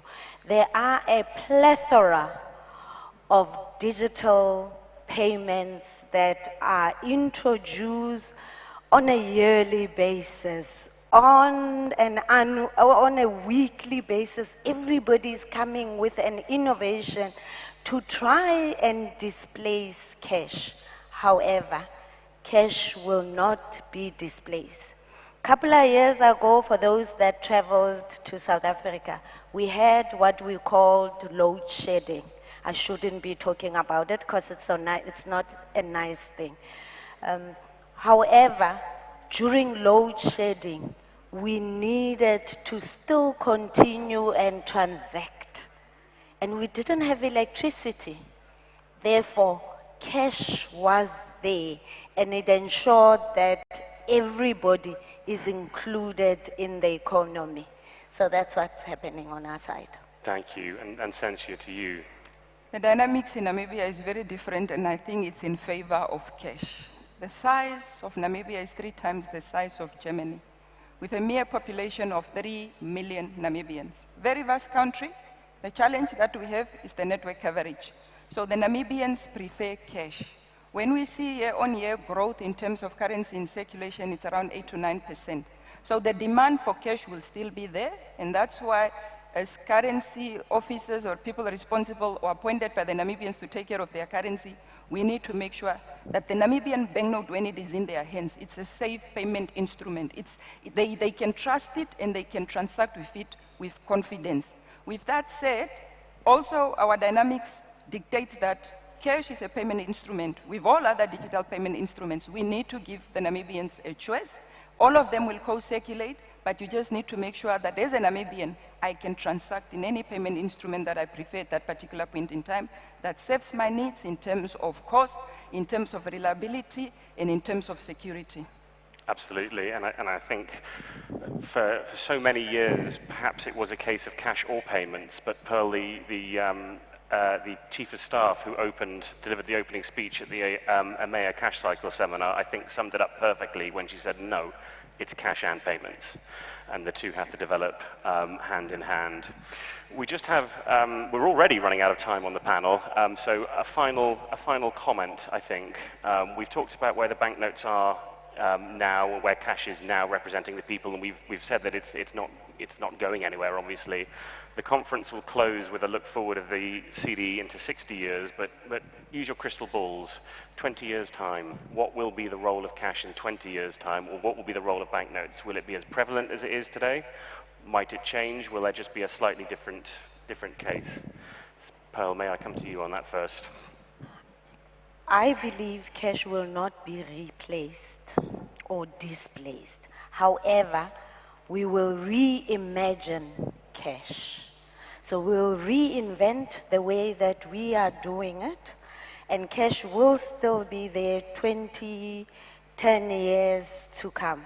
However, as we see now, the velocity of cash will reduce, and we need to embrace that to ensure that we have the infrastructure to carry the cash that will still be remaining in the system, but also ensure that the digital payments as they come, they are very interoperable with cash to allow the shift from physical cash to digital cash.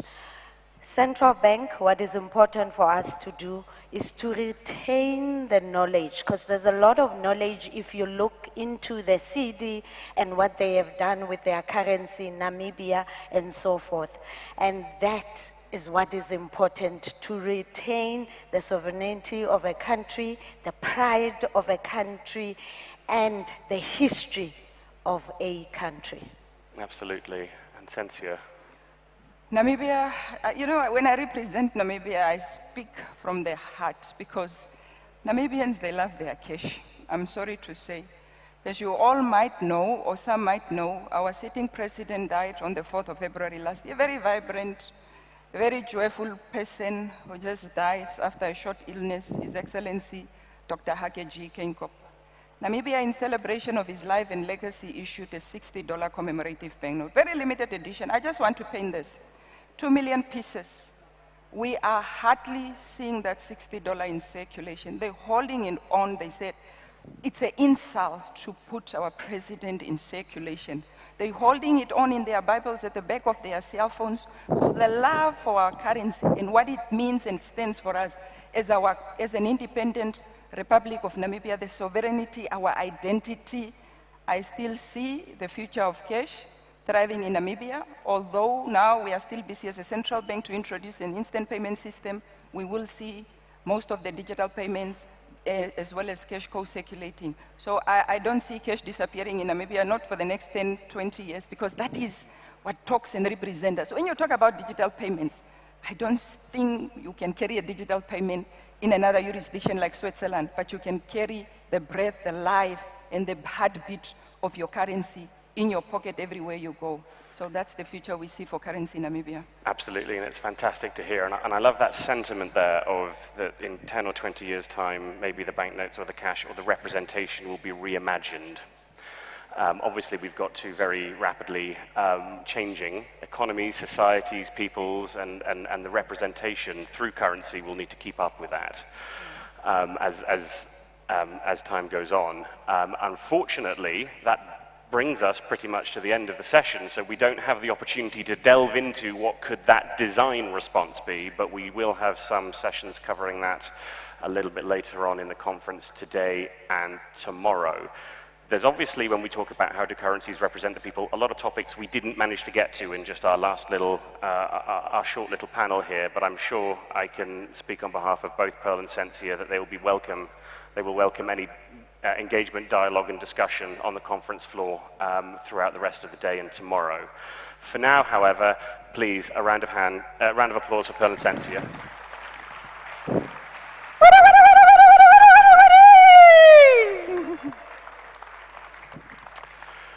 Moving swiftly on through the agenda, we now have a headline presentation which will lead us into our first coffee break. So as Pearl and Sensia leave the stage, please provide a large round of applause for Todd, who is going to talk us through from Crane Currency. Please. Thank you, Tom. Wow, thank you. Thanks for the introduction. Thank you, Pearl, Sensia, for what couldn't be a better introduction for what I'm going to address today. But first, Excellencies, distinguished guests from around Africa and indeed around the world, I want to start with an expression of thanks on behalf of Crane Currency. It's a great honor and a privilege to present to you today. There's a certain demographic as well within our audience today that I want to call attention to, and that is our central bankers, our fellow central bankers, partners and peers to the Bank of Ghana who are here with us today. And would it be too much if I were to ask that we recognize you by just standing up? The central bankers in the audience, if you're here, stand up. Give them a round of applause for the central bankers who are issuing their own banknotes. There's been many significant birthdays and anniversaries. Thank you. Thank you for that. And indeed, if you weren't to stand, I would have you listed here. And indeed, the registrations were so strong coming to the event that I may have missed a couple of names. If I did, I apologize. In helping to herd us and keep us on track, there's another thank you I want to give, and that's the really talented team of Currency Research, Jens and Sean, Shelley, the whole team. Thank you for that, too. Now, why are we here? It's a birthday party, right? Are you ready to get the party started? Are we? Yeah. All right. Okay, so to start, I want you to come with me on a little journey. I want you to put yourself back when you were about 8 or 10 years old, when birthdays always had a unique quality, sometimes attracting unwanted attention. And when they saw you, maybe a friend or a distant relative, a whole year went by, they walked up to you, and what did they say? Look how you have grown, right? They would always say that because it was true. As kids, we're always growing. But as adults, maybe, a middle-ager, right?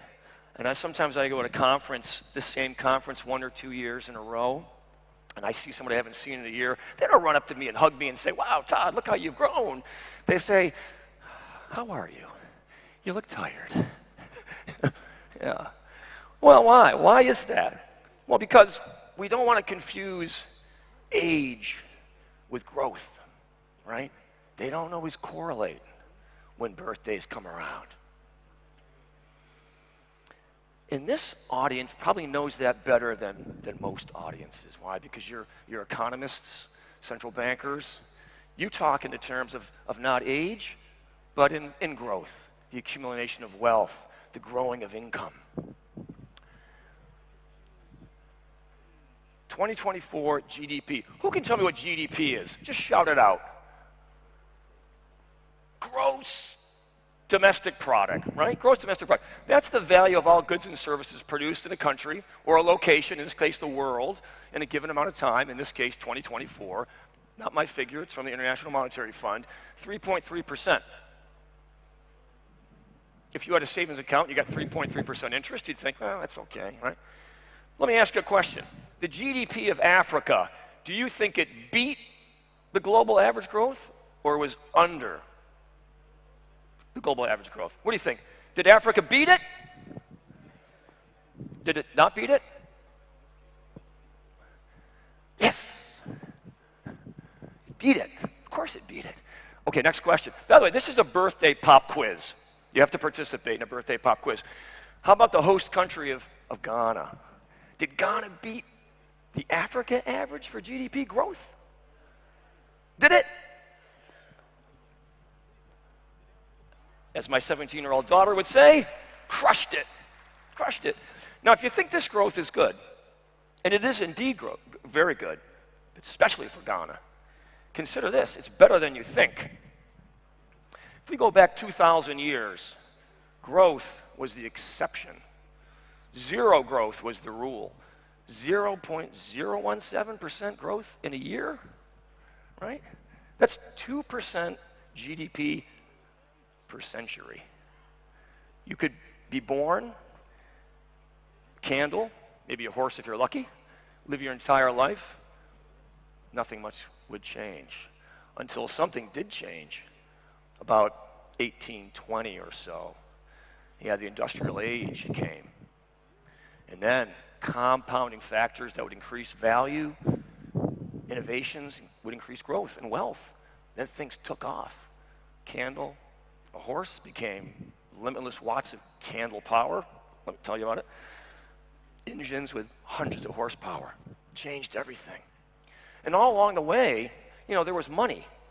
Well before the Industrial Revolution hit us.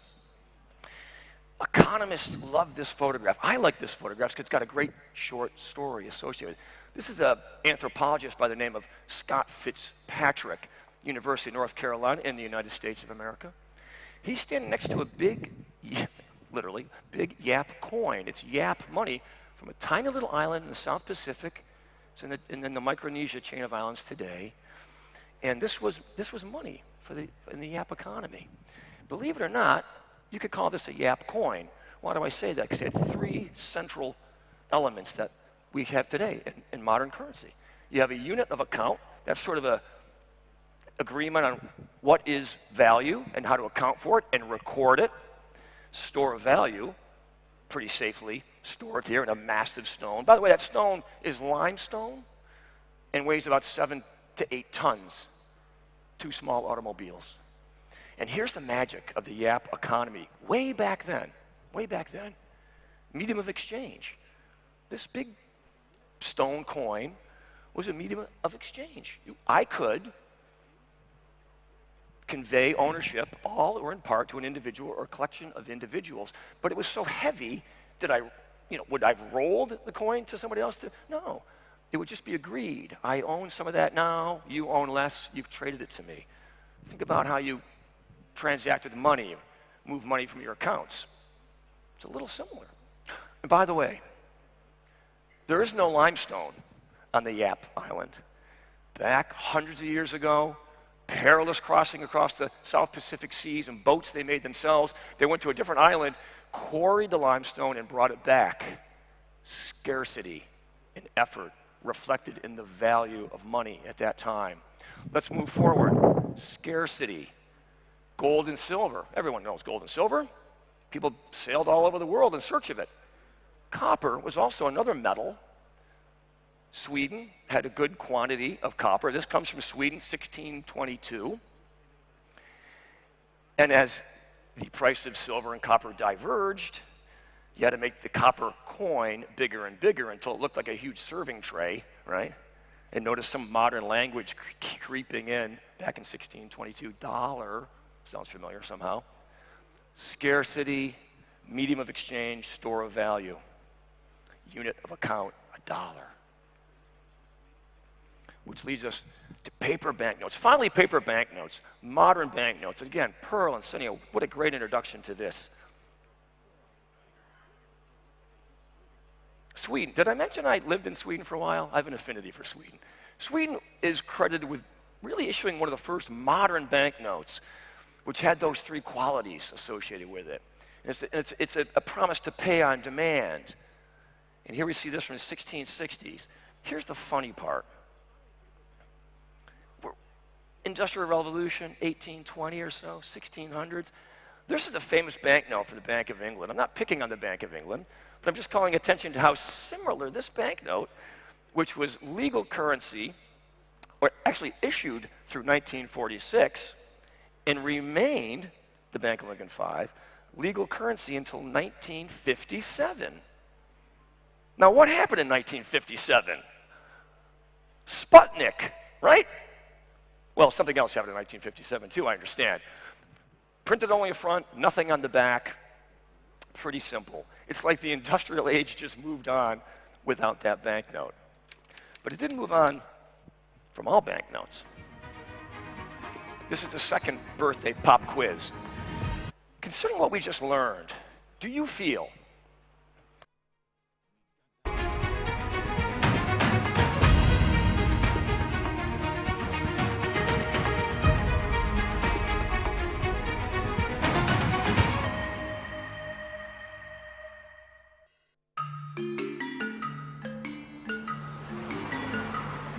Ghana's story of value and exchange began with a cowrie shell long before digital wallets and contactless pay, before coins clinked in pockets and banknotes were tucked into wallets. From that shell came a symbol. From that symbol, a system. From that system, a story of sovereignty secured, of stability pursued, and of an economy nurtured through change. This is the journey of the cedi at 60. This is 60 years of the cedi a symbol of sovereignty, stability, and economic resilience. The 60th anniversary celebration of the cedi is meant to emphasize and to drive home the fact that the local currency, which is the official medium of exchange for Ghana, has been in circulation since 1965. It has performed a number of functions. It facilitates economic activity. It drives decision-making by businesses. We want to assess how well it has performed this role over the past 60 years. And so this anniversary is meant for us to engage in stock taking. We want to do a reassessment of how well we have gone with the use of the local currency. And we want to look at in what ways we can facilitate the role of the cedi in facilitating economic activity going forward. Let's take a journey through history as we trace the evolution of Ghana's currency. As Ghana approached independence in 1957, it became clear that political freedom alone was not enough. We also needed control over our economic future.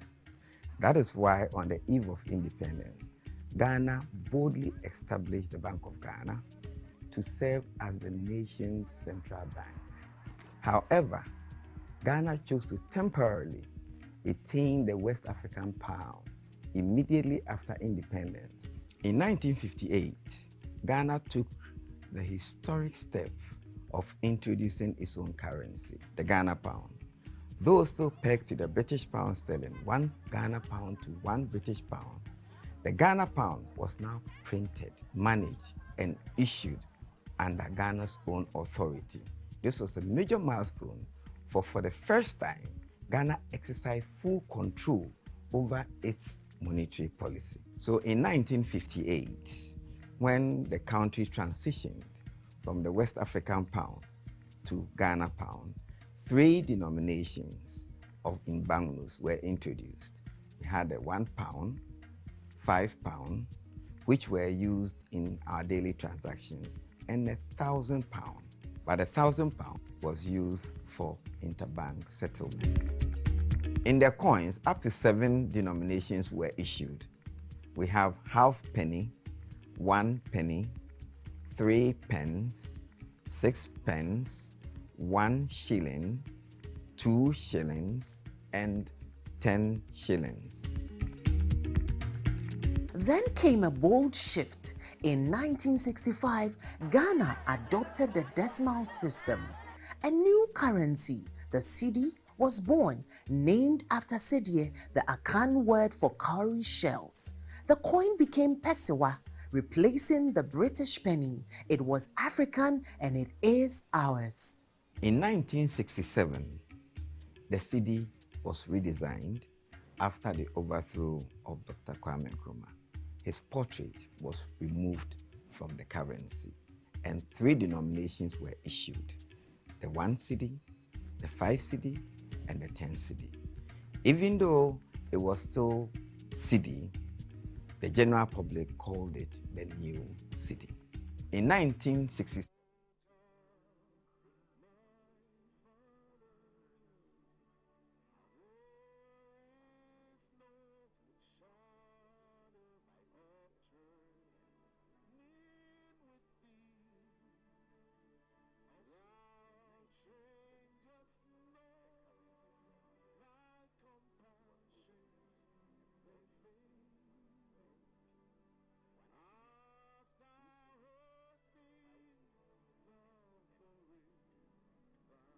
smartphone on the street to build a network, it brought standards, and created a culture. Networking with local movement. And that's exciting. And I like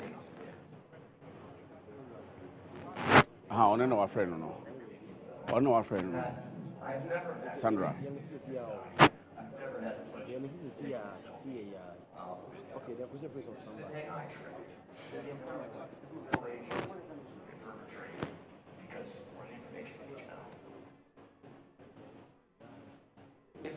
things like this, which will continue to prompt us to ask the question, is it real? Is it authentic? That will be the same with our money here. And there'll be, I believe, a relief in knowing that physical cash point can be made very secure and very real. 18 months ago, Ukraine couldn't produce this futuristic thing. Now, that boy still can spin the salamander.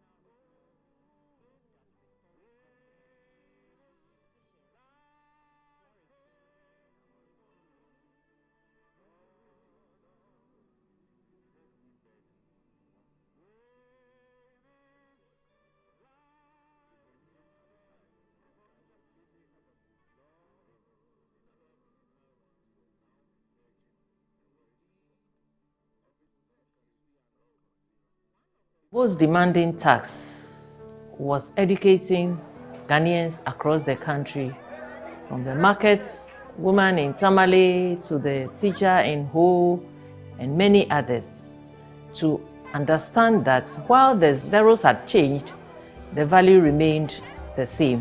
We faced technical challenges, from selecting denominations,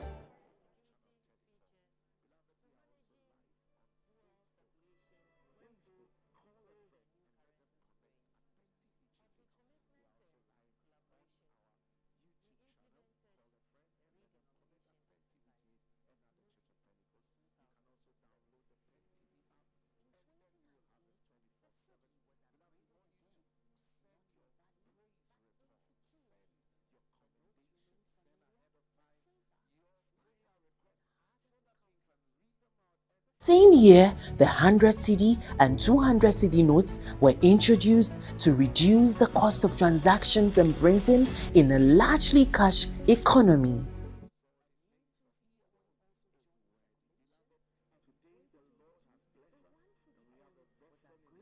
With enhanced security features.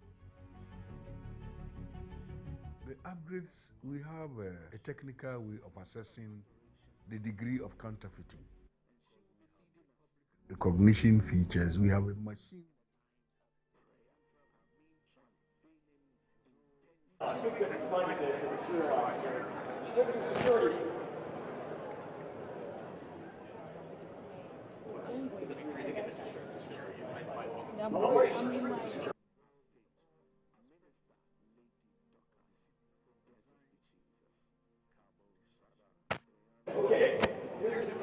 Right, so I'm just coming in from the auditorium. I'm sure all of you have been watching what exactly is happening in the auditorium. The presentations have been going on. The panel session has also been going on. If you come to the foyer as well, there are interactive sessions going on. The storyboard is also here. Lots of actions are here. What we are going to do for you right now is that we'll get into the studio for the news and for Business Edge. But remember that we are still coming your way. The transmission will still be here.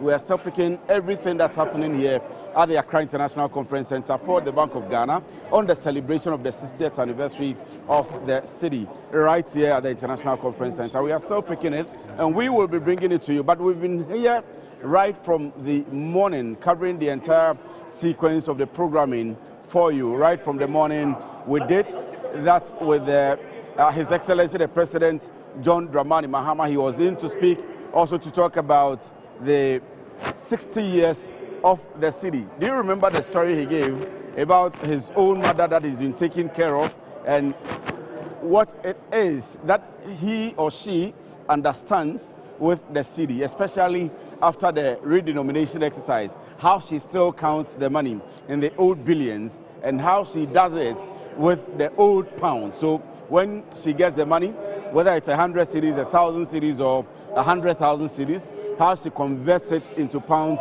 and so on and so forth. It's been quite exciting here. We have come your way live from the Accra International Conference Center. We are wrapping up here at the foyer, but the conference is still going on. It will still be happening tomorrow. And of course, Metro TV will be bringing you the detailed updates of the celebration of the 60th anniversary. My name is Kwesi Afriyie, and the news in the studio will take over. Kwesi Afriyie from the Accra International Conference Center. We're brought to you live coverage of the currency conference that is part of the Cedi at 60 celebration that has been taking place by the Bank of Ghana. Definitely, it's one that we need to be proud of, and you're welcome back into the studio. It is time for Good Afternoon Ghana, and my name is Desmond Okrekodans. We're streaming across all our social media platforms.